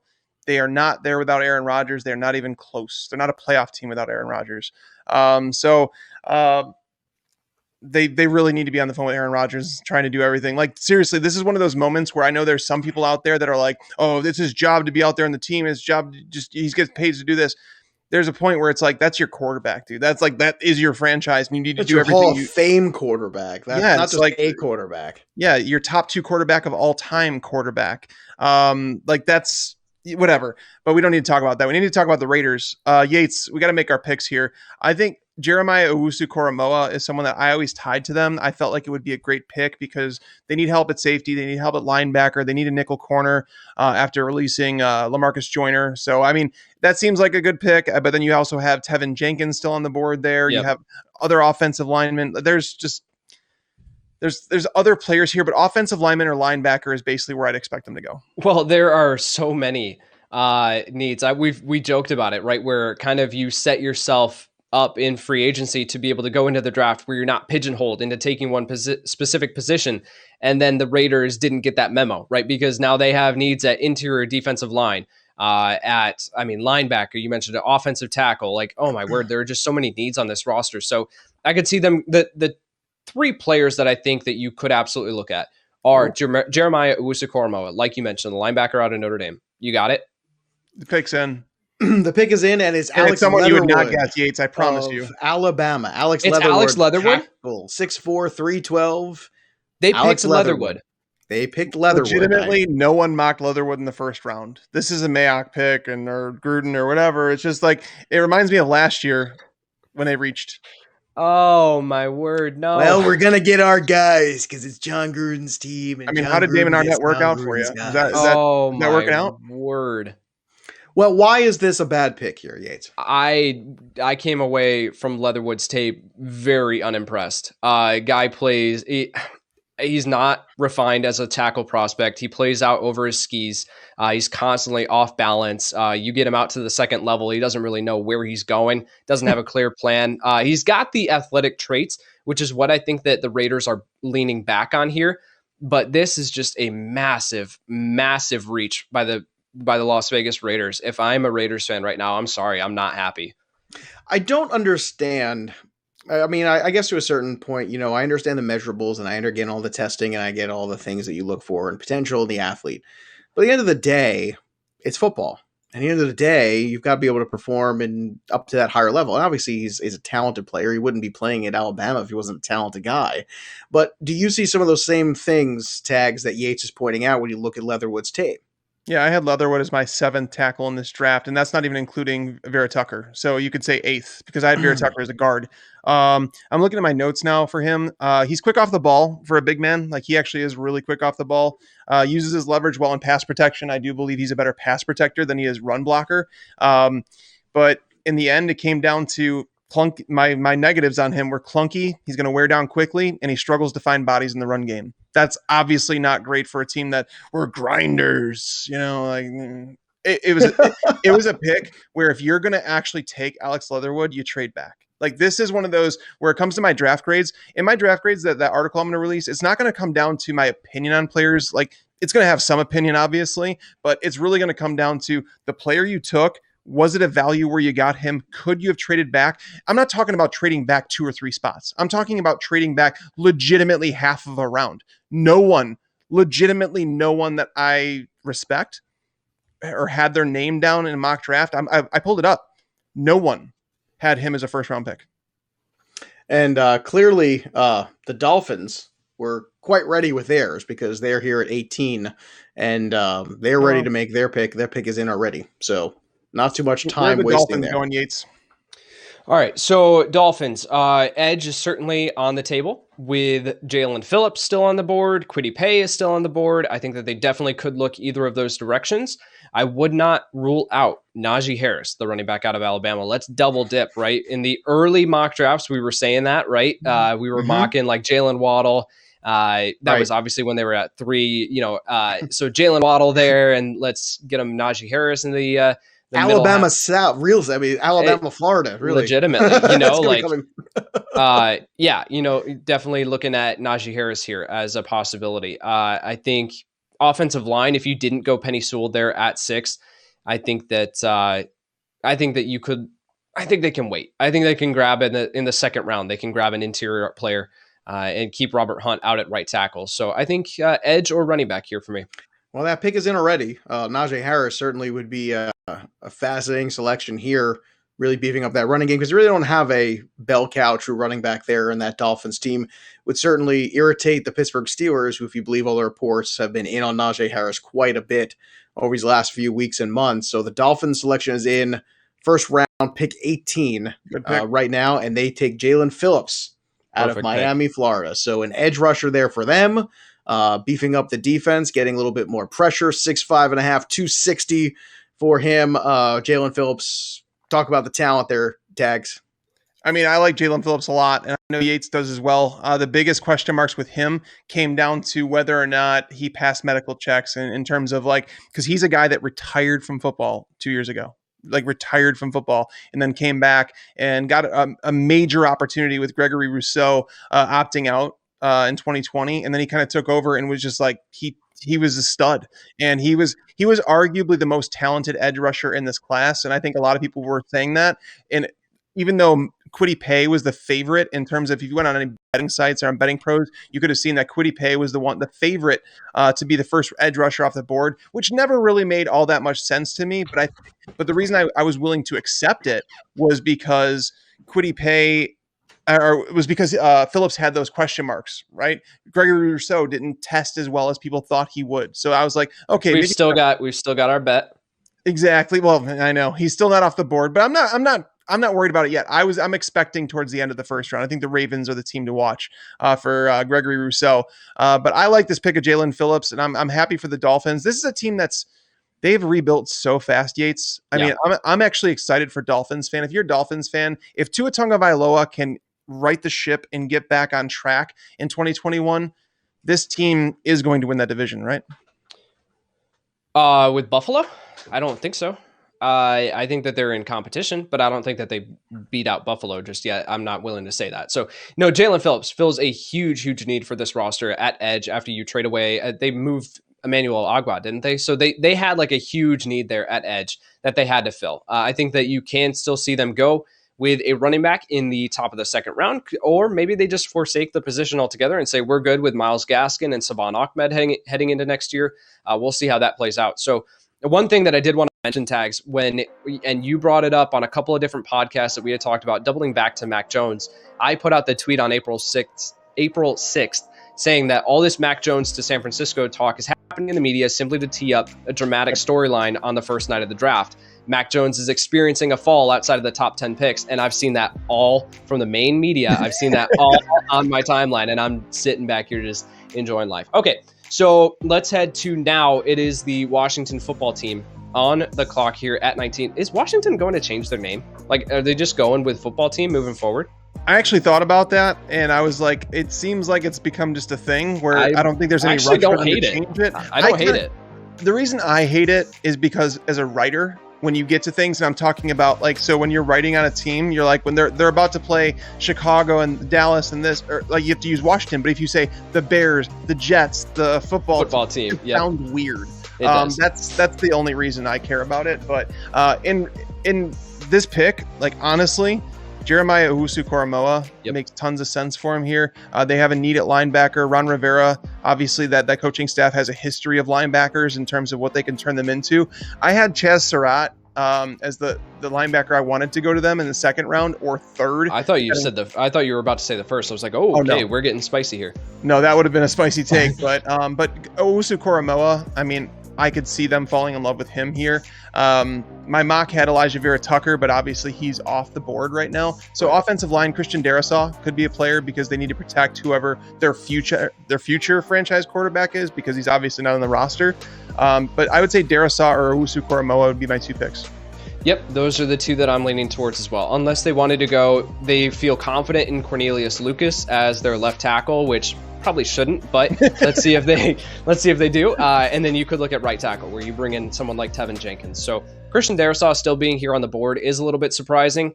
He's my OT5 in this class, so he's a little bit further down my board. Kind of lines up. Again, I had him well above Alex Leatherwood. So there's that. So yeah, with Washington, I definitely think that you could look at linebacker there with Jeremiah Owusu-Koramoah or Christian Darrisaw. Let's talk about Washington from a fantasy football perspective, and then just let me know whenever that pick comes in. Yeah. So Washington, they bring in Ryan Fitzpatrick, right? They've got their quarterback, at least for the short term. You've still got some guys on that depth chart with Kyle Allen that you could, potentially move forward. Taylor Heineke, right? These are the guys that you could potentially argue are the future, but it's Ryan Fitzpatrick now. What does this do if they do bring in Christian Darrisaw? If they do bring in a Tevin Jenkins on that offensive line, what does that do from a fantasy football perspective for you? For Ryan Fitzpatrick, for Terry McLaurin, for Curtis Samuel, Antonio Gibson, does it elevate this offense? I mean, I would obviously love it. I mean, Ryan Fitzpatrick's not exactly a mobile guy. He's a DGAF guy, and he will try and get away from pressure. But this is a team that I really thought if they didn't land a quarterback in this draft, that they would want to build that offensive line, because again, it's a weird spot though, right? Like, I love what Washington did last year in terms of like putting their best foot forward, winning one for the Gipper. Ron Rivera, the whole story, such a good guy too. I know people that like know Ron Rivera personally, and he's just a great guy. Happy to see him bounce back from all the things he's had to overcome. But this team's in a really weird spot because they're going to compete in that division, and I don't think they're ever going to have a high pick. I don't think that a Ron Rivera coach team, in terms of what they have talent-wise on the defensive side of the ball, now having Ryan Fitzpatrick, a competent quarterback, I don't think they're ever going to end up with a top 10 pick next year. So it's like, yeah, you're going to kind of need to build this offensive line through here and then eventually trade up for a quarterback. But again, the one hole that we've talked about is linebacker. I like Owusu-Koramoah. Some insiders have said Jamin Davis was going to be maybe the first linebacker. That was the only other name I was going to mention, as far as like there's enough smoke here around Jamin Davis where it could potentially be the pick. Well, the pick is in. So I wasn't big on Jamin Davis. It just popped up on the screen. Yes. Yeah, pick is in is Jamin Davis. So I just don't want to interrupt you guys, but but there you go. Where there's smoke, there's fire, and there's a pick. And it's a linebacker from Kentucky, 6'3.5", 234. So Jamin Davis, Tags, what's your thoughts? I mean, Jamin Davis is not someone that I was particularly high on, but this is, again, when it comes to the draft season, and I think I did a pretty good job of that this year, is like basically understand it's not my team. What my job is to basically to let people know what I'm finding out, what I'm hearing, and all this. Mm-hmm. And Jamin Davis was someone that was getting a ton of praise throughout the process. I liked Owusu-Koramoah so much better than him. Owusu-Koramoah is a little bit undersized, and that's why some people have moved him down boards. But Jamin Davis, very small sample size. I think he has a lot of work to do in coverage. I don't think that he's someone that's like very good in coverage just yet. I'm just pulling up my notes on some of these players. Needs to exercise a little bit more patience. He's like almost always going downhill. And as a linebacker, it's good to have aggression, but at the same time, you have to have some patience to understand when those holes are going to open up. But again, I think he's better in man coverage. He has the athleticism to hang there. But in terms of zones, he doesn't really understand them all that much yet. But again, Ron Rivera, he's a guy that I really do trust. That coaching staff has churned out a lot of good linebackers, so he's in really good hands. I don't know, Tags. They said Devin White was undersized too. He was like a pretty good football player to me. Just going to throw that out there. Yates, what are your thoughts on this Davis pick? Yeah, big, fast, athletic, all makes sense. You know, this is a really, when you're looking at the linebacker position, you can teach patience, you can teach vision, but you can't teach that level of athleticism there. So it makes a ton of sense here for Washington. We talked about Jeremiah Owusu-Koramoah. The reason why he's falling is I think that falling comparative to his talent, I will say that, is that there isn't a true home for him, right? He's a little bit undersized at 220 pounds is what he weighed in at. He didn't run his 40, which is a telltale sign that he bulked up just to meet that threshold, but he would have been significantly slower. So he's probably going to play around 210. And that's just not going to cut it as a will linebacker in the NFL, right? As that weak side. So I think that looking at Owusu-Koramoah falling a little bit, it's just because he just doesn't have a true home in the NFL. Well, they did a lot in Washington this offseason with the offense. Obviously, as you guys mentioned before, with Fitzpatrick and Curtis Samuel. And, you know, I think they have some makings there where they can be competitive or more competitive there year over year offensively. And the defense is the strong suit of this team. And they just added to that defensive strong suit. I guess here's the question. When you look at the landscape, and I know the Giants are coming up on the pick here next, but when you look at the landscape of the East so far, how this draft has kind of shaken out, Yates, do you think that defense and whatever they can put together on offense this year is enough to actually maybe have a more than 500 record and actually win this division again? In Washington? Mm-hmm. Yeah, absolutely. I mean, the division is wide open. I think that Dallas can definitely compete with them with their offense if Dak Prescott stays healthy, but their defense is suspect. Washington, I mean, absolutely. With the defense that they've got in town, and now you have a competent quarterback in Ryan Fitzpatrick who's going to put, he's just going to have fun out there, and he's got some solid receiving options now. I think that they absolutely can compete in that division. How about you, Tags? What are your thoughts right now how the East is kind of shaking out here? Because you've seen some interesting movement around here with these picks from these four teams. That's always been one of the it was obviously the worst division in football this past season, but I'm guessing we're going to see at least one of them come out above 500 this year, and it's Dallas. Let's hope. Dallas is the team. Dallas is the one with Dak Prescott back under center. That's the team you have to watch out for. Now they do, as Yates mentioned, they need to rebuild that defense. We have a new coaching staff in Philadelphia. Is there talent there? Was it Doug Peterson? Was it the ownership? We don't know. There's a lot going on there. And then obviously Washington, they're going to be a contender strictly because of that defense. And then if Ryan Fitzpatrick can kind of pull the Fitz magic out of his pocket, that he did with Tampa Bay, that he did with Miami, and play at a competent level, that team is going to compete. They're going to be around that 7-9, 9-7 range. And again, that's going to be competing for that division. So those are the teams. I don't really believe in New York. I think they're the pretender here. I don't think that I think Daniel Jones is someone that I think they're a team that I was shocked. In actuality, they traded out of 11 with the Bears. Okay. They could have had Justin Fields with the pick that the Bears used on that. That's right. I wanted to know why Daniel Jones got a pass throughout his first 2 years. And Drew Lock has kind of viewed as a disappointment draft at this point. You know what I mean? Like Daniel Jones was actually a higher draft pick. He should have had higher expectations.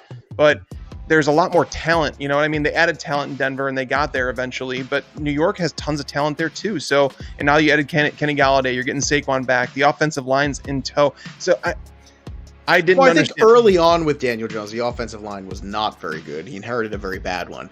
I think you've had they're 2 rebuilding years. it with Well, him. I'm trying to. I'm trying Yeah. to tell you what I think the thought process is. I'm Yeah. not saying I don't agree with you. I kind of do actually, but at the same time, I think the thought process is Saquon hasn't been on the field much in the last couple of years. You've had an offensive line that you're trying to remake. And you've had wide receiver play. It's been a little spotty, but honestly, Daniel Jones is his own worst enemy with the turnovers. I mean, that's my biggest problem with Daniel Jones is the consistent turnovers year over year that you would think that you would learn to protect the football. You hear all these things. Well, in the offseason, he was doing all these drills and working with his guy in order to protect the football more. Well, I didn't see that come to fruition on the field last year very much. It did not look very good. Yates, do you think that he should get a pass, or do you think that the Giants are going to rue the day that they let the Bears kind of scoop Justin Fields right in front of them? Well, I'll say this: they are doing everything that they can to surround him with talent. They just did it with this pick. I know that I'm going to tease this one a little bit. It's a wide receiver, and there was a ton of conversation right around who is the number 4 wide receiver off the board. There was Rashad Bateman, Elijah Moore, Kadarius Toney, Terrace Marshall. There were a ton of names listed here as far as who that number 4 wide receiver off the board after Jamar Chase, Devontae Smith, Jalen Waddle. Who was it going to be? And now New York makes this investment now. So it's going to be really interesting once this breaks. I can't wait to see our reactions here. But New York, now that, again, going back to what you asked, Joe, with the investment that they have in Daniel Jones and doubling back to what you said, Tags, the difference between Drew Lock was that he was a second-round pick. There wasn't much invested, right? The number 6 overall pick, which was a reach at that point, right, comparative to where everyone considered Daniel Jones to go. Right, remember, he was supposed to go with their number 17 overall pick. He wasn't supposed to go with number 6. So they're doing everything that they can to make sure that he is successful. They just went wide receiver, and then we'll break it down as to which one it is once that pick comes through. Well, with the 20th pick right now, Roger Goodell up there at the board. This is the Giants moving back here for the 20th pick in the first round. And we will have the selection in just a moment here. It's Kadarius Toney out of Florida. Tags is making a funny face here. Kadarius Toney, 5'11", 193. And guess what's the first word to describe him on the board? Dynamic. There you go. So that's one for the 10 o'clock hour in case you guys are keeping score at home. So Tags, your thoughts on Toney being the next wide receiver off the board? Quick twitch player. He's going to contribute on special teams. Despite him being of the smaller stature, he's not a soft player. He likes to try and play that bigger role. Like he wants to be the guy that's going to shove defenders, and he doesn't play small. He doesn't play soft, I should say. I didn't love him though.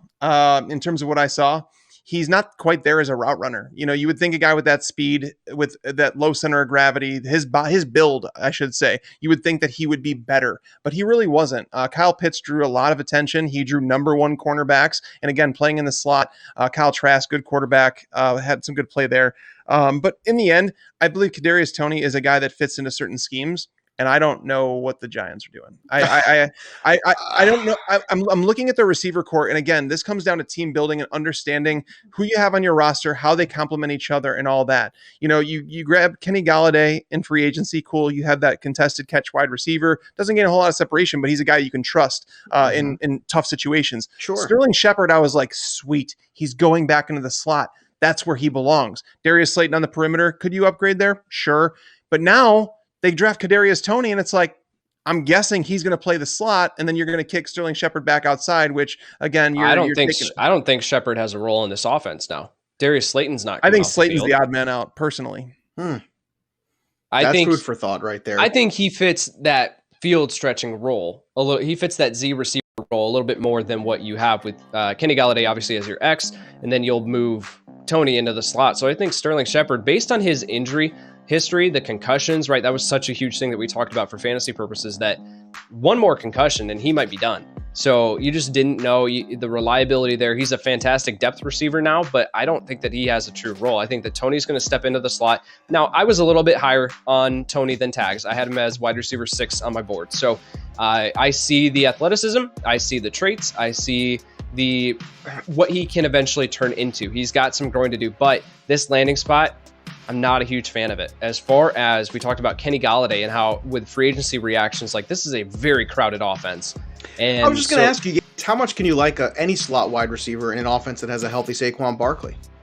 Well, yeah, I mean, not to mention That's my Saquon, first but thing then off the top of the, only because you do want to feed him a fair amount in the passing game, and you want to dump off those smaller passes. You want to get him out there. You can even line him up sometimes. He's such a phenomenal athlete. That's kind of where I struggle with this one. Should they have taken an edge rusher? It feels like that's where the need was for the Giants. Yeah, but they've also got that second round pick that they can with the edge with how late these guys have been going. Right, Jalen Phillips is the only edge player off the board at this point, so they probably feel comfortable with that tier, knowing that they're going to be able to get a competent edge guy in the second round. So I did not see Tony going off the board here at this point, especially to the Giants in a trade down scenario, but he's in New York now, and I'm just not a huge fan of it for fantasy purposes because it is such a crowded offense.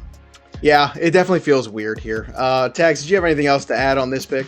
I think Sterling Shepard should be playing in the slot over Kadarius Toney. I think you drafted a guy that you shouldn't play right now, because I actually agree with you. Well, Yates, is he a guy that you think might be more of a special teams guy at this point for them? You don't draft a special teams guy. I don't know. But I'm saying, let me rephrase. A special teams guy who can grow into that role should indeed Sterling Shepard have another concussion, have another issue, you have insurance there in that sense. Like, they can do a lot of things for you potentially, and you just like the talent you want to get on the team because you think maybe in a year from now Shepard's not on your roster. Well, I mean, that's how bad teams stay bad, right? I don't disagree with that fact, but yeah, I mean, the Giants have not been good. Again, Sterling Shepard, if you want to say it's concussions and you want to say depth and all that, they grabbed John Ross in free agency too, so he was on the roster. That could have been a depth piece that could have played. I swear, I'll just put it out there, and I know people are going to think I'm dumb for saying it. John Ross was a better football player coming out of college than Kadarius Toney. John Ross never panned out in the pros. He never really got too much of an opportunity with Cincinnati. I know he couldn't stay healthy for a little while, but I think Sterling Shepard's a better slot receiver than Kadarius Toney. And I agree with Yates in terms of Slayton playing that outside role. I think he's probably better suited for it than Sterling Shepard in terms of the roles that they play on that team with Kenny Galladay. So, but again, would it shock me if Kadarius Toney is not a starting wide receiver on day one? It wouldn't shock me. I think that they're planning on starting him, but it might not be the case. Now, with the way the board's shaken out here, we're 20 picks in. We've got the Colts coming up next. Their pick is in. What's the best talent on the board for you, Yates? Oh my word! I haven't been keeping track of this. It's got to be Darisaw. Darisaw should be their pick, right? Because they need a left tackle badly. It would be Owusu-Koramoah for me, easy.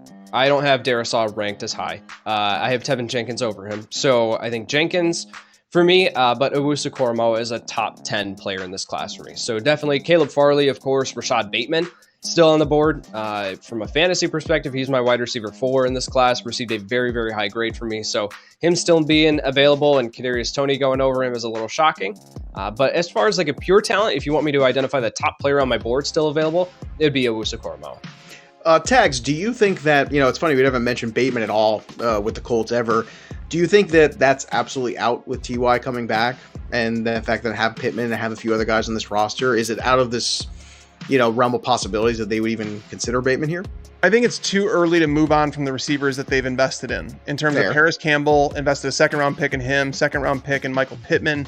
They have those two. Does it mean Bateman's out of consideration? No, it shouldn't mean he is, because Bateman's going to be a phenomenal player in the NFL. I believe that. He's my number 4 wide receiver. Kadarius Toney going over him. I think some people are going to be very upset when they look back at this draft board and say, how did we do that?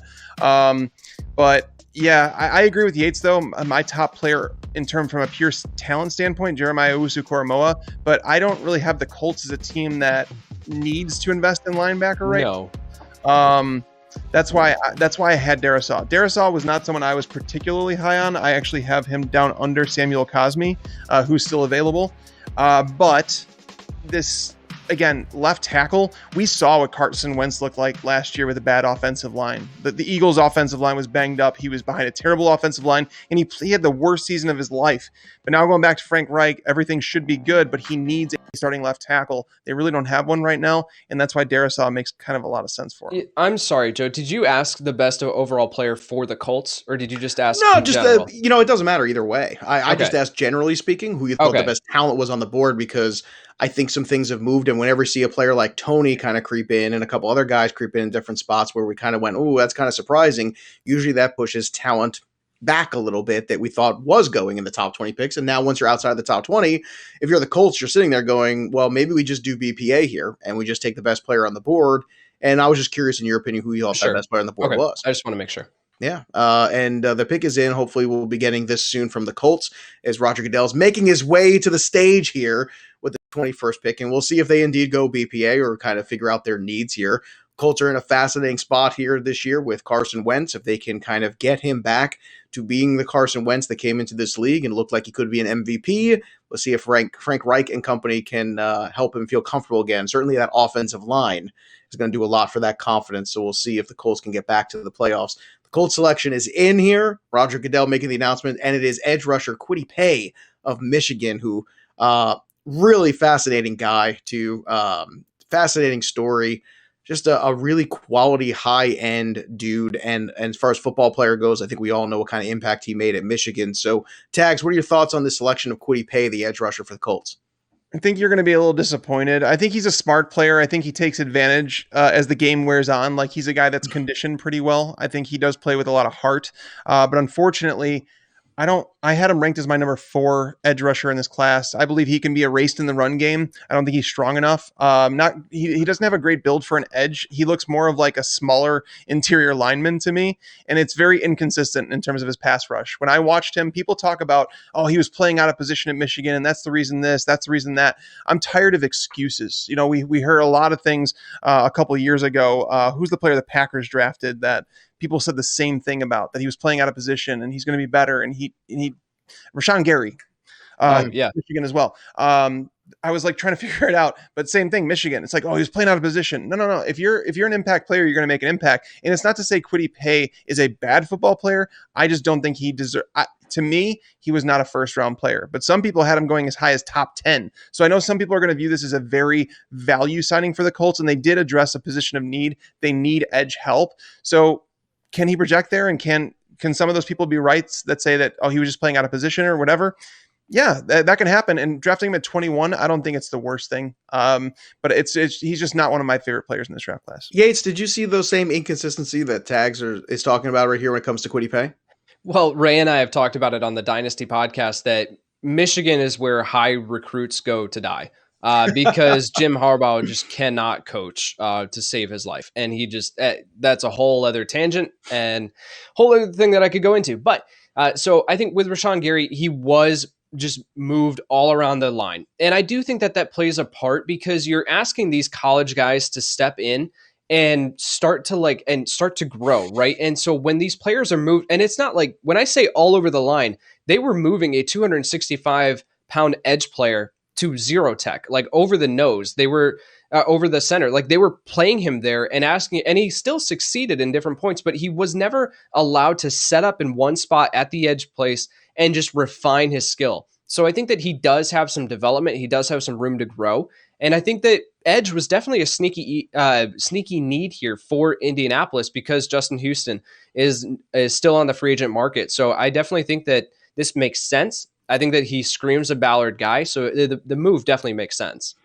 We're 3 minutes away from the Tennessee Titans making their pick. And guys, I think there's clearly a need somewhere for some wide receivers. But before we get into that, I want to remind everybody, we've still got that giveaway for Pristine Auction. Again, we're giving away a Najee Harris autographed jersey. So stick with us. We're giving it away to somebody who's already subscribing here to the channel, watching us today, enjoying the draft coverage we're giving you here at Fantasy Pros. So again, we want to thank Pristine Auction for providing us with this amazing giveaway for somebody, and hopefully we'll be giving away Najee Harris to a team sometime tonight. But in the meantime, we'll be giving away this jersey to one of you lucky fans out there. So make sure you hang around for that announcement later on in the evening. That will come sooner than later.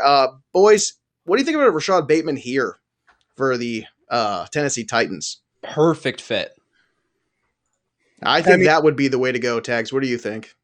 So I happen to agree. Well, he's my number 4 receiver in this class. So I definitely don't have any issue with that pick if they chose to do that. However, there's been too many ties here. Elijah Moore, Ole Miss wide receiver. And he would kind of play in too because he does help on special teams. He's also someone that obviously ties with A.J. Brown. A.J. Brown's going to try and recruit them to draft him. And this is the range where we've heard guys like Tom Pelissero, I think it was, that came out and said he's talked to a lot of different NFL teams, and a lot of them had their number 4 wide receiver was Elijah Moore. So, the Titans, they need cornerback. Caleb Farley is still available. We've obviously heard his name falling because of medical concerns. He's the most talented. He's actually the most talented player on my board We pass it over just because we anticipated him to fall a bit, but he's the most talented player right now. Cornerback's also a need for them. Mhm. So I could see them going that direction if with the whole medical checks, but Elijah Moore is the one who I mocked to them. It's a very tricky spot here for the Titans because year over year, you look at this roster and it looks a little different. And I kind of wonder this too. The Titans have had an incredible run 2 years ago, went through the playoffs. Last year, they played good football, inconsistent at times. You saw sometimes those crazy ends of games with them where sometimes they let games away, sometimes they fought back into games they weren't supposed to be in.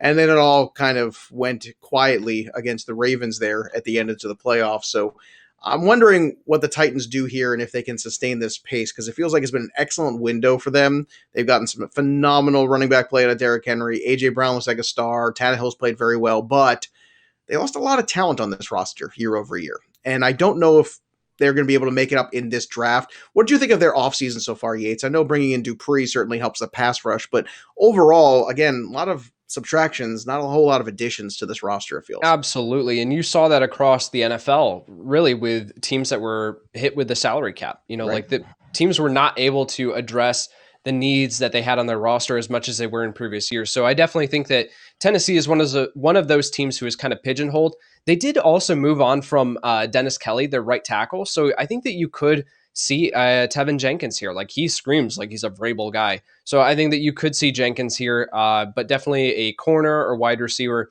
I don't understand the Elijah Moore first round buzz. He's a good slot receiver to me. That's not someone that you take in the first round, especially to Tennessee, just based on how little 11 personnel that they run, 3 wide receiver sets. So it doesn't make much sense to me. That is what I gave them in my final mock, just because there was too much smoke around it. But Bateman, for him to step in and fill that Corey Davis role just is a perfect fit. I think so too. I'd love to see him there, but I'm selfish being from a fantasy perspective. I would love to see him with this offense. I think it would be an excellent fit.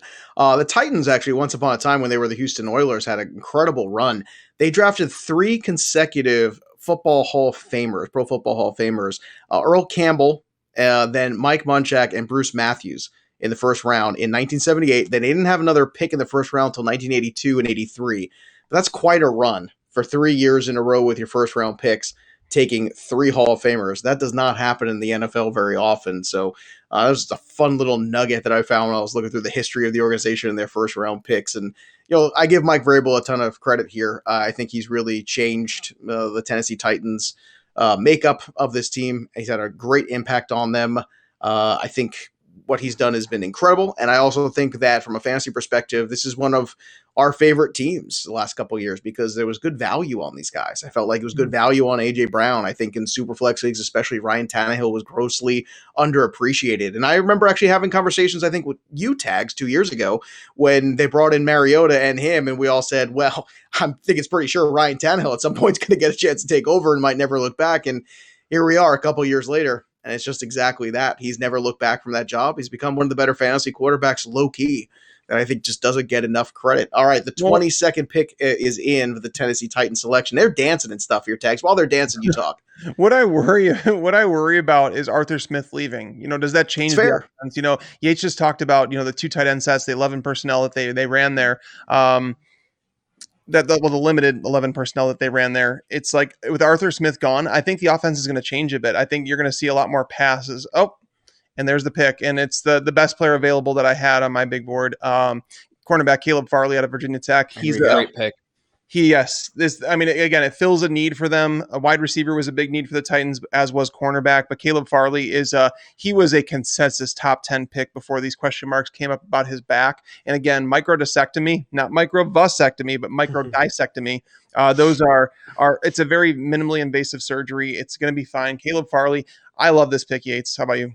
Absolutely. I mean, Farley was my top corner in my film grades. So the injury bumped him down a little bit, but it was neck and neck there with Surtain. So yeah, Farley, I love this fit. It fills a huge need for Tennessee, and they didn't mess it up by going with a off the wall kind of pick. So Farley here fills a huge need with a great player. It fills a huge need and also helps those guys up front too. When you have quarterback play like that, some of the comparisons thrown out there too. Chris McAllister, I just saw that comparison thrown out there. That is That was a hefty one. If you can live up to that sort of comparison, that's certainly one that I think the Tennessee Titans would be very happy about. Yates, do you think now going forward for the Titans as they look into round 2, what do you think they'd have to do in the next few days, basically, to kind of beef up that offense a little bit? Do you think there's enough wide receiver talent for them to take a shot somewhere else? There definitely is later on in this draft. You definitely can come back in the second or third round and get yourself a talented wide receiver. If you wanted to, if you wanted to go with a slot receiver, there are plenty of options. If you wanted to go with someone who can win on the outside, but also move to the slot, Amon-Ra St. Brown in the second round might still be there for you. The wide receiver out of USC, he would make a ton of sense. So yeah, I definitely think there are other options that if you didn't go wide receiver here, yes, missing out on a guy like Rashad Bateman, it's going to hurt because he's a really talented wide receiver, but you addressed it with a huge need with a very talented player. It's hard to criticize this pick. Yeah, and we've got a few other picks coming up here in a row with the Vikings and the Steelers obviously going to come up next here too. Then the Jaguars with another pick and the Browns. So looking ahead those next few picks, Tags, what do you see things going if you're going to make a couple predictions here? We still have Najee Harris on the board, who has been rumored to the Steelers for the last few weeks that's been their guy. He's still out there. Highly unlikely the Vikings would take him ahead. So that could be a potential there. The Jaguars, too, have a lot of options. I think there's a lot of players still on that board that maybe they thought were not going to be available to them.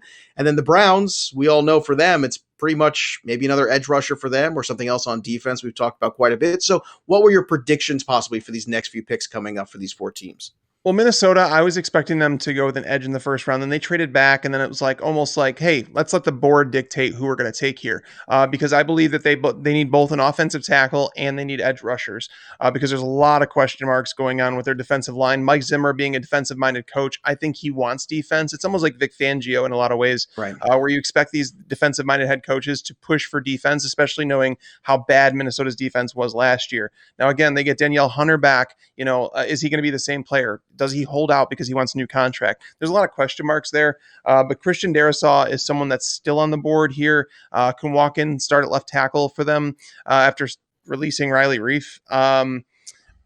That's basically where I see them going, because the edge defenders that were there, Kwity Paye, Jalen Phillips, those guys, I think that they hoped that they might be there. They're gone. The next ones that are there that have received hype for first round buzz, Azeez Ojulari, which is someone that I'm not particularly high on, but he's been high on some people's boards. And then Jason Awe.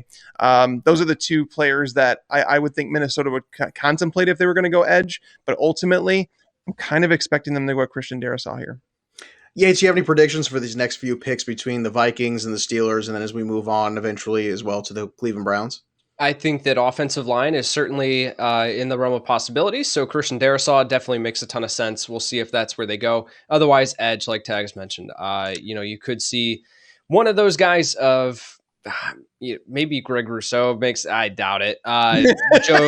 Joe Tryon is another name to watch here that the NFL is apparently very high on. The edge rusher out of Washington, whose tape I loved. I have him as edge 2 in this class. So we'll see what happens there. But as far as the next one, it would be Pittsburgh.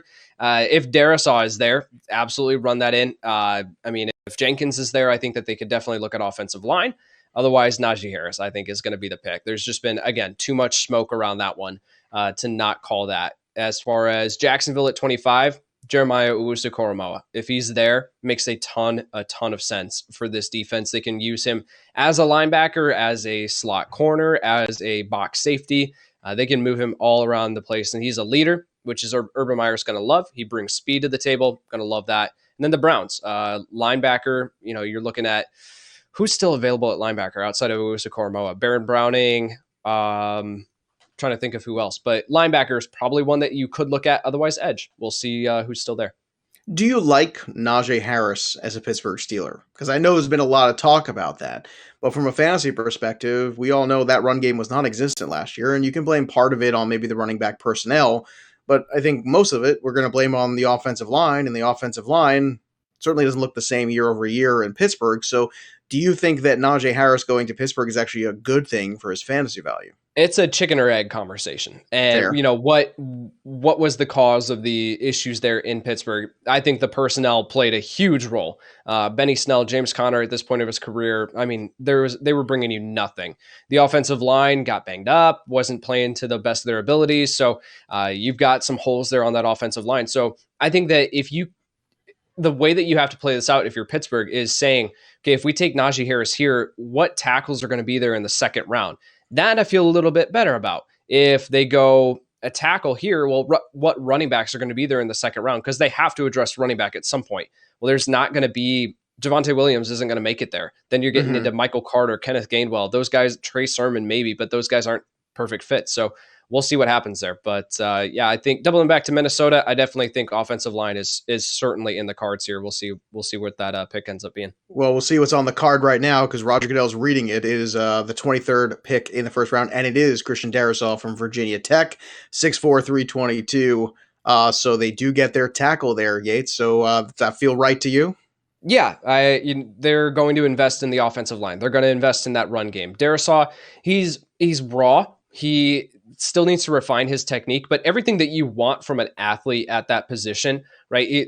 Such a smooth mover for as big as he is a big physical presence there at left tackle, absolutely able to contribute to that run game and help keeping that offense afloat. Does this help you, Tags, in terms of your long-term prospects for Dalvin Cook in this run game with this kind of addition of Darrisaw? Well, unfortunately for Dalvin Cook, I mean, I don't think this helps him a whole lot. Darrisaw was someone that I'd like better in pass protection. I think he's going to be helpful for Kirk Cousins in the passing game there, which, you know, if this defense doesn't get any better and they didn't add an edge rusher here, if Daniel Hunter doesn't return to this team as the same player or doesn't return at all, then they're going to have problems on defense again, even though they have some top tier cornerback talent. And then it's like, all right, Kirk Cousins he's played extremely well with Minnesota. Kirk Cousins is just continually underrated in terms of what he brings to the table. So protecting him makes a world of a difference because Kirk Cousins, if you've ever watched him, he is horrendous under pressure. You need a clean pocket to throw from. So they needed to make this selection because they didn't have a pick in the second round because of their trade in last year's draft. So whatever they got back from the Jets, I think that they do have a second round pick now because of that trade with the Jets they made. If I'm not mistaken, I can't remember the details. It's just outside the second round. It's 66, so it's pick number Basically, 2 in the third round. Oh, okay. So they didn't get as much compensation as I thought they would to move back that far, to be honest. So I think the Jets actually won that deal. But at the same time, you know, now that they have their tackle, they can find some edge rushers later in the draft. Well, the Pittsburgh Steelers are not wasting any time. Their pick is in, and Roger Goodell's walking it up already. So if indeed this is Najee Harris. Well, here's a question for you, because I know you didn't get to put your 2 cents in before this pick is announced, Tags. Is it a chicken and egg situation there with that Pittsburgh run game? Do you feel like the Steelers it was the offensive line failure, but it was also the personnel that they had running the football as well?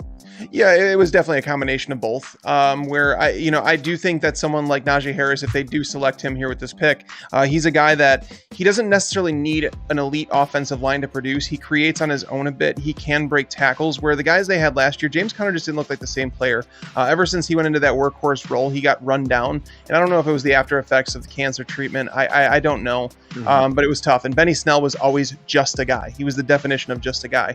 So if it is Najee Harris, I'm going to like him a lot more because I believe he's going to open up things for Ben Roethlisberger, and then in return, Roethlisberger will open up things for him. So if it is Najee Harris, I'm excited from a fantasy standpoint because he's going to walk into an 18-plus touch role immediately. Well, that was my question too, because historically we have absolutely loved some of these running backs in fantasy out of Pittsburgh in the last few years. I mean, even when Le'Veon Bell went down, D'Angelo Williams had some great moments. I mean, they've kind of cycled through quite a bit here. Do you think that Najee Harris as a Pittsburgh Steeler, where would you put him in terms of your rankings just off the top of your head? I mean, this is something kind of you had to have been thinking anyway when you're ranking these guys. So in your opinion, where was he? Is he right outside of RB1? He would be. I'd have Najee Harris as like a second round pick, depending on where you fell in the second round. Let's see. Well, Pittsburgh is in, and it is the pick number 24 in the first round. And the Pittsburgh Steelers do indeed select Najee Harris. So there you have it. So the foregone conclusion, finally, something that was supposed to happen happened, as we were told in the NFL draft. You know, they prepare us for all this. As Yeah. though, well, it's going to be this and it's going to be this, and we start to get conditioned, and then you throw it all out the window, as we always talked about. But here's something finally that feels like it's supposed to be. And I got to say, if you're a Pittsburgh Steelers fan, you're loving this. I mean, this kid was phenomenal. He catch the football.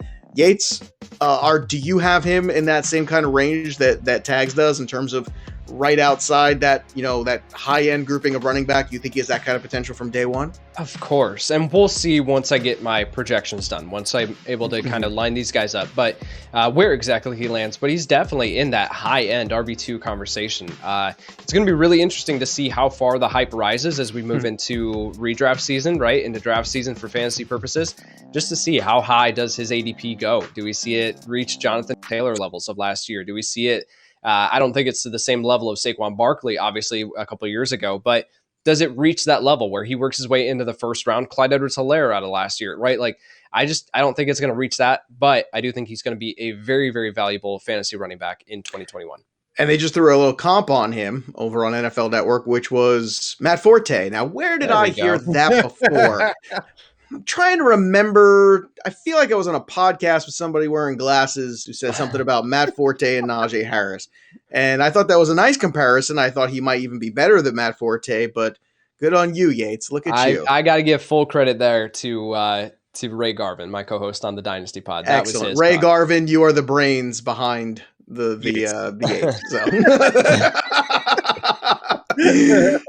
But you know what? I think on that show you mentioned that as well. So in all fairness, Ray, I believe you also said that when you were talking with Ray, he brought up the Forte, and you thought that was exactly where. And look, people forget how good Matt Forte was for a window there. He was a very good running back, and I don't think he got the credit he deserved because some of the teams he played on were pretty disappointing. And I'm sure you guys can talk about that firsthand. So Najee Harris goes off the board here, and a very exciting addition here for the Pittsburgh Steelers.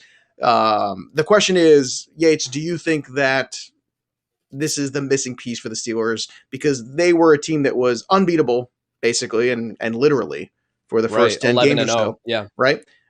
And then the wheels fell off for two reasons. Number one, I think that the inability to run the football, they became so one-dimensional that they became then easier to defend against. And what you saw was all those defenses saying, well, we know Roethlisberger is going to get rid of the football real quick. And if he does that, well, all we got to do is cover everybody for 3 seconds. And if we cover everybody for 2.5 seconds, we're okay. We'll figure it out. And then the book was out. And once the book was out, that was the end of them.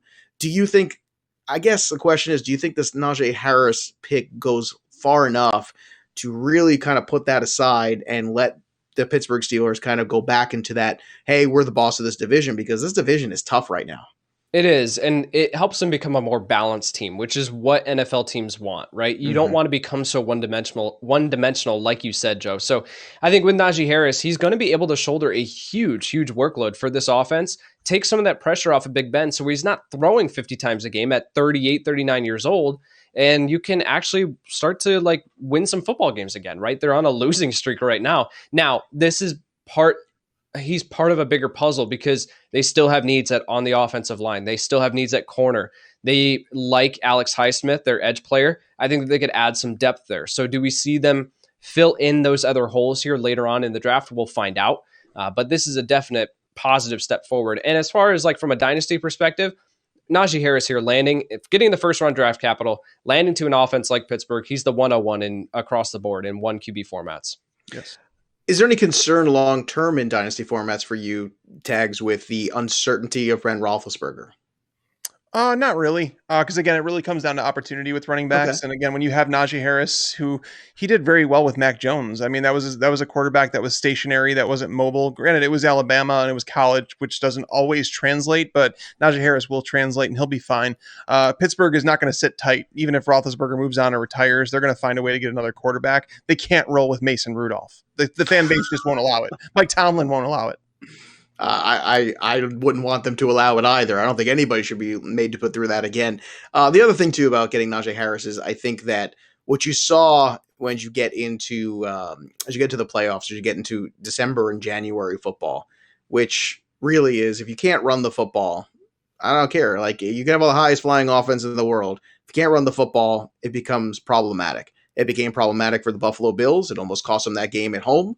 it became problematic for the Pittsburgh Steelers right away with all kinds of other incidents. That was a whole other bag of worms there. And then, even to a certain extent, I feel like when you go back and look at it, the success that the Bucs had was because they really found that running game. And you've heard me say it a million times, guys, that if Tom Brady's going to win football games at this point in his career, it's running play action. It's being able to run things that he wants to do off of the run game. And if you can't run the football effectively, and if you go back and look at the game log of the Bucs this year, Tom Brady's best games were always compounded with good running attempts by people. It was a good night for the run game. It was a good night for Tom Brady. And I think that's something you have to understand and support that. So this is a good pick here. I wonder if Buffalo is going to try to address this too, Yates. Do you think there's any chance they see Travis Etienne land there or them kind of fix that? Because defensively, I know they could go on the defensive side of the football, Buffalo, but man, it just feels like the one thing that they really don't have is that run game. And I know they took Zach Moss, and I understand he wasn't healthy last year. I don't think either of those guys are Travis Etienne. I'm in complete agreement there. I have not been on the Devin Singletary hype train since he was drafted. I said that he was just a guy then, and I've said it since then. I have 0 shares of Devin Singletary across the board. I was not high on Zach Moss either last year. I saw the appeal, but his injury history scared me. So if you're sitting there at 30 and you have a guy like Travis Etienne, the Bills are really in a situation to take a luxury pick, right? Where they can sit and assess their roster. They could use an edge. Yes, they could use a CB2. But when you look at their offense and they want to compete with the Chiefs, right? This is setting up to be that long-term rivalry here in the AFC with the Chiefs and the Bills. Get yourself a explosive playmaker that can take some pressure off of Josh Allen as a receiver out of the backfield. You had Etienne into that rotation there into that offense, with Stephon Diggs, Cole Beasley, and the options that they have there. It's just Gabe Davis, Emmanuel Sanders. It would just be fantastic. I think that's the way to go.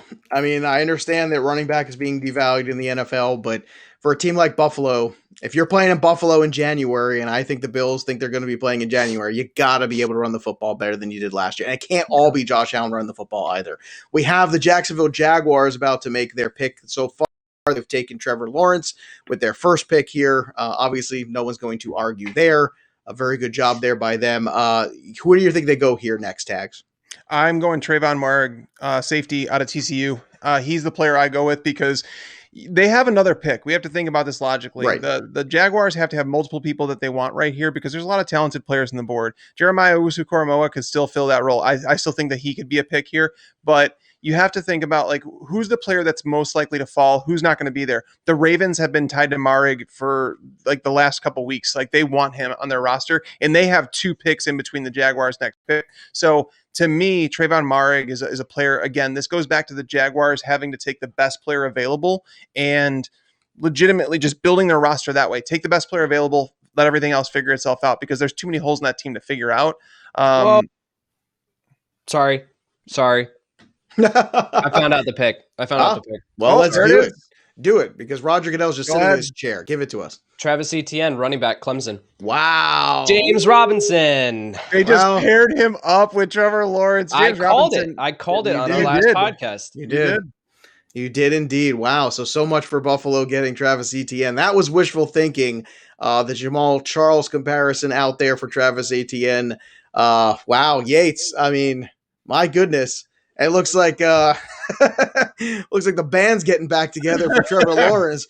This feels like a good thing. And look, you know what? I think this also sends a good message, which is from day one, Trevor Lawrence is probably being heard a little bit. And that's what you should do to your franchise quarterback. That's a note to the Green Bay Packers. You should listen to your franchise quarterback when they say things, and you might want to listen to them, and maybe they'll be okay. The Jacksonville Jaguars seem to get that right off the bat, and he hasn't thrown a single ball for them yet. So that's good. So take us through here. Fantasy impact. Obviously, James Robinson shares, I think, go. Boom goes the dynamite there. It's over. It's a great story. It was. Last year was a great story. James Robinson did a phenomenal job. But Travis Etienne here. Yates, your thoughts? No one wanted to listen to me when I said that James Robinson was not safe heading into free agency and into the NFL draft. I wanted to listen to you, Yates. No, I was like, I'd listen to you. We have to listen to you. We can go back. Yeah, right. You're forced to. We could go back into my Twitter mentions and we can find reply after reply saying that James Robinson was fine. This is a brand new coaching staff. This had no tie to an undrafted free agent running back. You bring in Carlos Hyde as a veteran presence who has familiarity with the scheme, right, with Urban Meyer. So now you add in Trevor Lawrence and Travis Etienne, which is you're bringing, like you said, the band back together, right? They have that chemistry already. You add speed, which is what Urban Meyer values so highly on offense. James Robinson does not bring that to the table. Now, with that being said, does James Robinson completely fade to the background? No, I don't think so. I think that Travis Etienne, and we talked about this on our last podcast that we did as far as player comps, Tags and I both talked about Etienne as an Alvin Kamara type of role that he can fill. Now, he's not Kamara, but the type of role that he can fill because of his work as a receiver out of the backfield. He is a perfect complement to James Robinson and his bruising style of like that, the ability to be able to be utilized in between the tackles, pick up the tough yardage. That's not Etienne's game. So I think that you could see an even split as far as the carries here in this offense with Robinson and Etienne, but then Etienne is going to get that additional 4 or 5 targets per game in this offense, and that's just going to be fantasy gold. Tags, what are your thoughts on ETN now from a fantasy perspective, landing with his old quarterback? So I guess the two are going hand in hand to the NFL together. I think this is very exciting. I see what Yates is saying, and I agree to a certain extent that Robinson is going to disappear altogether. But I do think he's going to fade into the background in terms of fantasy for sure. But also as you get into this one extra game with the 17-game schedule, it feels like that Travis Etienne, by the time we turn the page to November 1st, I think it's going to be the Travis Etienne show. ETN's the leader in the clubhouse. I mean, that's basically what it comes down to here. James Robinson's not going to fade into oblivion. He's not going to just go away. Carlos Hyde might be cut in the end. We don't know. He might just be there for depth. But either way, ETN's going to walk into, I would guesstimate 15 to 18 touches per game, which is more than enough to do damage in fantasy football. Now, again, he's not going to be Najee Harris to the point where you're going to draft him in the second round of a redraft league. But Travis Etienne, I'm going to go ahead and say that he's probably going to wind up, his ADP, I would assume, is going to fall into the third, maybe the fourth round. I think fourth round is probably safe. Third round is kind of like, all right, you're pushing it. Depends on who else is on the board. But well, you got to throw one at you. You want Chris Carson or you want Travis Etienne? I'll take the safety of Carson, I think, especially knowing that Seattle it seems like they're dedicated to Russell Wilson in terms of like building around him. And if they give Russell Wilson more options, it's good for Chris Carson because Carson reaps the benefits basically of a light box, light defensive front. So I'll take Carson. I've just seen him do it in the NFL before. James Robinson proved to be a very competent NFL running back. He's not going away. I don't think he's absolutely going to go away. But I've got a better one for you. How about Travis Etienne or Kareem Hunt? Etienne, 100%. Okay, that's what I figured you were going to say because I was trying to find another guy who could catch the ball in the backfield, but I just feel like Nick Chubb's kind of, again, working at a different level right now. As we look here, the pick is in here for the Cleveland Browns, the hometown team, so they are very excited there in Cleveland. And by the way, love the setup today. Love the runway, the whole thing. We've done a really good job here. The setup's been awesome. They've got Pumpkinhead now sitting there in Roger Goodell's chair. Very exciting things going on in the NFL draft. So you got to always wonder about the guy who will wear a jack-o'-lantern on his head to the NFL draft in a Browns jersey. Now, I know they've worn bags over their heads in the past in Cleveland, lots of other things. Pumpkins is a first for me. I never thought we would see that one. But, that's the NFL draft. It's always keeping you on your toes. So we're having an introduction here of a guest who's going to read the pick. And in the meantime, let's do a quick prediction here. Yates, what do you think this pick is going to be for the Browns? I know it. So can I just say it? Yeah, let's do it, baby. It's Greg Newsome, the corner out of Northwestern. Greg Newsome, the corner out of Northwestern. I'm just hoping we get Rousseau tonight just so we can end the overall bet. But we'll see how that goes. But go ahead. Let's take us through your thoughts here on that pick for the Browns. Absolutely. My brain is starting to shut down. So I can't remember at what point of this live stream I talked about corner as a need for the Cleveland Browns. I can't remember if it was at the top of the show or if it was when we were doing the next 4 picks predicting. Anyway, so with Greedy Williams coming off of his injury, with Denzel Ward failing to be fully healthy, investing in corner made a lot of sense here. And especially you mentioned, Joe, this team not having a ton of needs. That's when we talked about it, is right. Like they could go corner here and it would make a ton of sense because you don't have to focus in on a ton of other positions of need. So yeah, I think Greg Newsome here out of Northwestern makes a ton of sense for this team because they definitely need that position. They need some depth there regardless, and it fills a huge need. 4.3840. Some durability concerns there with Newsom. Do you have those same kind of concerns there, Tex?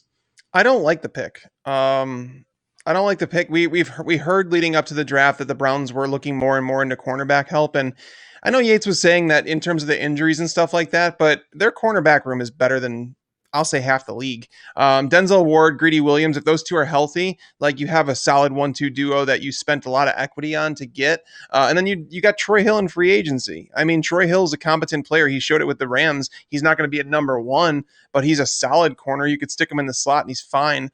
I felt like linebacker, they just missed a huge opportunity here. Jeremiah Owusu-Koramoah is still on the board. On the board. I feel like this is like, honestly, Yates, you're right to a certain aspect. The Browns roster is so complete except for linebacker. They could actually use an interior defensive lineman as well. They only have Clowney on a 1-year deal, so they could use an edge rusher. I don't like this pick. I mean, if you wanted to add a cornerback because you're like, I'm worried about injuries, add one on maybe late day 2, maybe early day 3. You could add cornerbacks there in the draft, but you missed a golden opportunity as far as I'm concerned. All right, so the Browns may have missed a golden opportunity. If you go look back at the Browns' history in the first round of the draft, have missed a lot of opportunities. I mean, Myles Garrett, they certainly got right. We'll see if Baker Mayfield gets right too. But I was looking at the list of some of the other picks here as you go through the Brandon Whedons and the Barkevius Mingos and the Johnny Manziels and the Corey Colemans, and the list goes on and on. It's been a checkered past here. You can all the way go back to Brady Quinn and obviously a lot of others too. So they did get a couple right. Joe Thomas, certainly a right pick there, but it's been a tough go for the Browns fans. Last year was a great year for the Browns. Do you think, Tags, that last year is an anomaly for the Browns, or do you think that they found something there as the season went on that they can actually build on in 2021? No, I believe they became a better team as the year went on, and I think it was like a lot of it surrounded with Baker Mayfield and the fact that he started learning the third offense in 3 years since he'd been there, 4 years, whatever it was. So Mayfield growing into, it was third in 3 years. So like growing into a quarterback in a new offense with Kevin Stefanski and doing it without Odell Beckham. And it's like, they rebuilt the offensive line. They put an emphasis on that. They went tight end heavy. There was a lot of changes in that offense that they had to adapt to. And it was like, it didn't happen until about mid-season. And then Baker Mayfield became the quarterback that we saw partially in his rookie year. So it's like, can he carry that over? I think it's on Baker Mayfield. And, Odell Beckham coming back is definitely not going to hurt. It's just you have to stop forcing the ball there. They have an excellent run game that they get to lean on, sets up the play action extremely well. Well, that was I was going to say about, what they did so well to me, Tags, is they simplified things for Baker Mayfield. They took not that they took the ball out of his hands, but they took some of the decision making out of his hands. That when you're running that successful play action, there's that one look where Baker Mayfield would turn, that one look would be there, and he could make that. And you would see time and time again, sometimes when he had more than one look or he'd have to go make that decision, you would see him be reckless with the football downfield. He would try to make throws that maybe he can get away with in college, the old gunslinger Baker Mayfield, but it gets you in trouble in the NFL. What you saw last year was that successful play action and the simplification, and then all of a sudden he started to blossom, and it certainly doesn't hurt to have Nick Chubb behind you. No, for sure. And that's the thing. It's a very young team, too. They had a lot of high draft picks that started churning out where it was like people didn't know if players were good until Stefanski got there. And then it was like, okay, now we have a scheme that actually knows how to utilize these players to their strengths. And it's like, even if you know the ball, if the Browns are running the ball, Nick Chubb breaking tackles left and right, gaining more yards than he should have the entire year. Kareem Hunt, obviously a fantastic running back. So, I mean, that team is set up for success, but I just think that it was a golden opportunity for them to snag a player who was falling in Jeremiah Owusu-Koramoah. Just because that linebacker, it was such a gaping hole, and this has been the way. They can't stop tight ends on a regular basis. They play Mark Andrews twice a year. They can never stop him. They suck against tight ends, actually. They haven't been able to stop the run extremely well. Now they lose Larry Ogunjobi, and they still don't have linebackers. It's like Mack Wilson's your best linebacker. Is that the best you're going to do? Well, look, the best we could do is give somebody a free Najee Harris jersey tonight, thanks to our friends at Pristine Auction. We only have 130 entries right now, so please go over there, subscribe to the Fantasy Pros channel, and if you're watching us tonight and subscribing and clicking that notifications button, you might get a chance to win that jersey. So make sure you do that. We're going to give it away between the last two picks. We're going to announce that name, so stay tuned all the way through with us so you know whether or not it's you. And only 130 or so, my goodness.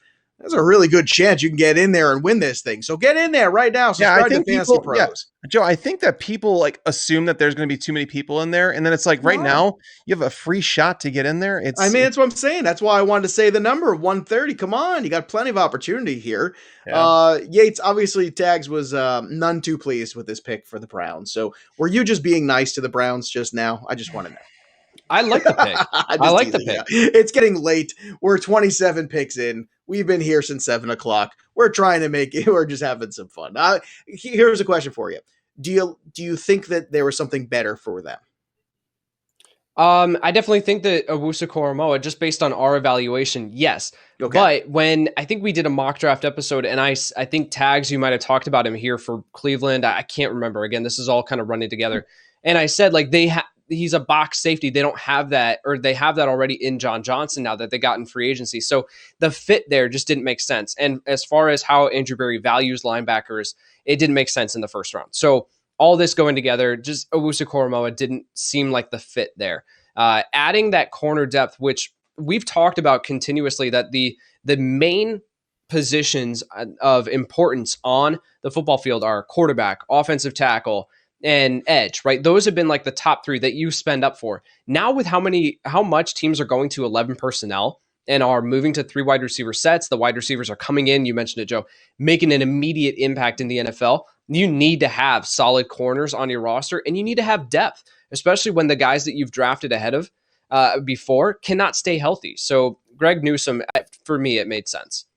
All right, let's see if this next pick for the Ravens makes sense. Whoa. The 27th overall pick for the Ravens, and it's Rashad Bateman, who in more than one mock, we had them going out there and taking a shot, 6-foot wide receiver, 190. Look, Rashad Bateman's a wide receiver that I know all three of us like a whole lot. And I'm just going to say this. I do believe Lamar Jackson has another gear in him as a passer. I think we've seen glimpses of that in his college career. I think the offensive line is built for this run attack that they want to run. I think this is the kind of addition here that can really make, look, Sammy Watkins, okay, whatever.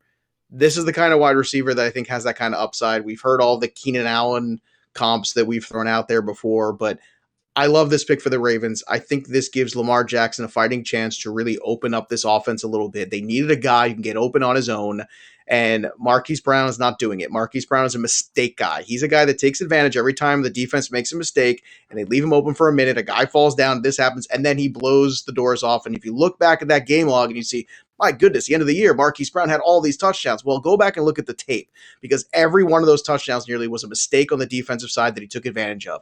This kind of wide receiver, Yates, this is the kind of guy that I'm excited about going to Baltimore. What are your thoughts on Bateman landing here with the Ravens? Yeah, this is something that, people had talked about. I really didn't know if they were going to invest this significant draft capital in a wide receiver, but they've got the 2 first-round picks now, so they can look at edge here at 31 if they do stay put. So wide receiver, you brought in Sammy Watkins, obviously, in free agency, but you can't rely on Sammy Watkins. So now moving into next year, you have a wide receiver room of Rashad Bateman, Devin Duvernay out of the slot, and then Marquise Brown still to stretch the field and to be able to take advantage of things deep downfield, open things up. Rashad Bateman underneath as that intermediate level. I think it's perfect. And you still got Mark Andrews kicking around too. Tags, Right. What are your thoughts on this landing spot here for Bateman? I'm loving this. This is exactly where I want him to go. I love the pick. I love the fact that they had a need at wide receiver. I hate the spot for fantasy.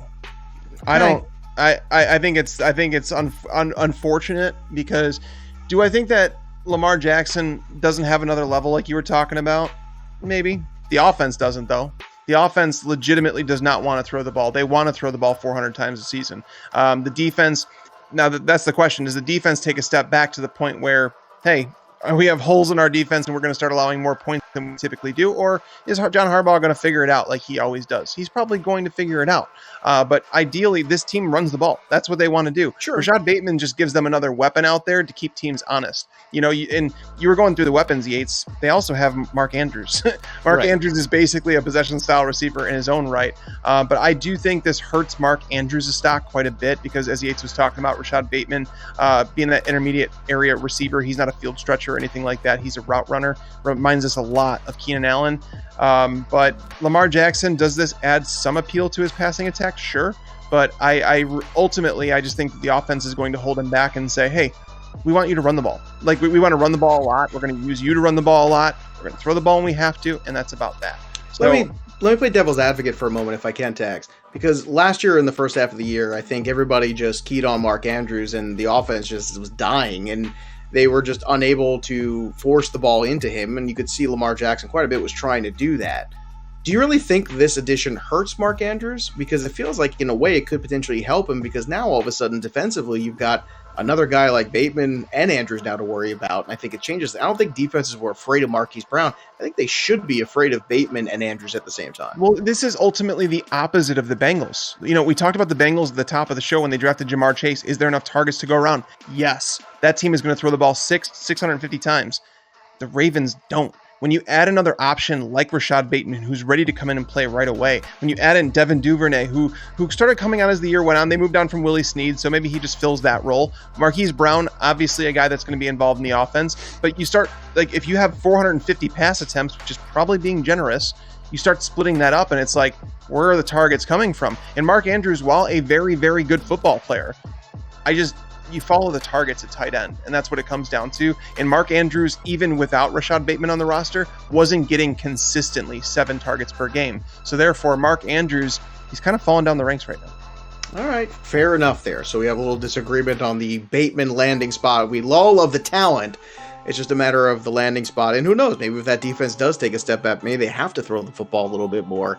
I think confidence of Lamar Jackson is going to be at a higher level this year, and I think they recognize they've become a little one-dimensional. Now, granted, that one dimension does work for them when it's working, but I think this goes a long way with this pick. Now we have the New Orleans Saints coming up. The pick is in here with the 28th pick, so we're only a few picks left in this first round, and obviously tomorrow they'll be back again for the next few rounds of the draft. It's going all weekend long here, the NFL draft, and don't forget we do have that giveaway going as well, thanks to our friends at Pristine Auction. Okay. So getting that really quick. Guys, how did we forget the Ravens also signed Sammy friggin' Watkins? I said that. We said that. You did? We both said that. I We missed both it. said Maybe that. I'm too tired. Hey, you know what though? The one thing though you should remember is that they signed Sammy Watkins. The So does Bateman play? Wait, so does Bateman play in the slot and they put Watkins on the perimeter with Brown? No, you can't rely on Watkins. He was there as a depth piece. Yeah, I think they signed him to a one-year deal, low money. He's depth. He's there to come in and just make sure. Do you think Duvernay is going to play over him? I don't know if I'd say that. Mm-hmm. I do. That's interesting. That's very interesting. Now, this next pick is very interesting, too, because there's a lot of rumors about New Orleans wanting to move up. Well, they haven't. Here they are, 28, when all is said and done. So they didn't move up. The Patriots didn't move up. Two of the teams that a lot of people thought were going to be more aggressive, and they stayed put. So we'll see what comes of that. Obviously, the quarterback position is going to be a little bit different for the Saints this year. Drew Brees last couple of years dealing with some injuries, and that was the end of Drew Brees' illustrious Hall of Fame career. Now it's going to be a combination of Jameis Winston and or our guy over there running the football. Now who is in there? I'm loving this thing here with the guest, by the way, as we have the different guests sitting in Roger Goodell's chair. I think we missed an opportunity here. The NFL did, where Yates for the Bears pick could have sat in that chair and would have become a viral sensation during that Bears pick because of how long it took. Could you imagine him sitting there during that pick? That would have been amazing. All right, the pick is in. It is Peyton Turner of Houston, defensive end, edge rusher here. So we get a guffaw from Yates. No, it was Chris's reaction. Tags is kind of looking around a little bit too, because I think everyone's a little surprised by this one. This was Peyton Turner, edge player out of Houston, late riser. I didn't scout this guy at all, and I watched 10 players out of the edge group. So late riser. By the time that his name had kind of gotten to the point where he was being talked about, I had finished and kind of wrapped up the edge players, and I needed to scout other positions. So, man, this guy is just shot up out of nowhere. I didn't think that this was going to be the position that the Saints focused in on in the first round. I thought that corner, but when you have Greg Newsome go off the board at 26, I think he would have been their target if they didn't trade up. So really, really surprising here. I don't have much to add because I didn't get to watch Peyton Turner. I'm going to go out on a limb here and say Chris does not have a graphic for this. Chris has no idea. He's got a graphic for Peyton Manning before he's got a graphic for Peyton Turner. I'm pretty sure that's what he's got. And Chris, by the way, he's done a phenomenal job. Well, you see all the graphics here as we're doing the show today. Fantastic job of prepping, of running everything. of keeping the ball rolling here. This is the one you dropped the ball here, though, Chris. Your lack of preparation on Peyton Turner. We're going to have a meeting on Monday about it all, but this will be at the top of the meeting board. But other than that, bang up job. Tags, late riser here all the way into the first round. That's quite a rise.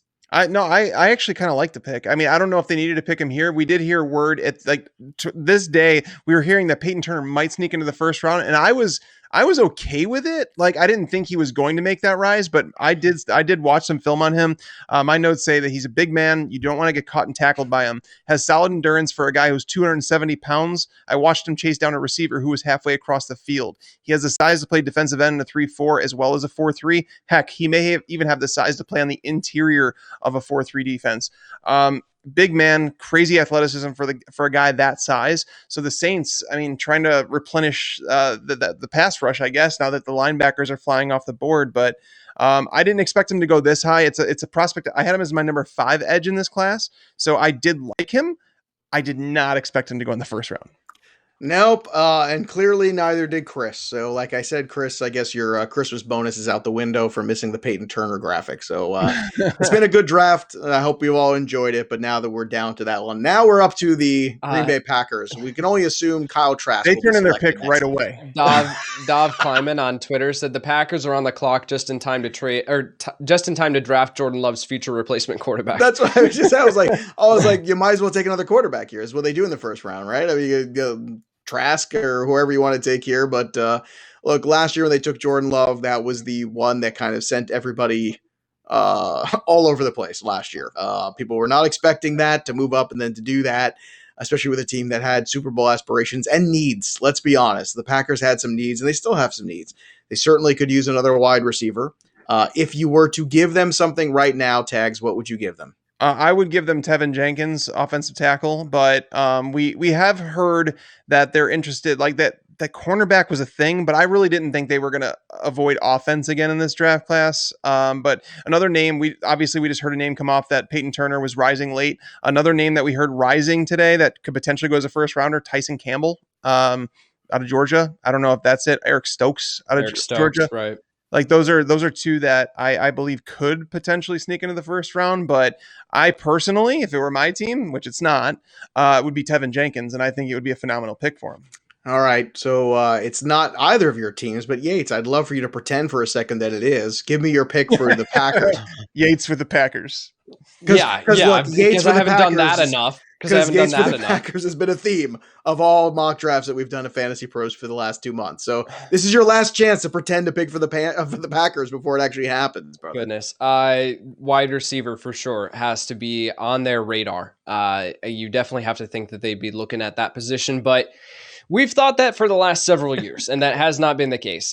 With Kevin King struggling as much as he did, he's back on a 1-year deal, but do they think that they can get a long-term replacement for him at this spot? You know, Tags mentioned the 2 Georgia corners there. Let's see what happens with those 2 potentially going off the board here, but man, I just don't know. I really don't know what they end up doing. I do. There it is. There it is. The 29th pick in the draft. It is Eric Stokes, cornerback from Georgia.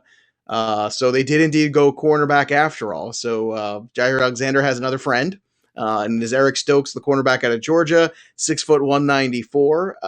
Yates, what are your thoughts on this corner selection here for the Green Bay Packers? Of course, blazing fast, ran a 4.25 40-yard dash at his pro day. So he brings that speed as a nice compliment there to Jair Alexander. We don't know what this scheme is going to be. With Joe Barry, I think off the top of my head is the new defensive coordinator there. So obviously with Mike Pettin leaving, we just don't know what that defensive scheme is going to be.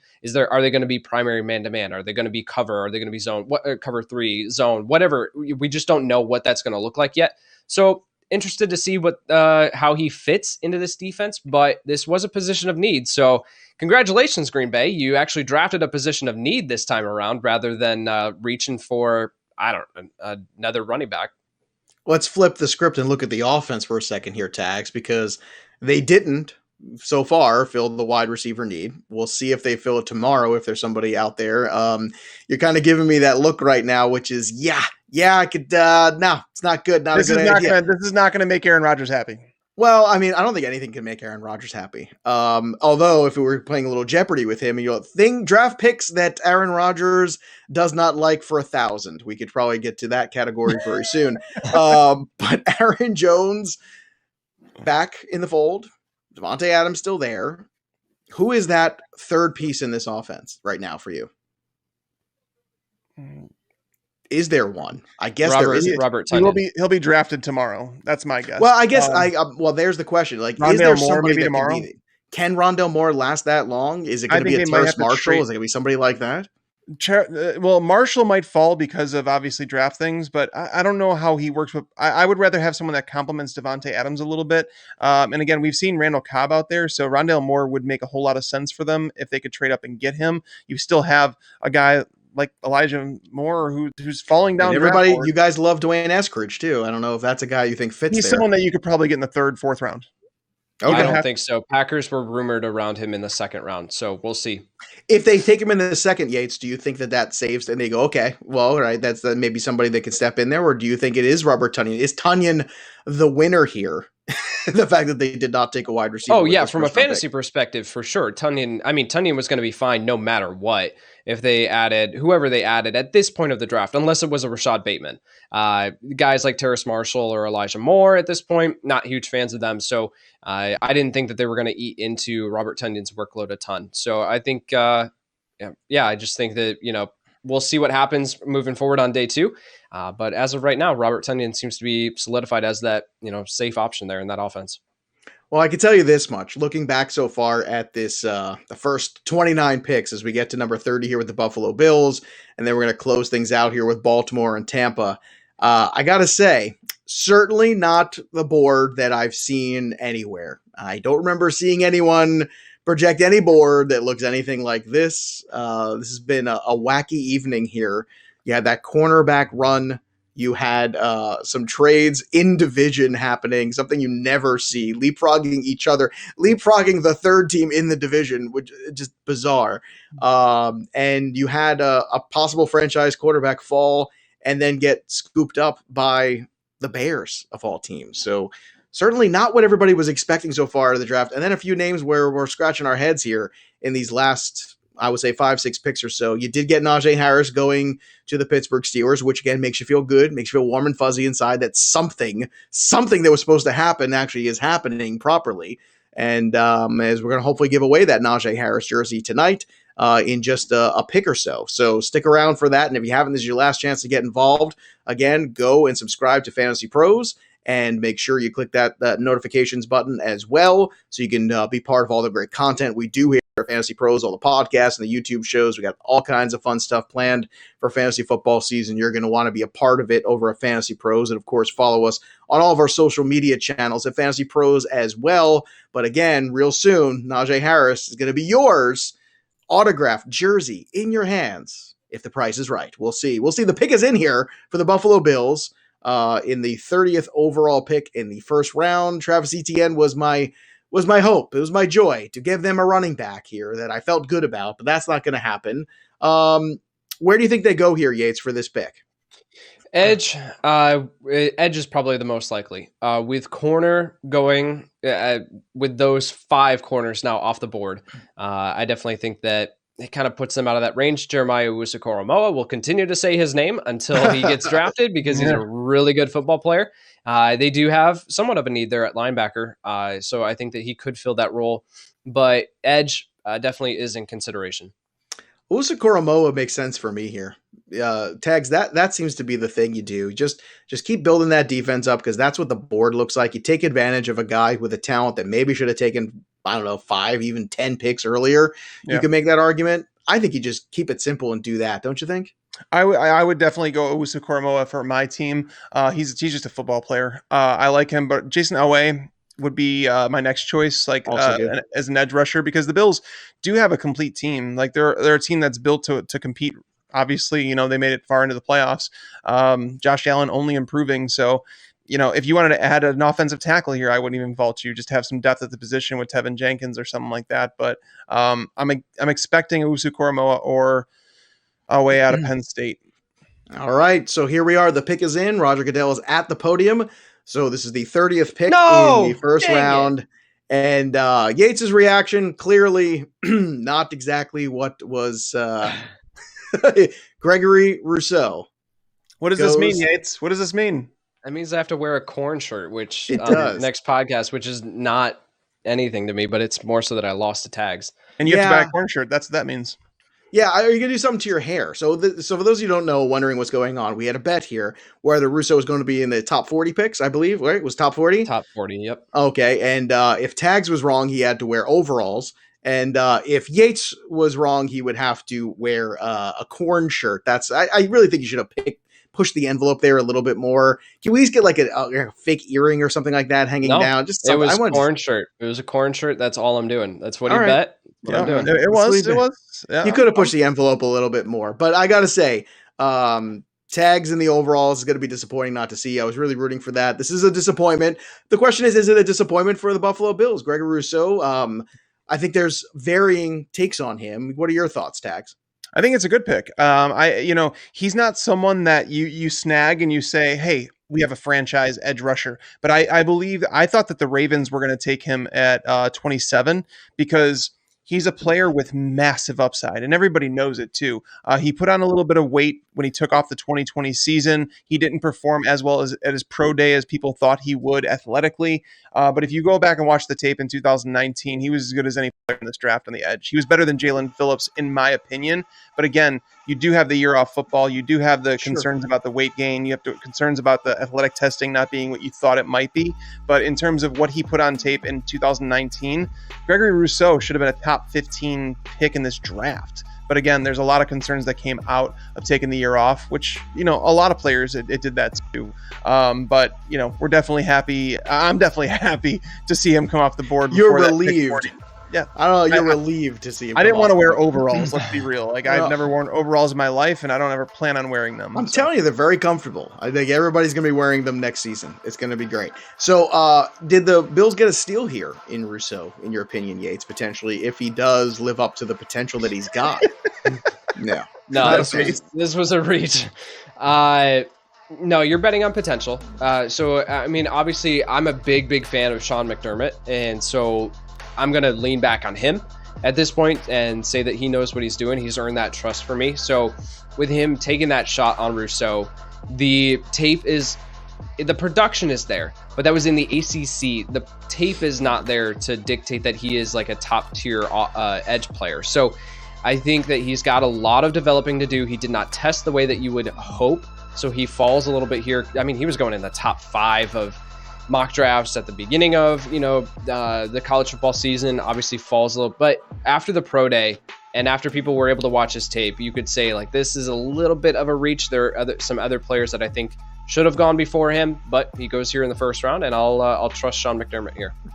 By the way, what's the corn shirt of choice? You're gonna go one with an entire band on it, just the name of the band? No, I think we should start thinking about this. Whatever Yates buys that shows corn on the live stream, I don't care. I can get like an actual shirt that has like kernels of corn. Shut up. No. I'm just raising awareness for Korn, the band, because they're awesome. They are awesome. He does know who that band is, right, Tags? I just want to be sure. I hope so. I mean, it's Yates, so we shouldn't take anything for granted. Although I'm mean? checking. I want to make sure you know who Korn is. You're not up on your pop culture. He's raising awareness for Korn. Yeah, they really need us to raise awareness. They haven't had any success in the music industry at all. But you have you listened to Korn before, Yates, or no? No, I'm not a 45-year-old man. Wow. As I said it, I was like, I don't know if I want to say this out loud. And yet you said it anyway, which I like. It takes a lot of guts. I told you, my brain shut down about 40 minutes ago. My filter ran out. I like Yates with no filter. I think this is the way to go. I think filterless Yates is definitely the way to go. Yates, yeah, Joe, you know how to bring him back? Chicago Bears quarterback Justin Fields. There we go. There he is. Now everything is going back. Well. Everything is back. By the way, how much do you like Tags' comp of worse Russell Wilson now of Justin Fields? How do you feel about that comp, Yates? Russell Wilson is a fantastic quarterback, so worse. If it's just worse Russell Wilson. You can still be like one notch below and still be a very, very good quarterback. All right, let's hope so. All right, pick number 31 for the Ravens. And then we're going to close things out. And in between, we're going to give away that Najee Harris jersey. Your last chance. Go subscribe to Fantasy Pros. Go get it in there. And you could win. Again, there's only 100 or so entries already. There's so much room for you to get in there and win. And look, as we're kind of closing out here again, too, I want to thank everybody on our news desk and the news teams, too, breaking all the picks, doing what they're doing.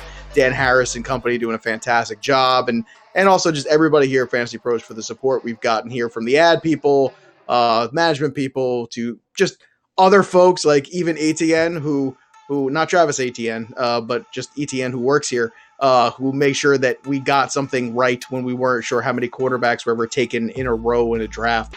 It's a collective group here at Fantasy Pros, and I want to thank everybody because it felt like a real team effort today across the board. We're not done yet, but I just want to make sure we get all this stuff in because it's not just the three of us talking here and this is what happens. It takes a lot more behind the scenes for a show like this, for 700 hours to run as smoothly as it's run here tonight. And it takes a village, and the Fantasy Pros Village has been incredibly supportive of this whole process.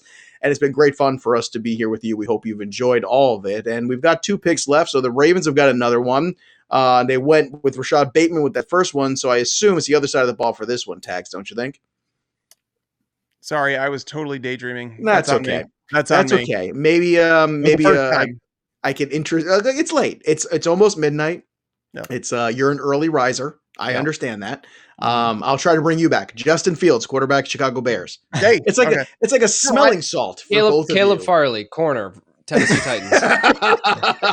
There we go. Caleb. Hey, my 2 teams had good drafts tonight. I'm happy with both picks. So that's all that matters. So my question is, do the Baltimore Ravens go to the other side of the ball now with this other pick? Yes, they have to. They have to find an edge rusher or safety. So Jason Alway or Trayvon Marrig. That we can't give Jason Alway away. No, I'm telling you, if it's not one of those players, they've screwed up the pick.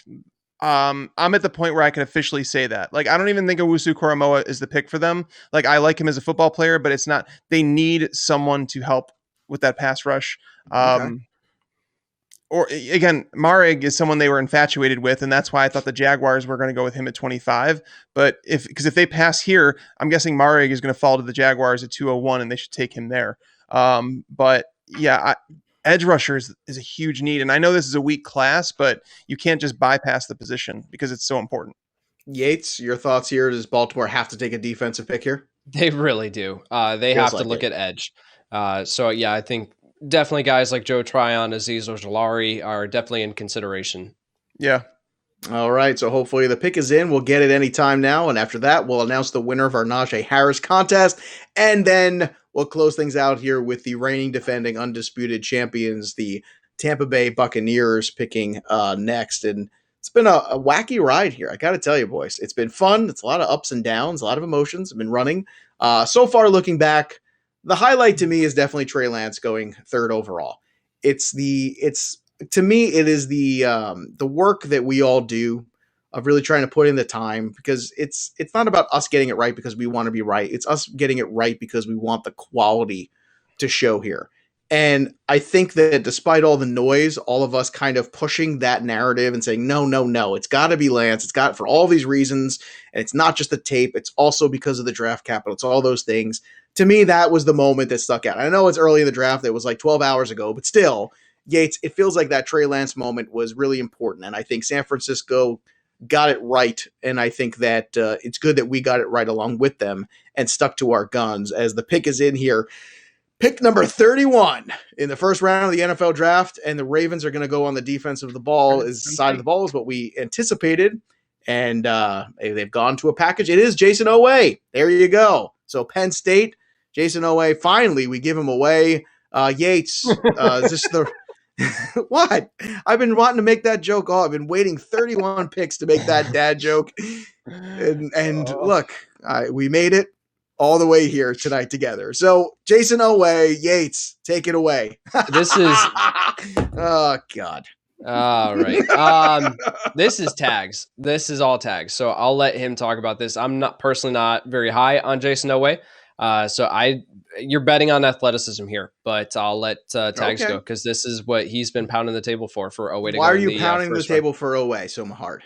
Well, I just feel like that the the edge rushers in this class, none of them are like a can't miss prospect. I don't think we could say that about anybody. Jalen Phillips is as close as we get, but he still has retirement issues, concussion issues, and all that.